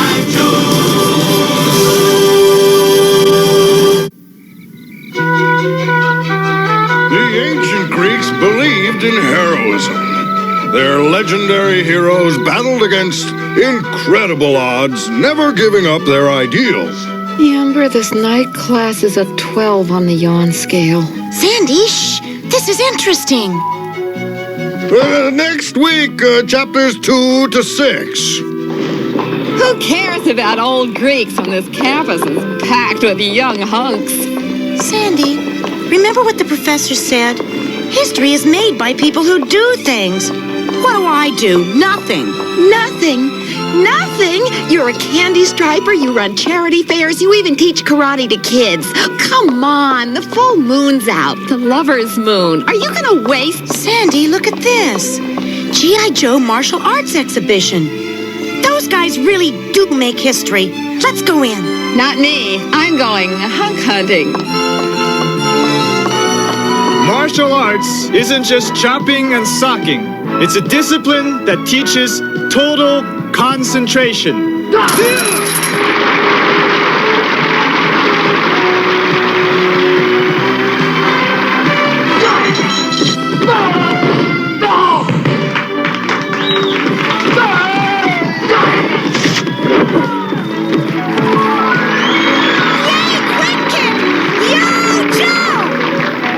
Now, how about some audience participation?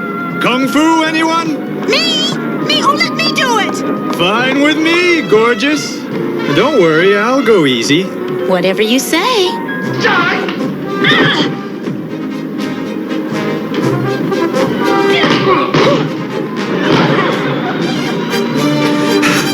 I said I'd go easy. Yeah, but I didn't. Say, you're my kind of girl. Where'd you learn those moves? Oh, I've been studying for... Give you a hand? No thanks. Yeah, that's my kind of girl. Well, like they say in the movies, that's all, folks. Gorgeous! Hey, gorgeous! Wait! The name's Amber. Oh, okay. Amber. I'm not easily tricked. Perfection is something I've learned to live with. You're good. So, how about something to eat and maybe a movie? You want to take me out? You're kidding. Fred She-Dog don't say nothing he don't mean. Humphrey Bogart, treasure of the Sierra Madre.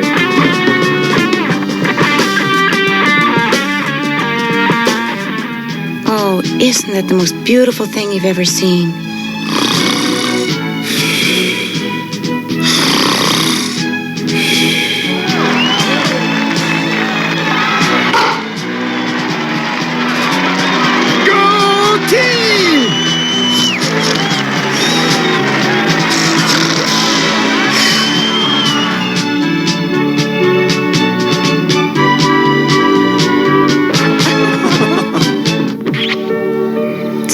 again. My roommate calls it a lover's moon. What is it you want, Mary? You want the moon? Just say the word and I'll throw a lasso around it and pull it down. John Wayne? Jimmy Stewart in It's a Wonderful Life. Amber, what am I going to do with you? Help me join the Joe team? You can't be serious. You help people every day. You do things that are important. I want to do that. I want to be a Joe. Like you. So some cobra can bash in your pretty face? I can take care of myself. Besides, if you can handle cobra, how dangerous could they be? Plenty dangerous, Amber. Plenty.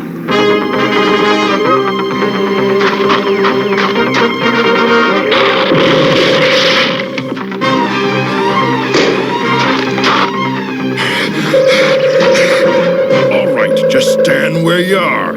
Take him back to headquarters. The Joe spy has been identified as Gung-Ho, Commander. Excellent. Keep him alive for the moment. Your laser lash is an impressive weapon, Commander. A mere plaything, Baroness, but an amusing one. Come, I want to discuss something with you. I have need of a certain device which G.I. Joe has perfected, and which you must obtain for me. You see that weenie roast down there? It used to be our electronics lab. What could have happened, Duke? That's what we're here to find out. Going down! Mighty J! Mighty J! Help! Here! Duke? Scarlet? Is that you?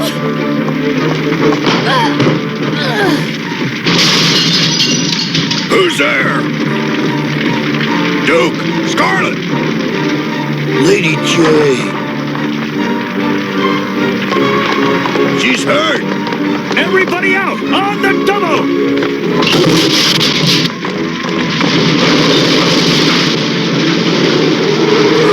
Look! A rattler! Figures. Cobra was behind this. They were after our new guidance system. They didn't know we moved it to Joe headquarters. They'll be back, you know. Yeah, and we'll be ready. I'll be fine, Duke. Honestly, I'm okay. Get well, huh? I am well, really. Hope your new girlfriend doesn't hear about the flowers, Quick Kick. The only flower she'd be interested in would be those wrapped in enlistment papers. Huh?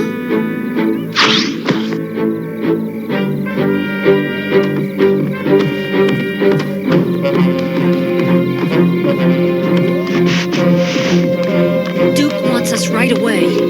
Something must be wrong.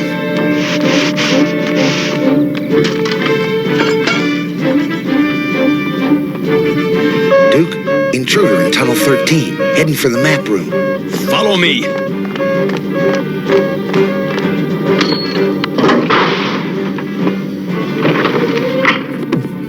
Looking for something, friend? Let's see who Cobra sent after us this time.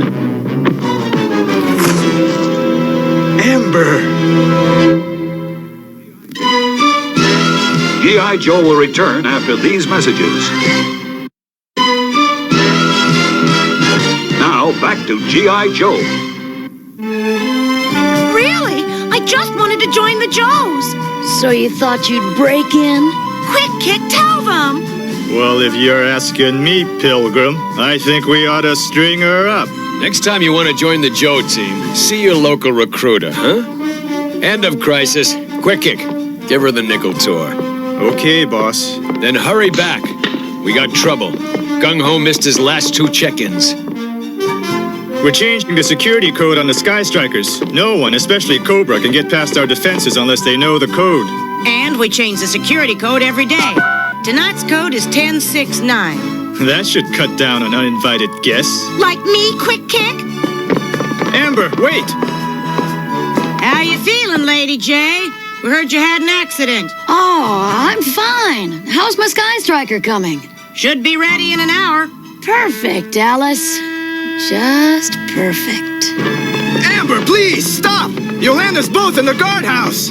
Gung-Ho's last signal came from somewhere on Snake Island. We think he found the Cobra base he was looking for. Then Cobra found him. Amber, what are you doing here?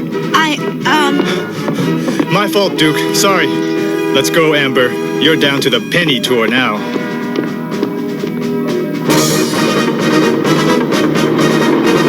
Destro to Cobra Commander.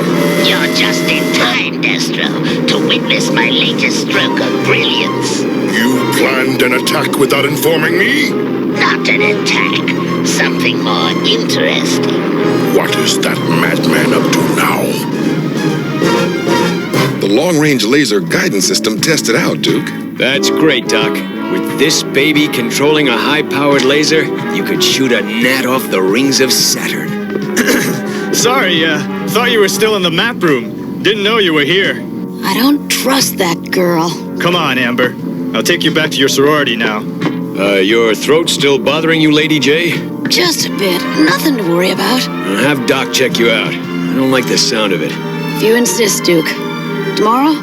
Okay.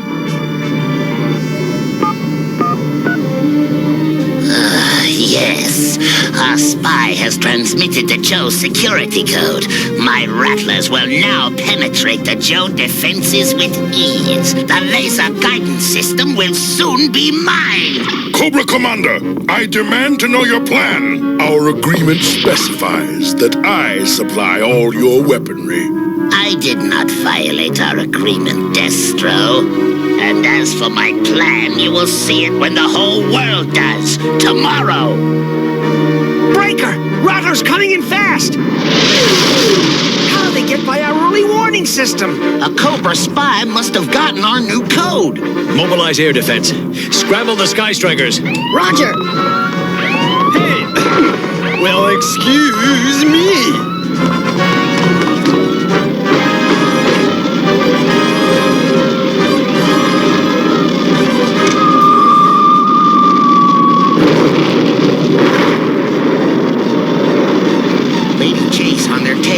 What about the other Sky Strikers? Out of commission. Lady J's our only hope. Duke, I have them in my... Oh, no. What is it? What's wrong? 2 rattlers behind me, Duke. I can't shake them. I'm hit. Engines on fire. Controls locked. I'm falling into the sea. Pull up, Lady J! Pull up! Lady J! She's gone. Get every available Joe to the briefing room, on the double. Especially Quick Kick. Lady J's Sky Striker went down. We may have lost her. Deep Six is heading the search operation. Cobra got our new security code. Our laser guidance system has also been stolen. We had a visitor tonight who overheard our defense codes and saw where the guidance system was kept. Quick Kick. The spy is Amber. I want her here now. Like Mae West said, when women go wrong, men go right after them. I thought those 2 had something going. Doesn't he care that she... Yeah, but he's not the type to show it. All right. The Sky Strikers will be airworthy by dawn. That's when we hit Cobra.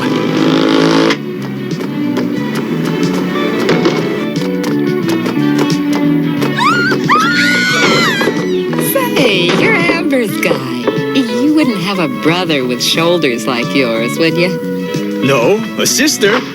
Where's Amber? In our room, I guess. Amber's would be the only neat bed. How embarrassing. Hey, her telephone answering machine light is on. Sometimes she leaves us messages when she goes out. Play it for me, will you? Sure. Sandy, this is Amber. I'm heading for Snake Island. If Quick Kick shows up, don't let him know where I've gone. I'm afraid the Joes think I'm a Cobra spy. I have to prove I'm not. The only way I can think of to eliminate any doubt is to get inside the Cobra base and smash it by myself. Wish me luck.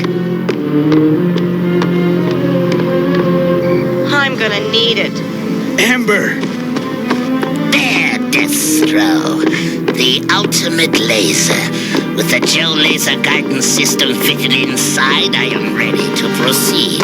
Proceed with what? Watch and see for yourself.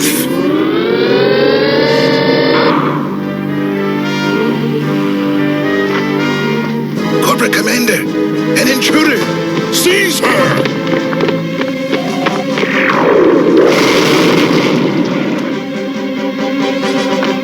You. Me? What are you doing here? I belong here, Amber. I work for Cobra. G.I. Joe will return after these messages. Now, back to G.I. Joe. Lady J? You're a Cobra agent? I am, but I'm not Lady J. You may call me the Baroness, and call yourself a fool. Because the Joes thought you were the spy. They never saw me steal their laser guidance system.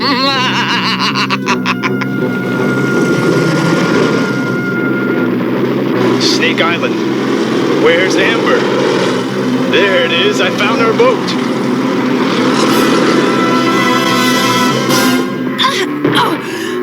Looks like we have a new guest. Lady J! Do you know this young lady, Gung-Ho? I've never seen her before. I'm Amber, a friend of Quick Kick. Cobra Commander's about to do something terrible with a laser machine. Well then, we gotta get out of here fast. It's no use. You wouldn't happen to have a hacksaw on you? No, but if Quick Kick can do it, so can I. Baroness, what is this plan of the commanders? I don't know. He would tell me nothing.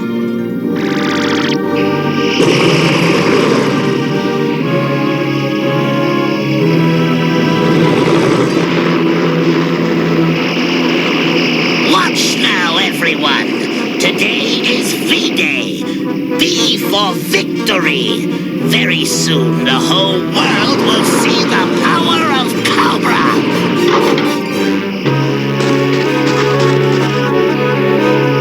Commander, I demand to know the meaning of this at once. See for yourself, Destro. Over there, look, an intruder. Uh-oh. Yeah. Have a nice trip. Be sure to write. Amber, are you in here? Where is she? Stop him before he ruins my plan! He's here for the girl we captured! Then Amber's here. She's still alive. Nothing can stop me now, you snakes. I love it when a plan comes together.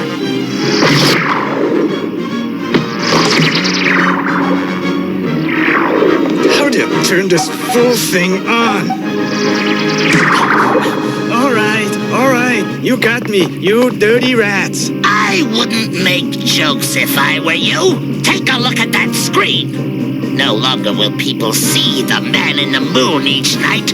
Instead, they'll see my face and know that Cobra is undefeatable. Oh, no. This is your brilliant scheme, Commander? You've wasted millions on this? This cosmic graffiti?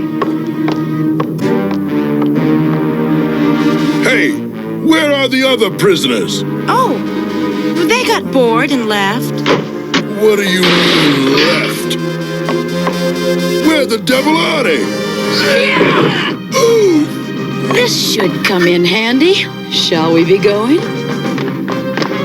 Observe! Each night the face of terror will shine upon every nation of the globe!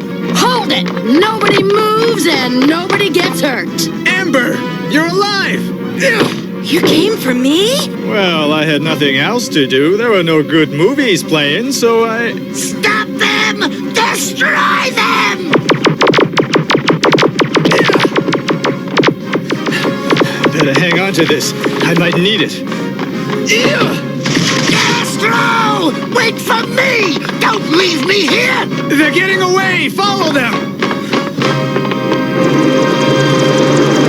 You're a fool, Commander. If not for your mad scheme, we would still control Snake Island. Everyone is against me!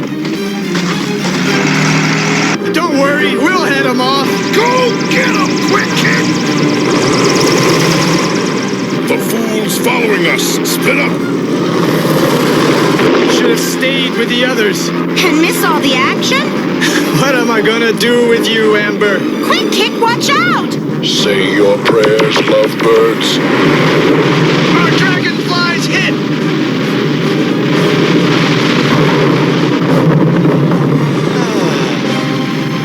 This must be heaven. I'm in the arms of an angel. You soon will be, if we don't run like the devil. Quick Kick! Snakes! That's what you gotta face when you're a G.I. Joe. Don't move. I'll be with you in a second. I think I finally got this thing figured out.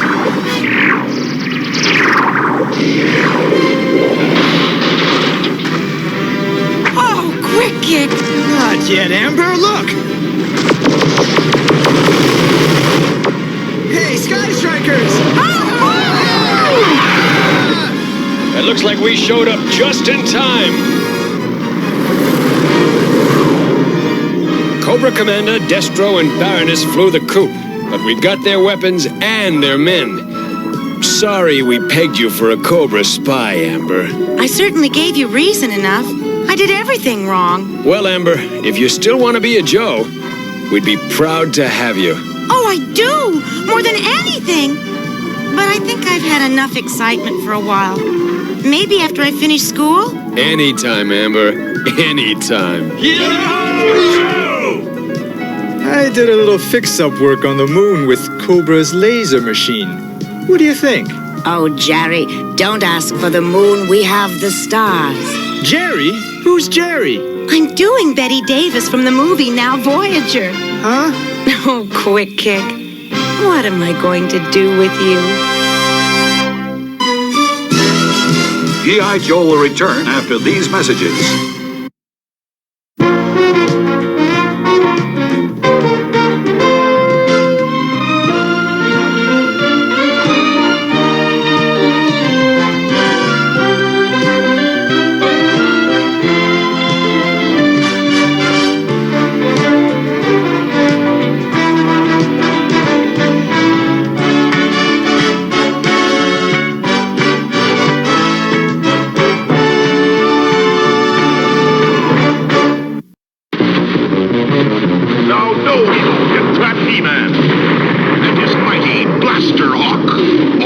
On the land. Reload! Blast off, Blaster Hawk! Invincible in the air. Blaster Hawk blasts evil away. Blaster Hawk with 8 blaster discs, new from the Masters of the Universe. He-Man figures sold separately. Blaster Hawk, another direct hit from Mattel. After these messages, we'll be right back. Fight for freedom wherever there's trouble. G.I. Joe is there. G.I. Joe. Cobra's attacking! We're outnumbered! G.I. Joe to the rescue! The G.I. Joe personnel carrier holds 28 members of the G.I. Joe team. Let's go! Go get the new members of the G.I. Joe team! Here's Torpedo and Tripwire! Get the Joe team aboard and move them out! G.I. Joe! The G.I. Joe personnel carrier holds 28 Joe team members, each sold separately from Hasbro. Okay. So, I got some stuff past the credits. I got you another episode of Little Muppet Monsters. I got another episode of Frightenstein. But you're not going to have to deal with me to watch those. So, I'm going to let you guys go. But, before I go, remember, every Friday and Saturday, Sci-Fridays, Saturday Morning Serials, I am probably going to work on getting just a bunch of episodes in the can before I start airing too many episodes of Group Therapy and Talk and Roll. Although I did release one Talk and Roll this week, which was Thursday. Go back and watch it. Where we went and I actually just got to hang out with the band and chit-chat and talk with them, and we recorded it, and there you go. Even live set from their shows. So, alright, so on that note, I said this last night, and I think it bears repeating. Man, we're grown-ups, technically. I have no intention of ever growing up. Ever. I don't care. I adult when I have to. I love my kids. I love my wife. I even like my job. I love my shop. I love my friends. I'm 50 years old. I don't care. I will still watch cartoons. I will still read comic books. I will still collect and play with toys. I like having fun with my kids. And, you know, people try to push things between us as groups of people and do all that. But man, if you got something in common, say you play Dungeons and Dragons, say you read comic books, say you play video games, stuff like that, don't just have fun and enjoy your time with people and your friends. Meet new people. You know, I've met people that are now some of my closest and dearest friends because I let people in and I enjoyed them. I met, you know, I have some great friends that were actors in movies that I enjoyed. And we've become really close. Some I talk to almost every day. Or, you know, try to talk to quite often. You know, and Magic. You know, I have my friends that play Magic. I don't play Magic anymore, but I still have my Magic friends. I play D&D when I can. Still got some of my people from my original group from junior high that I still talk to regularly because we bonded over Dungeons and Dragons. We've changed and grew up and moved apart from each other, but man, we can still bond over stuff like this. I still send one of my best friends little gifts and stuff of goofy stuff about D&D and whatnot and Star Wars. I don't care. Just don't let people separate us. Don't let, you know, people tell you have to grow up. Don't let people say you're weird and that you need to be more conformity. I seen a comedian the other day, and I'm going to paraphrase this.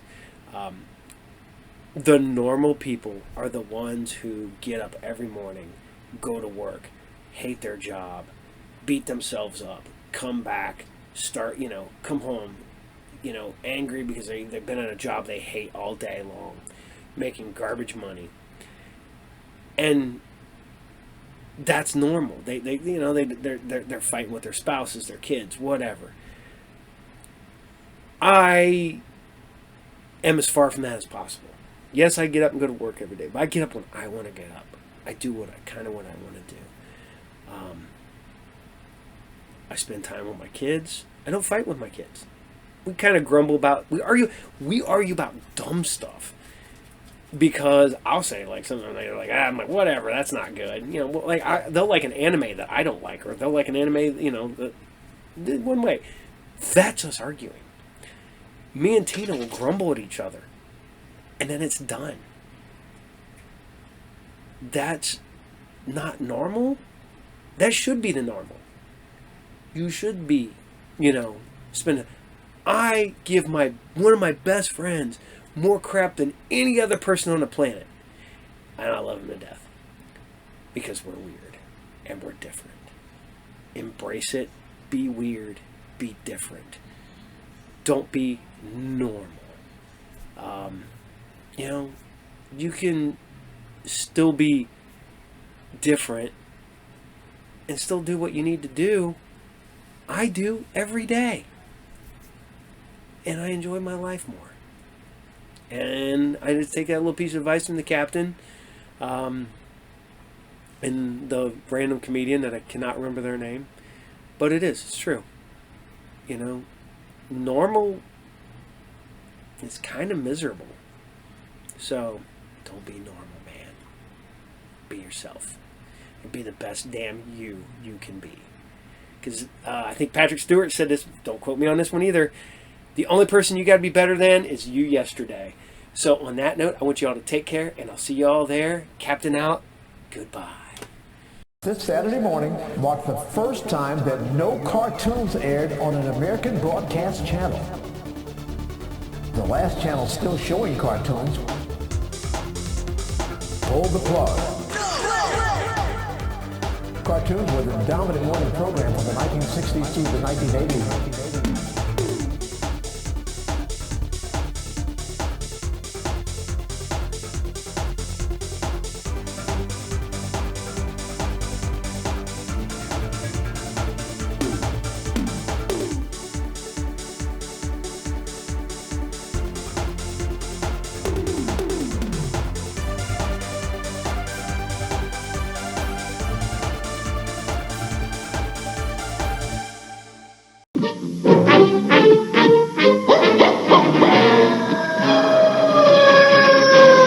Gosh, that's a scary bark.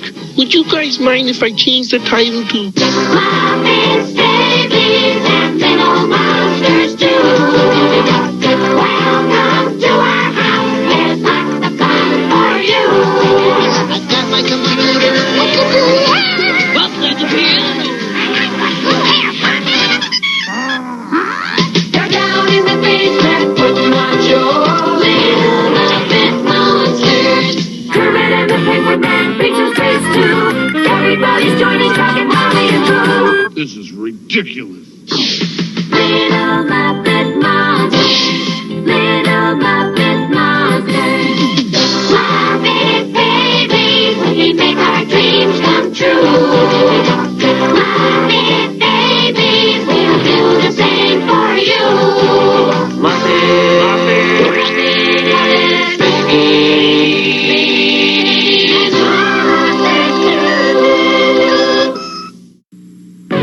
And now back to Muppets, Babies, and Monsters. they're down in the basement, everybody knows. Little Muppet monsters. They built a crazy gizmo and they're putting on show. Little Muppet monsters. That's all right. Kermit and the Penguin Man features Jayce too. Everybody's joining Jack and Molly and Boo. Little Muppet monsters. Little Muppet monsters. Little Muppet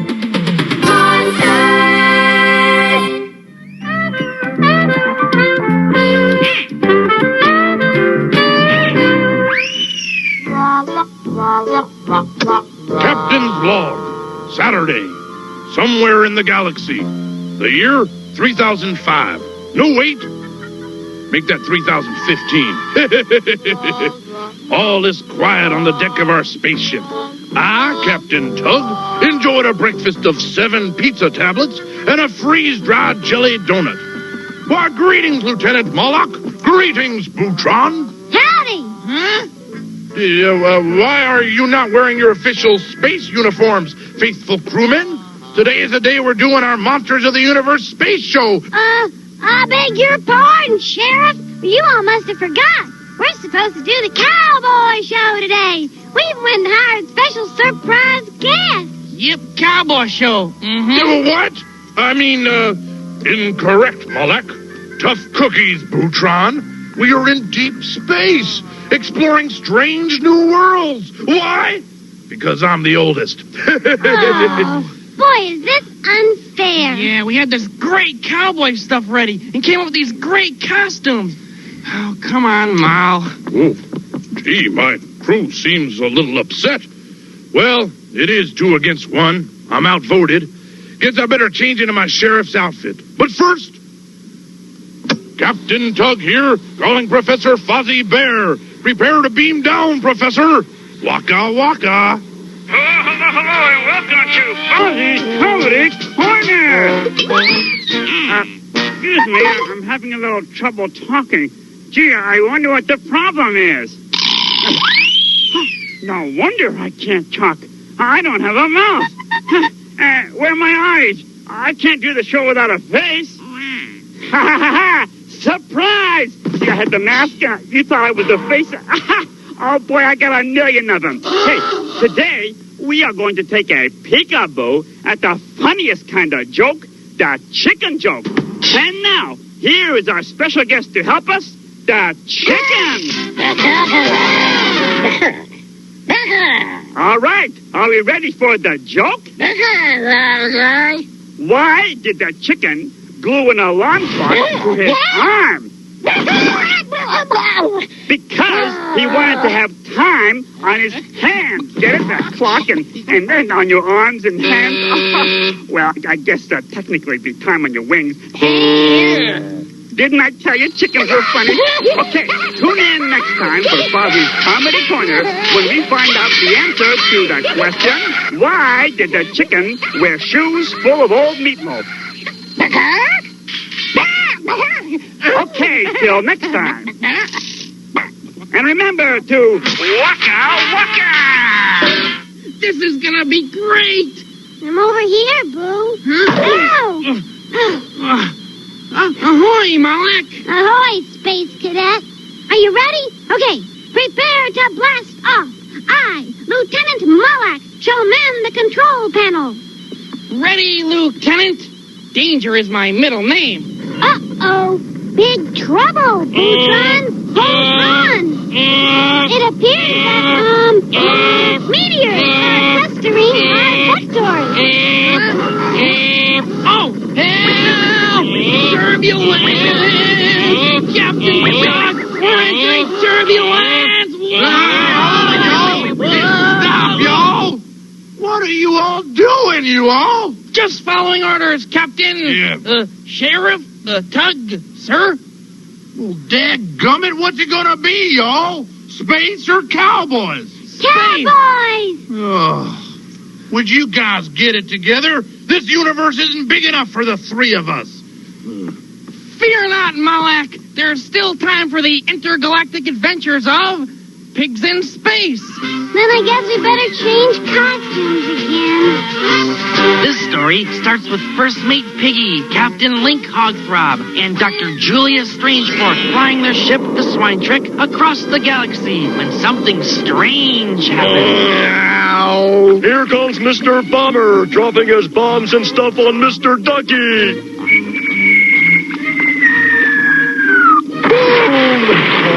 Dr. Strangefork, what's happening? We are being attacked by a Frogon saucer! Look!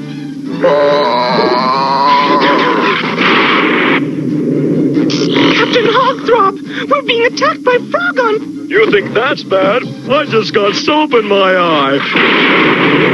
Hogthrob, get up here! Oh, all right. Have no fear. The captain's here. Somehow I don't feel any better.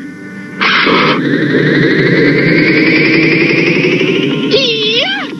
Take me to your leader. Our leader? By order of Newt Ribitoff, that's him, we hereby declare this ship, the Swine Trek, that's this, to be the property of the Frogon, that's us. You can't. Silence! Maybe you can. Let me handle this. I have a way with frogs. Listen, Newty.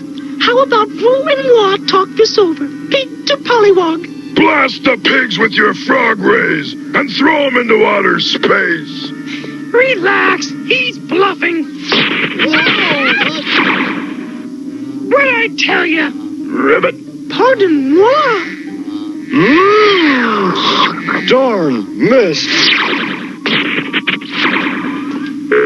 What are we going to do now? Well, we'll do what brave space pioneers always do. Whine and scream. Help! Ribbit. Help! Somebody, Ribbit. Help!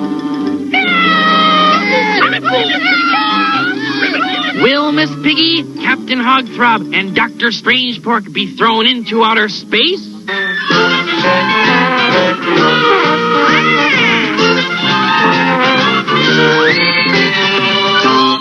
Find out in part 2 of Pigs in Space. Captain's log. The planet? Basementia. While grabbing a snack in the ship's galley, I spotted a strange flock of hostile black and white creatures on the planet's surface. Stay calm, I said to myself as they bared their razor-sharp teeth. I reached down for my molecular scrambler. Oh no! Where is it? It's at home! In my other spacesuit! Hold on to your hats, kids. Here's some stuff that's even weirder than me! Some people think catching fish is exciting, but I found something even better. Catching airplanes.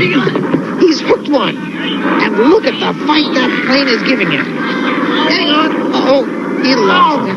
Yes, friend, they said it couldn't be done, but there you have it. Stuff that's even weirder than me. Monsters of the Universe! Ho, ho, ho, ho, ho. Jump in, Jupiter! Ooh, I wonder what this knob does.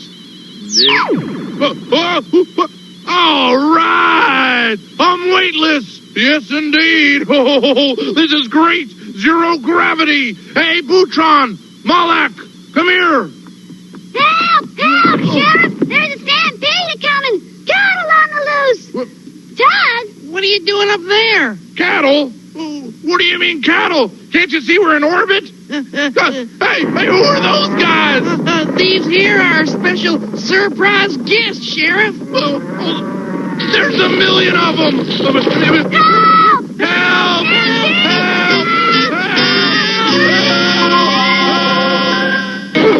Flip the picture! Flip the picture!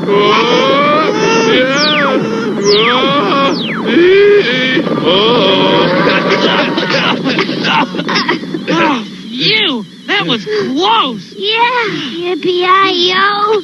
Is it over? No. We were told this was to be a nice, quiet western. We could have been injured. Clint Eastwood never would have allowed this. But You said you wanted to break into TV. yeah. Honey, I'm breaking into a cold sweat. Move. Oh, never mind them. Come on, let's go do Monsters of the Universe. And what are we supposed to do? Well, why don't you just go easy over here? Okay? You've got to be kidding. No, it's a great part. Come on, be a trooper. Get out there and do it for Clint. Why did I leave Montana? Oh, come on, get along, little doggies. Get along. All right, crew. Now let's boldly go where no monster's gone before. But we're in the wrong costumes. Oh, yeah, I forgot. Wait a minute. I got it. Why, we're Space Cowboys!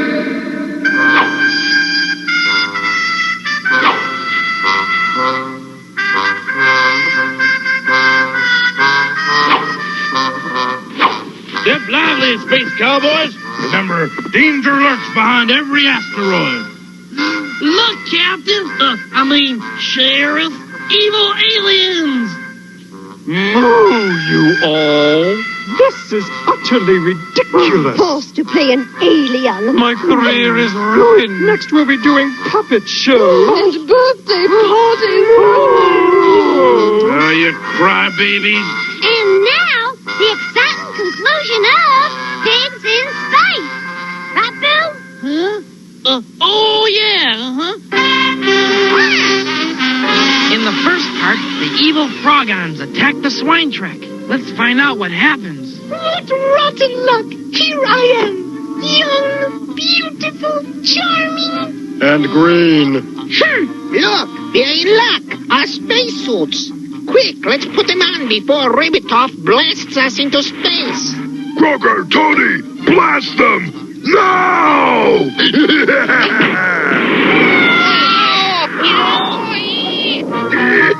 Foolish pigs! Ow! What happened? We crashed right into the Frogon's flying saucer. Come on! Ooh, messy. Captain Hawkthrob, look! I think we're turning back into pigs. Ooh, the frog ray effect must be wearing off. I said cut that out! Well... Hey, I think I know why those Frogons left their ship and took ours. 11. What do you mean? This ship's computer is about to self-destruct. Explode. Say, that'll be messy, huh? What a blockhead! 9. Our only chance is to use the brains of our captain. 8. We're doomed. No, wait. 7. We can replace the ship's computer memory with the captain's memory. 6. Why? That way, the ship's computer will never remember how to count to 0. Good point. 3, 2, 1, boom! Huh? Yoo-hoo, froggies! Thank you for giving us your flying saucer! I don't get it.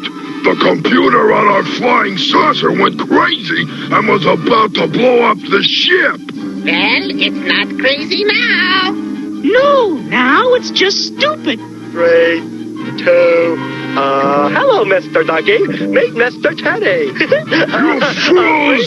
Snap us back to our ship and return those pigs to this junk heap. Yes, your grossness. Yippee! We've got the swine trek back. Yeah, and those rotten frogons got back a ship with a dumb computer. Well, that makes us even. We got back a ship with a dumb captain. We did? Who's that? See what I mean? Don't miss the next action-packed episode of Pigs in Space. Wasn't that great? We are here.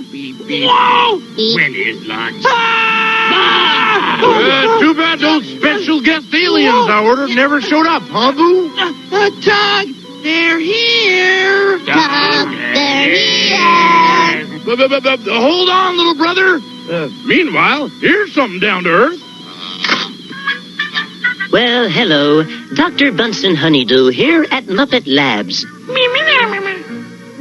Today, we're going to show you our newest invention, the incredible gravity neutralizer. With the help of my faithful assistant, Beaker, I will demonstrate how this fantastic device works. With our new gravity neutralizer, lifting large and heavy objects is no longer a problem. Even a person of average strength like Beaker can easily lift an 800-pound grand piano.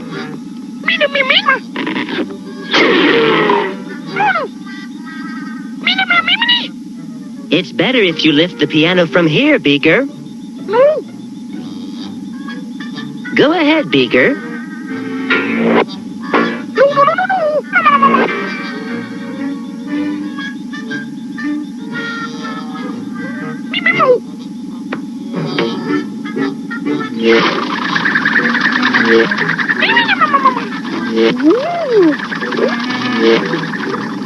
As you can see, the piano is now light as a feather. What? We've even added a goof-proof safety feature, which will sound an alarm if the gravity neutralizer should fail to work. Of course, this could never happen.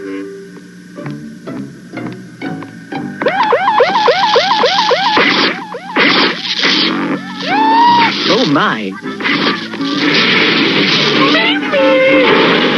That's what I call a valuable safety feature. The alarm worked perfectly. Isn't that right, Beaker?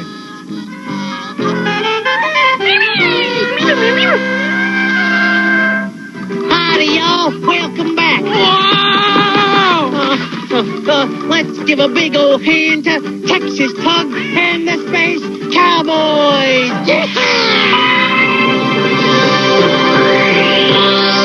I was sitting by the fire counting stars above, cooking up a can of beans. When my eyes kind of goggled, well, I'll be hornswoggled. You won't believe what I seen. No, sir. Bessie, my favorite dairy cow, was grazing in the Milky Way. Well, I roped her in a roundup, but look where she wound up. She's up there eating freeze-dried hay. Yi-yi-yippee-yi-ay-okay, it's the new Space Cowboy tune. Saddle up, you're saddled up, the cow jumped over the moon. 5, 4, 3, 2, 1, blast off! Bessie's gonna show you how. I had a little practice hopping over cactus. She's a blue cosmic cow. Yi-yi-yippee-yi-ay-okay, it's the new Space Cowboy tune. Lost encounters on a herd come. The cow jumped over the moon. Yi-yi-yippee-yi, over and out. I'm a high-tech Daniel Boone. Gonna trade my 6-shooter for a NASA computer. The cow jumped over the moon. The cow jumped over Uncle Kermit, have you been watching? Did you see our musical number? Yeah, terrific. Out of this world. Thanks. No, hurry, but you are ready with the story, Uncle Kermit. Please. Okay. Now, this great detective story is supposed to have a whole lot of romance and a bunch of adventure and tons of comedy. And, well, so far it's just got a bunch of letters. But I'm working on it.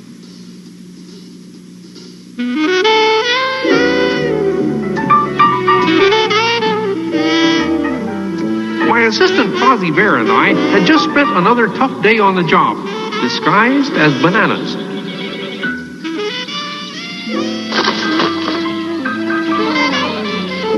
I guess you know why we're wearing these banana suits, huh, Fuzzy? Because our avocado suits are at the cleaners? No, because a big gorilla has escaped from the zoo, and this is the way we're gonna find him. Oh, yeah. Kermit, can I take a break? My peels are killing me. Not now, Fozzie. Here comes our big chance. I don't see a big chance. I just see big gorilla feet. Kermit? Yeah, Fozzie? Can bananas fly? No, I don't think so. That's what I thought. Bye-bye. Yay! No! Fozzie and I decided to cleverly drop out of sight. Uh-oh. What is it, Fozzie? Oh, I see something big and ugly and covered with fur. It's frightening. Fozzie, you're looking at yourself in the rearview mirror. Oh, I know that.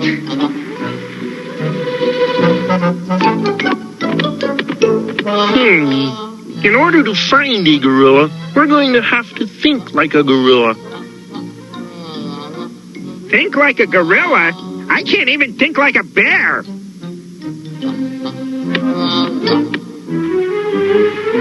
I know. Where do big gorillas always go in the movies? To buy popcorn? No! To the top of the Empire State Building to get the beautiful blonde. Look! Wow! This could be our big break, Fozzie. Yeah, we've got the building, but where are we going to get a beautiful blonde? Yoo-hoo! Well, hi, Piggy. We were just looking for a beautiful blonde. Yeah, do you know any? What am I? A sack of doorknobs? Well, Gee, well, Don't answer that, Bear! Listen, Piggy. You have to think Okay, Piggy. Are you sure you can do this? Pose for a picture that'll appear on billboards and lunchboxes all over the world. Is a frog green? Of course I can. Huh? Pose for a picture? I thought she was gorilla bait. Shh! Fozzie! Sorry.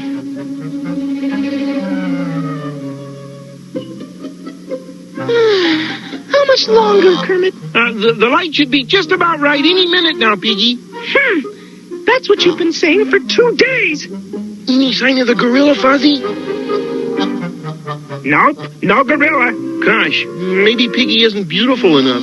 What? I said the clouds are sure looking rough. Yeah. Oh. The gorilla's coming.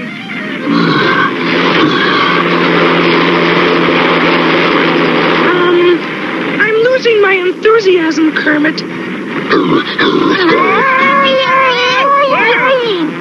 Beat it, Banana Breath. This is my picture.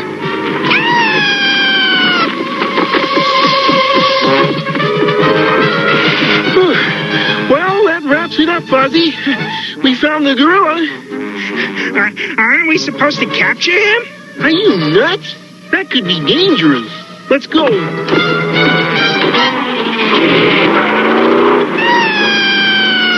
I'll get you for this, frog! Put me down, you big ape! You know, sometimes I'm really amazed at my own creativity. Unfortunately, this isn't one of those times. Oh well, back to the drawing board.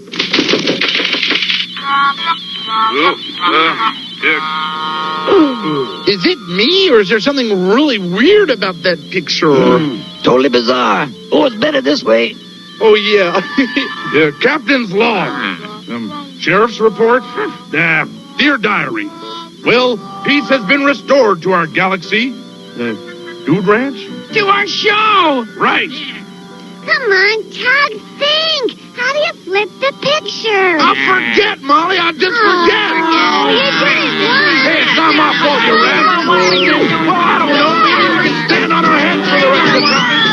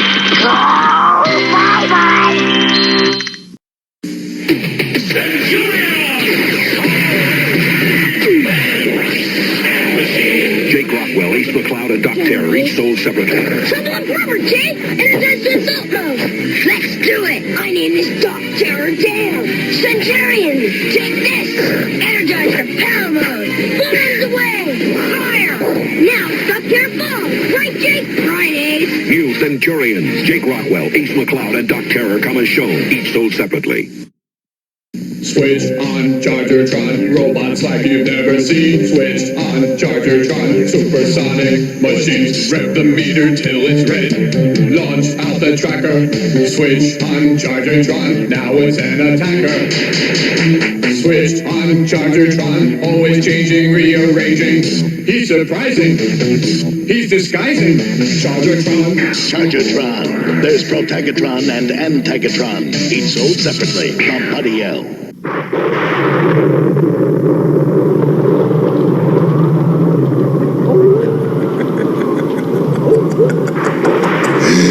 Another lovely day begins. The ghosts and ghouls with greenish skin. So close your eyes and you will find that you've arrived in Frightenstein. Perhaps the Count will find a way to make his monster work today. For if he solves this monster mania, he can return to Transylvania. So welcome where the sun won't shine, to the castle of Count Frightenstein.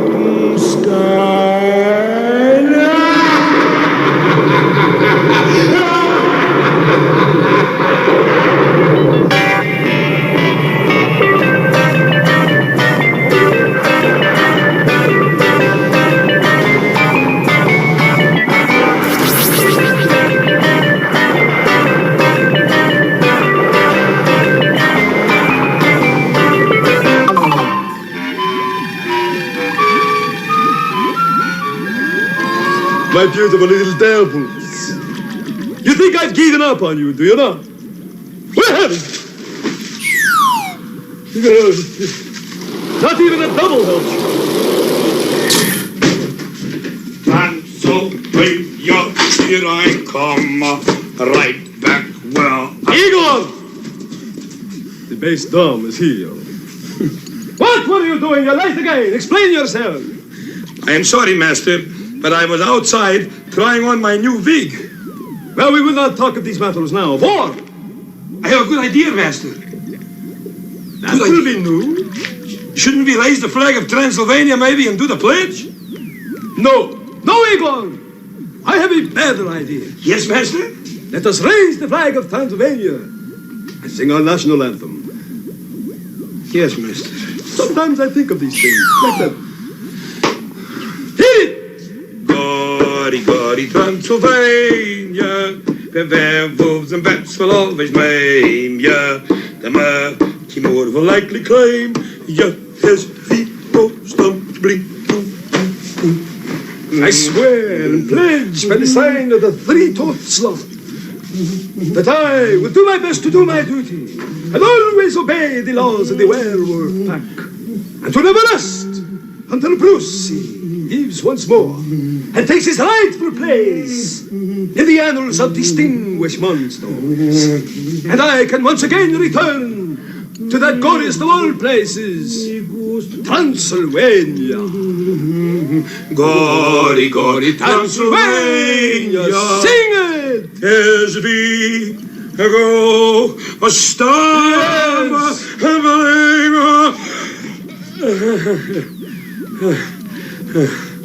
through. Aye, Master. Your notation is magnificent. Keep it up, Master. I've had enough. I ran out of air. Thank you, Master. Now, what is this you were trying on? A wig in the rain? Yes, Master. I was trying on my wig in the rain outside. Were you not afraid of getting it wet? No, Master. It's a waterfall.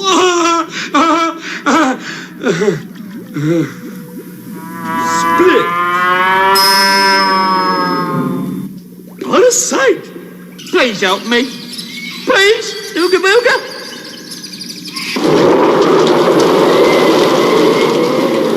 Oh, I asked the old professor, please, just what are the attractions of laboring in a lab all day on chemical reactions? He said I'd never understand the scientific mind. His motto was, you'll never know until you seek and find. He said the best part of it all was that he had no notions of what to do, so never knew if there would be explosion.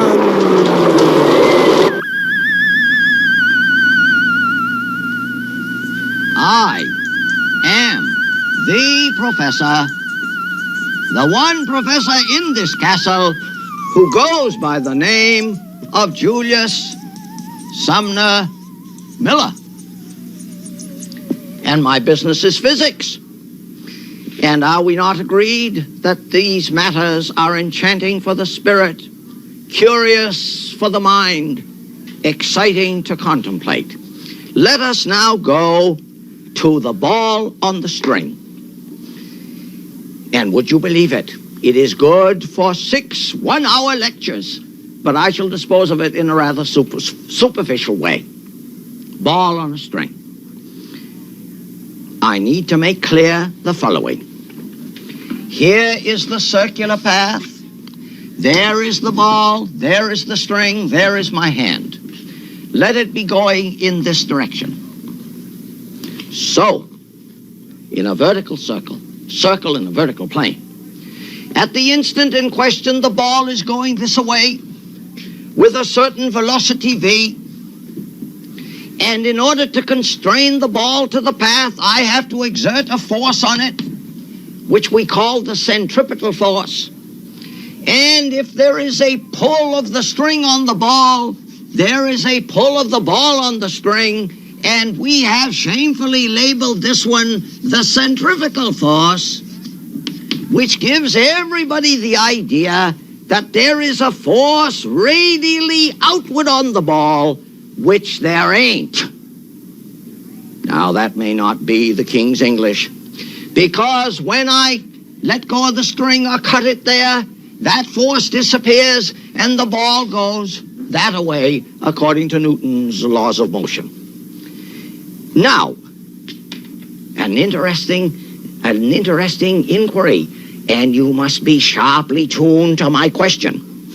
Is it not true that if I don't go fast enough, the ball cannot make the circle? Yes, it's true. Roughly shown like that. The ball can't stay up there because the string cannot take a compression. So I have to go fast enough for the ball to make the circle.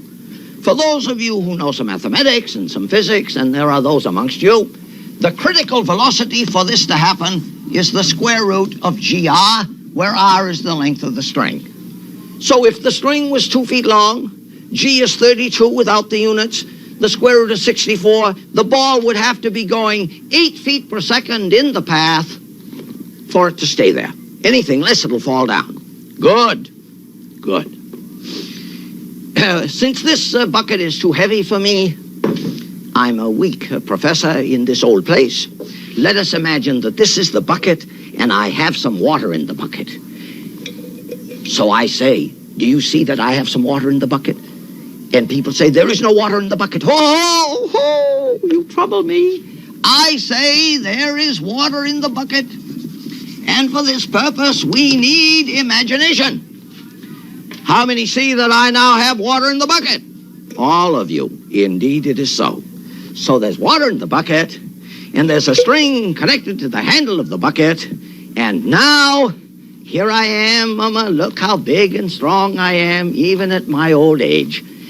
And obviously, if I don't go fast enough at the top, the water will fall out of the bucket. Are you not all agreed with that? Sure you are. And those of you who agreed with that are wrong. You say you are wrong. Why are you wrong? Because the bucket will fall with the same acceleration as the water in it, and the water will not fall out of the bucket. And now you can rest with your sick judgment earlier made. How many of you see that the water does not fall out of the bucket? It does not. It does not. And that is a beautiful little dilemma. So remember, the case of a ball on a string leads to an apparent paradox to which many fall victim. Many fall victim. In another program, I will show you another one bearing on this matter, so beware, beware. I shall come again. Polly is a cracker. Excuse me, miss, but you dropped your hanky.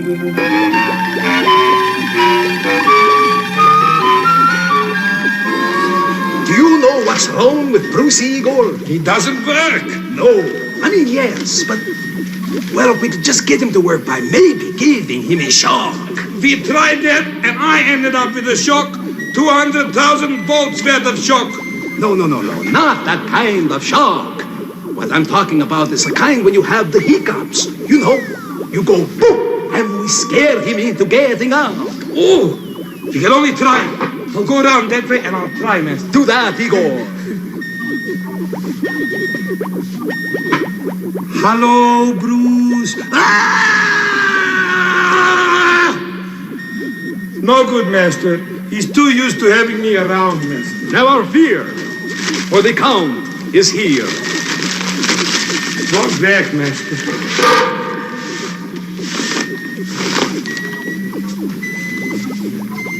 Hello, Bruce. You scared the wits out of me, master.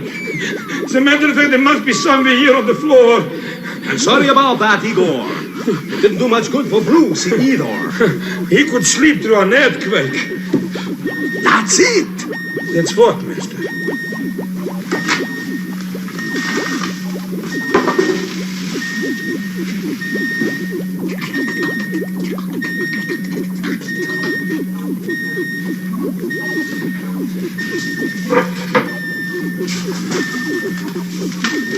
Earthquake!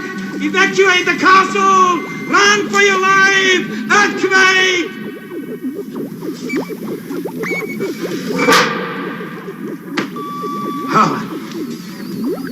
Oh, look at that mess.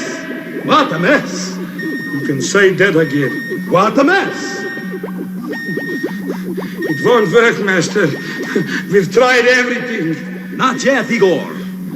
We will go and hide. Then we will sneak up on him.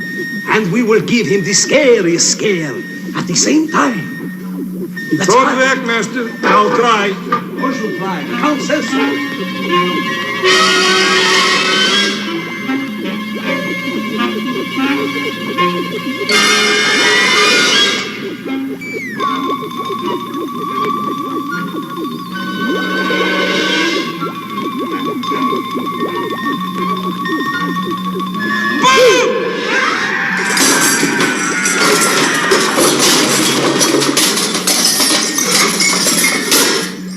must have been something, I say. Is this a groovy scene? Don't go away.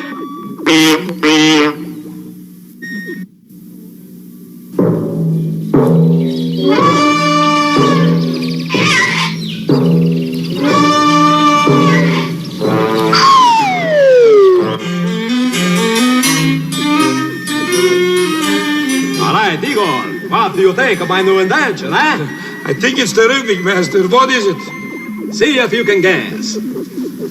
I think it's for swimming in the moat. Like these little shiny things light up at night and the speedboat couldn't knock you over. No, you're wrong, Igor, but nice try anyway. I know what. Here's the second half of the invention. Now can you figure out what it is? Sure, Master. What is it? I give up. I thought you would give up. Don't you understand what I have invented? I have invented the hurricane hat. I will explain its function to you. A hurricane hat? That is correct. Firstly, you see. Now, we put on this particular hat that has very powerful magnets on it. All right? Try that. Actually, Master, I'd rather not get involved, but... Never mind, you just do what you're told. That's good, very good. Now, understand, here, in the rim of the hat, are corresponding magnets, you see? Yes. That will cling on to here. And then we will take the wire and hook it up to the machine. Do you understand? That there isn't a wind in a possible hurricane that could ever blow this hat off your head. I understand, Master. There. Very good. Now, but, Master, there isn't a hurricane. Well, we'll pretend. I'll pretend. Oh, Master, the wind is so strong, I think I'll just go to the kitchen for a peanut butter and marshmallow sandwich. Come back here, Igor. Come back here. Now, we are going to try this out to prove my theory. Now, I will hook up the wires here. Are you ready? Are you sure it's safe, Master? Of course, it's always safe. The Count did it, didn't he? All right, now I start the press, the start button.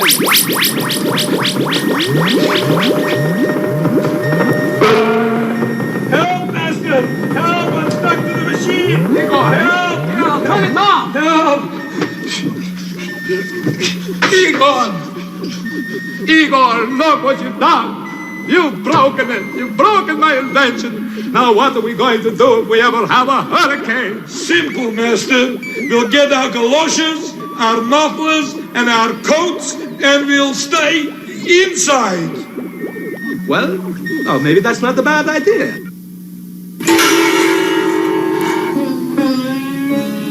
It is written that free from the attachment of all things that are divine, vastness of the ethereal space is hidden only from the laggard in the foundry.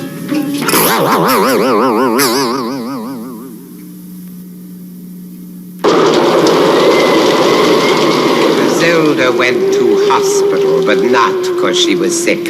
She took a batch of baking up so they could take their pick. The doctor stopped her at the door and said, "Stay out of here. Your cakes and pies and cookies have the wrong effect, I fear. We hoped they'd cheer our patients up, but since they ate, I swear that 85% have gone into intensive care."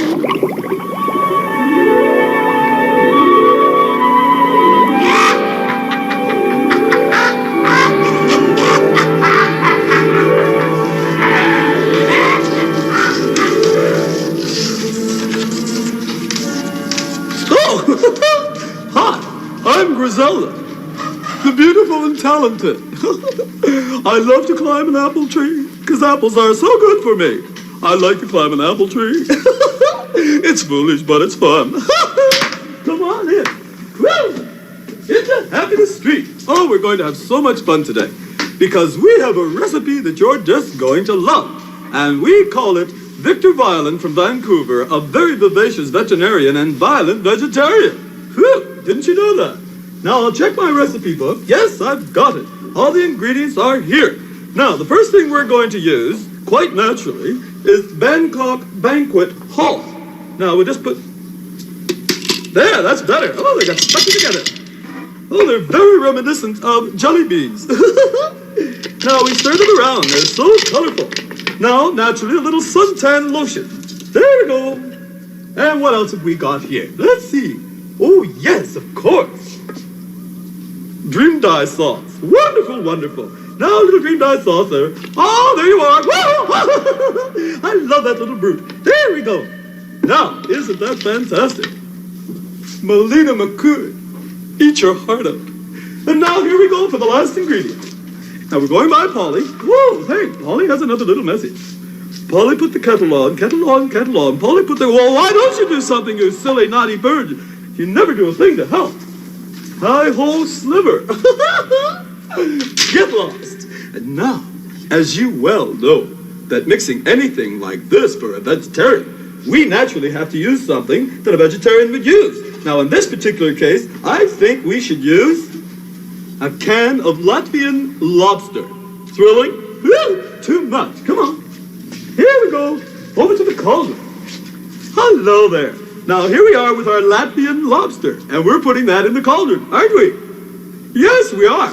Here we go. Into the cauldron. Woo! That being done, we now go back to our little mixing bowl. Oh, it's looking just scrumptious. I think perhaps just a touch of Black Widow sauce. Good. Ooh, looking awfully good.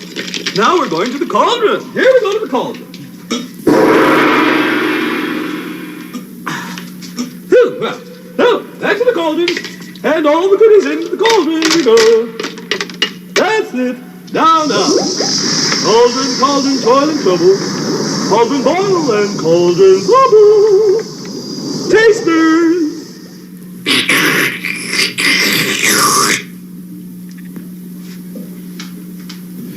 Why were you hitting Bruce in the face with a bat?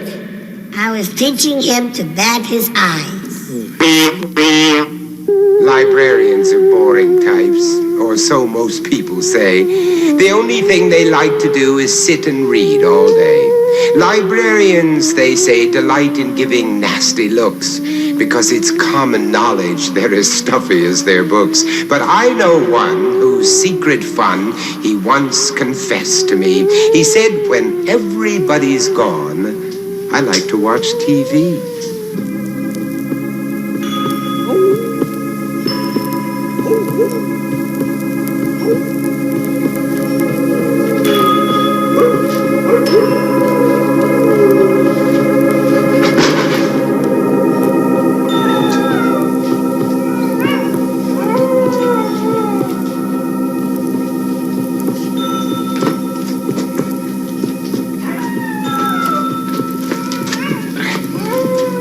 Welcome to the library.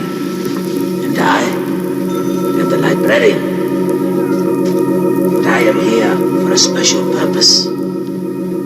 To horrify you. And now let's see what our story is for today. Ah, yes. The lion and the hares. One day, all the animals were called together. There was to be a meeting, and many speeches were going to be made. A hare spoke first. That's a little rabbit. We hares have not been treated fairly, he said. Just because we are not as large as others, that is no reason why we shouldn't be treated as equals. We want justice. We demand our rights, and we mean to get them. Our motto is, share and share alike. For that matter, hair and hair alike. Are you horrified? Yes. The smaller animals clapped and cheered. The larger animals said nothing, but looked at the lions. Then one of the lions spoke. That is a fine speech, Mr. Hare, said the lion. A fine speech, but it lacks something. It lacks what lions have, and what hares will have to get before they can expect to share with us. It lacks claws, long, sharp claws, and teeth, long, sharp teeth, and with a roar, he bared his savage teeth and put out his cruel, knife-like claws. The hare did not stop to argue, and he ran away.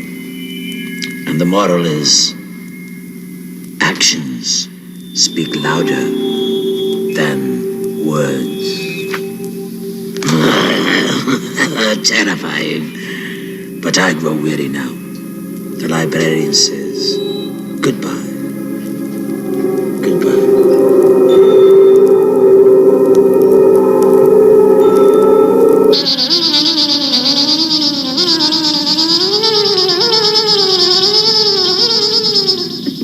Hi, gang. Oh, boy, here's one that'll really sting you. I know a mosquito. He's so shy that he can't fight until there's absolutely no one else in the room. And even then he'll find some sort of excuse. Lunchtime, give me I'm afraid it's a commercial. Ooga booga.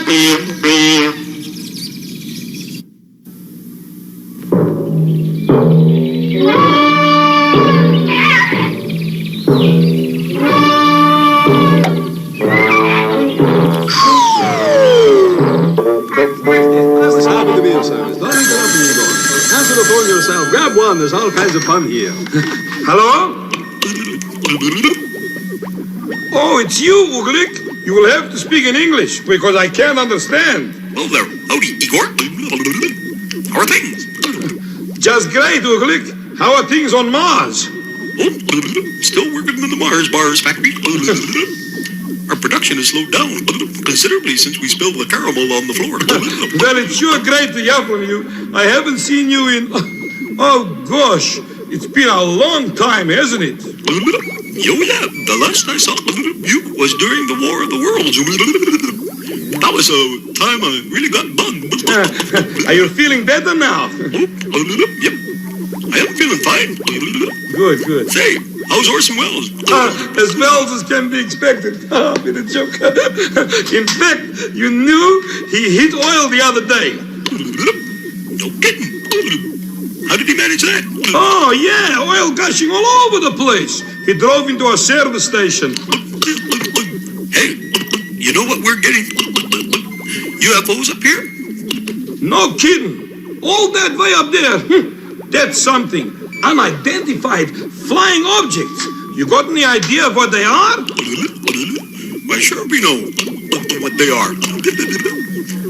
They're UFOs. We have all over the place. Some are some kind of cigar shaped. We smoke after a meal. Some are kind of saucer shaped. Put a little milk in them. Oh, yeah. What about the people inside? They are lonely with sour cream. What kind were they? Were they Russian? Oh, no. They're just longhorn slew. You can catch them real easy. You just put your hand over them. Say, got you, you little devil. I've got one right here in a leash. Want to hear him? I'd love to hear him. Come on over here, little fellow. Say a few words. Gee, he's got a nice tone to him, doesn't he? Sure it does. And we really like him around here. Oh, he's full of spunk. Good fellow. Boy, he is practically one of the family. Right now, I think I'll take him for a walk. So, I guess I'll go now. See you later, Igor. Right, see you later, Roger. Uglik, Roger and fade out. Goodbye. Igor. Yes, Count. Emo. The Count is finding out the way to you-know-what. Yes, Count.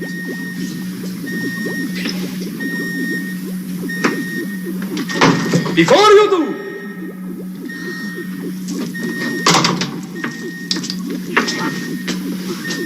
happy eating.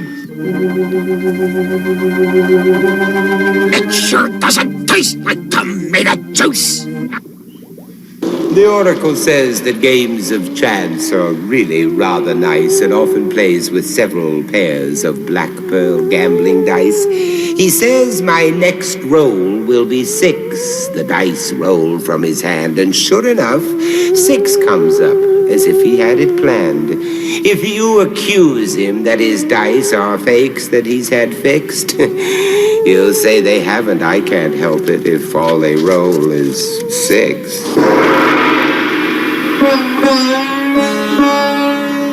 Swinging, and welcome back to the Oracle. Oh, the greatest of them all. But really, I am not the Oracle. No, I am someone else. I am the Grand Wizard of all the Oracles. You've never seen me before. I never make predictions that don't come true. No one dares to bang the gong when I'm around. And most important of all, I never... Oh. Isn't that terrible? Now you know who I am, all right? And I had you all fooled, eh? Ha ha ha ha. That was funny, wasn't it? No? Okay. Now we will find out what the sign is for today. Oh, wistful mist that the stars have guessed. Oh, which sign? Whose life will fortune twist? Oh, it's coming into me now. Oh, yes, now I'm getting it. Yes, Aquarius. That is very good. Now, that's for all the kids that were born between January the 20th and February the 18th.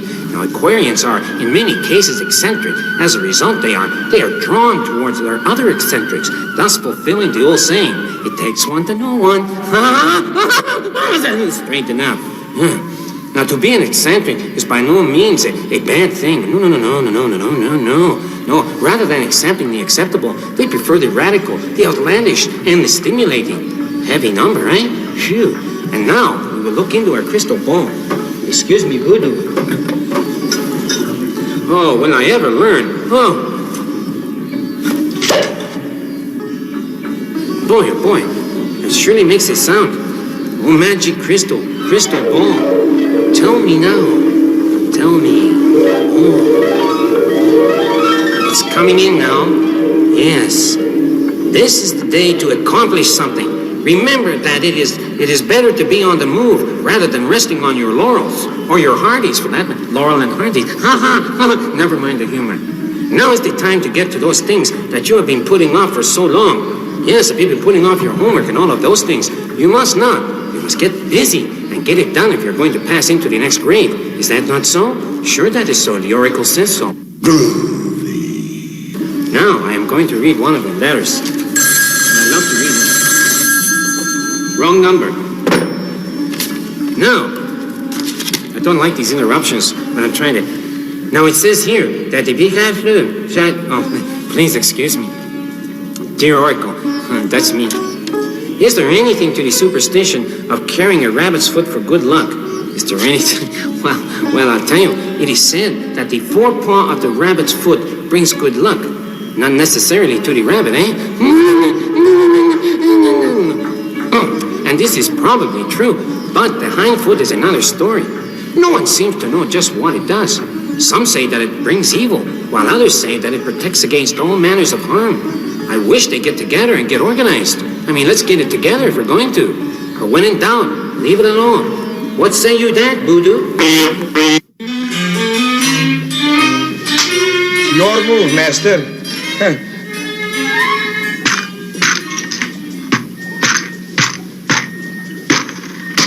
There, Igor. Now, you must clown me. Yes, master. Igor, what did you do that for? You told me to crown you, master. Well, what rules call for you to hit me on the head? The Marquis of Queensberry rules, master. Igor, that's for boxing. We're playing checkers. Checkers? I thought we were playing chess. No wonder I'm losing. Igor, would you rather play chess? No, master, I don't know how. Will you explain yourself? First you say you're losing the checker game because you want to play chess. Now you tell me you don't know how to play chess. That's another reason why I'm losing. Igor, sometimes... Igor, see who that is? Yes, master.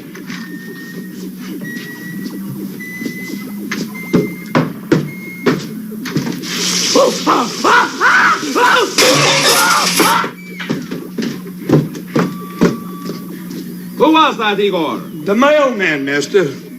Well, where is the mail? Master, you told me to see who it is, not to bring the mail. Igor, you ninny-dinny-dum-dums. Will you get the mail, please? I don't know, sometimes.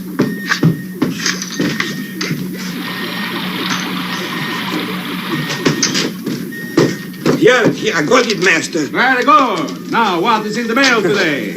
Well, master, it's the usual bills. We always get bills. And this one is for you, marked personal, master. Personal, good. Aha. It's personal, it's for me. Dear sir, the site your castle Frightenstein now stands on has been rezoned, and it is our intention to build a supermarket there. We have evaluated the castle and its contents and are willing to pay anywhere up to 3 gulars?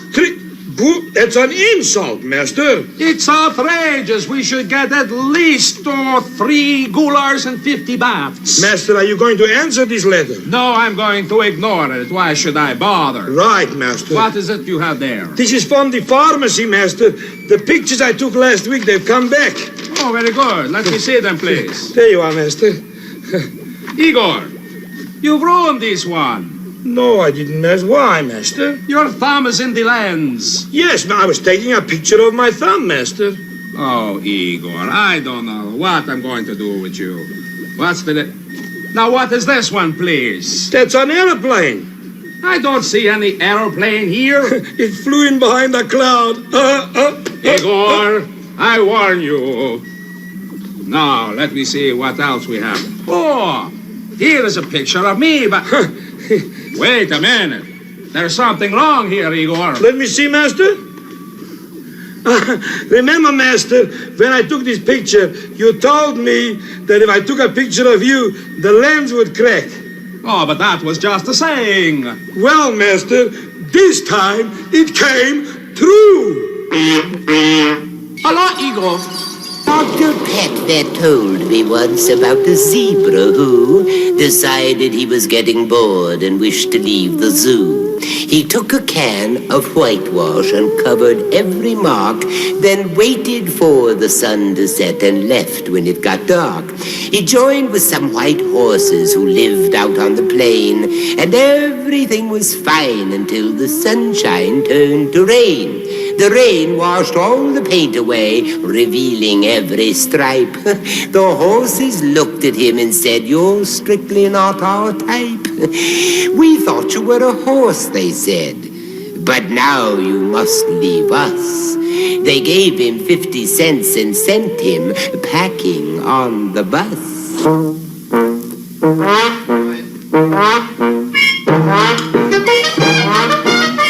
Dr. Pitman, how are you today? Look at that.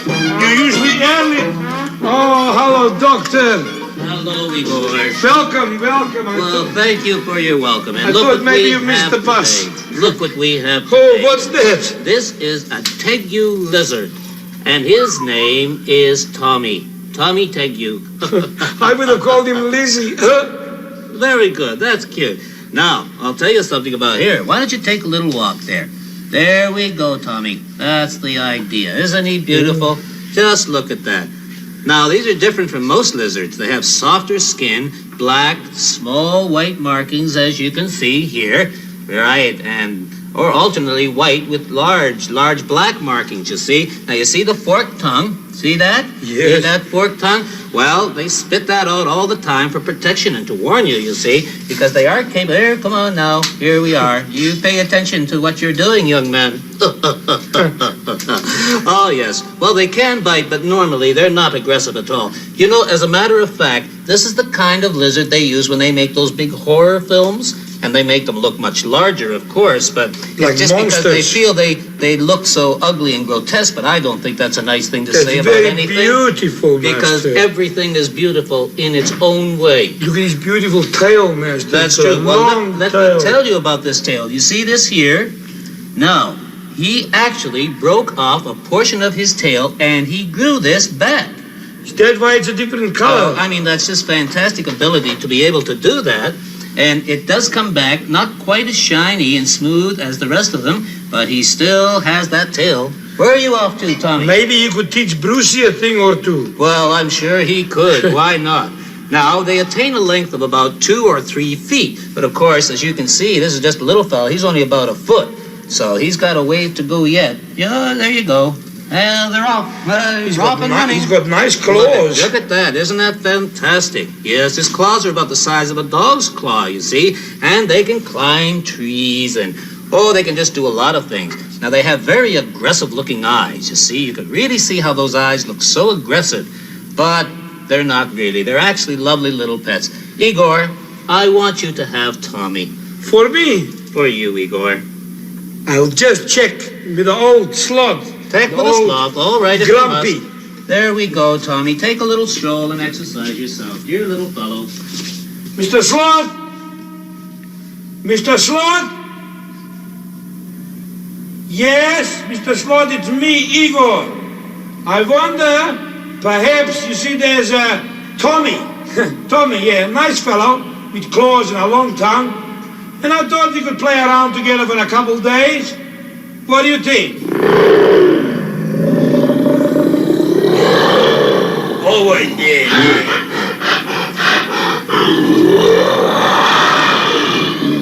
Well, you know what he said? What did he say? He said,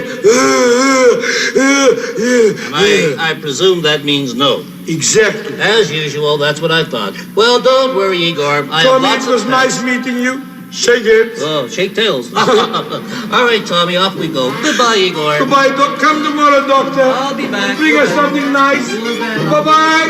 You're all nice. Remember, that's our friends. Bye. The hilarious house of Frightenstein continues in a moment. Bawana, Clyde, Batty. Yes, Batty.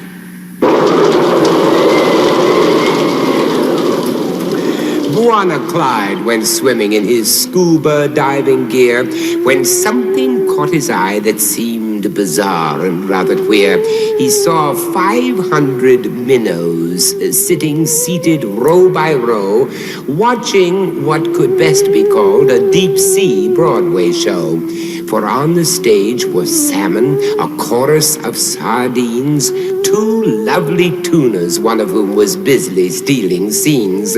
But the show was interrupted when a school of sharks went past, who swallowed all the audience and at least half of the cast. Ooga booga, which means it's Zany Zoo time!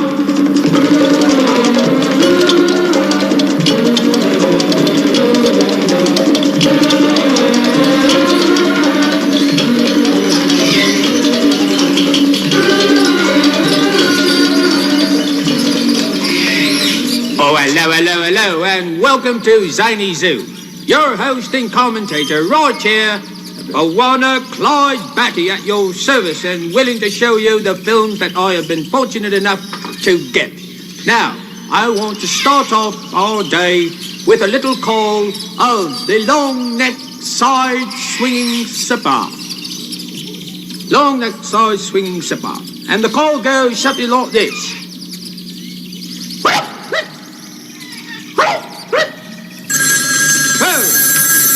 Oh, must it always be this way?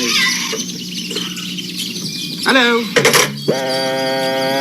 Oh. Well, you know, it's not nice to be rude. He could have said, you know, wrong number or something like that. I hope you don't do that on phones, because it's quite rude. But never mind that for now, because we're going to have a wonderful time today, because I have just a lovely film to show you. So come on, here we go to the projector.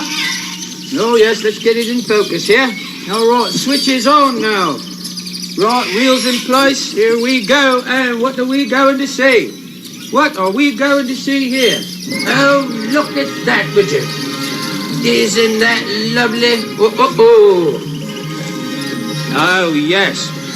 Now we have, we're going to have two little friends today. We're going to have the striped and the spotted hyena.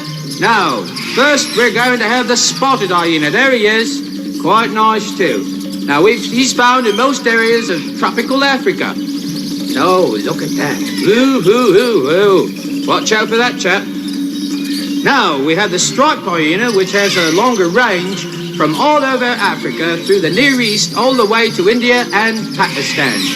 Now, both grow to be 4 feet in length. They have a 1 foot long tail, weighing, generally about 100 pounds. Now, it has a large head and powerful forelegs, but the hind legs are rather weak, surprisingly enough.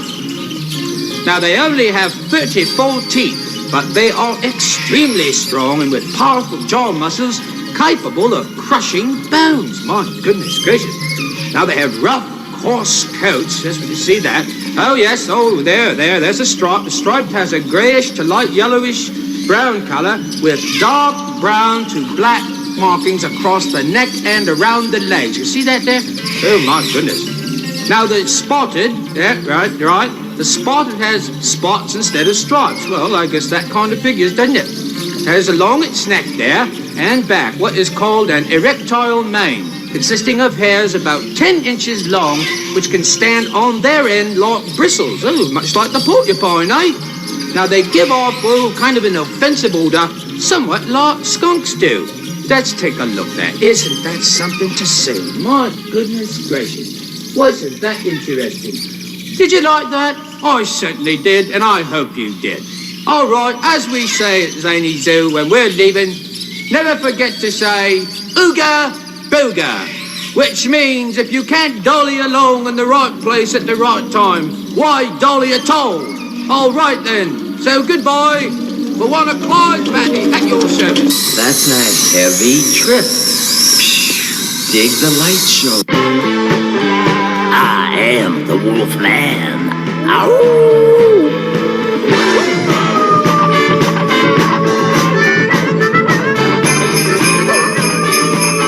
I am the Wolf Man, extending greetings, salutations, boo papadoo, and how do you do? To all the refugees of the Frankenstone Fan Club, welcome to set number 1 of the Lost Soul session. And now I'm back with my groovy people, my people, you people. Now it's time to get to, you know what, one of our fine golden goodies, cause this is EECH, Radio Fantastic, yeah.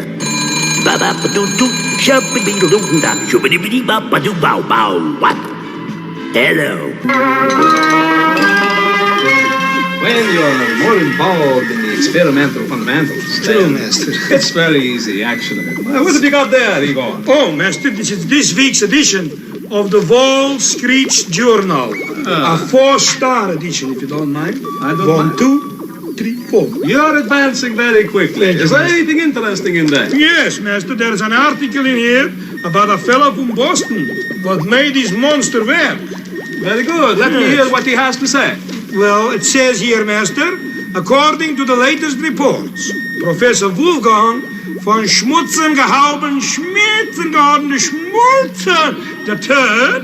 Igor. Yes, Master. Has anyone ever told you that you speak strangely? No, Master. Well, I just did. Oh, thank you, Master. You're welcome. Continue.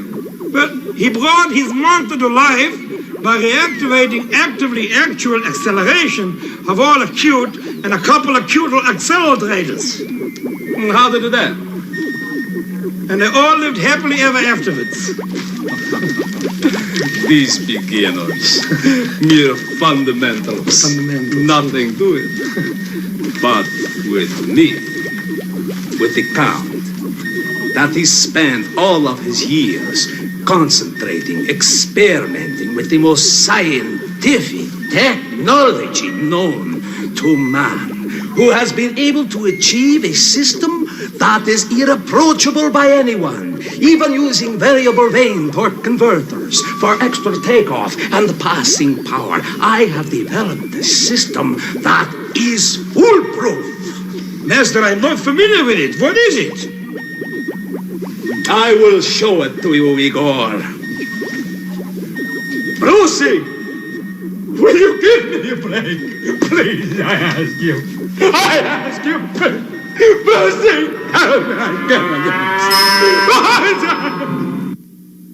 The castle lights are growing dim. There's no one left but me and him. When next we meet in Frankenstone, don't come alone.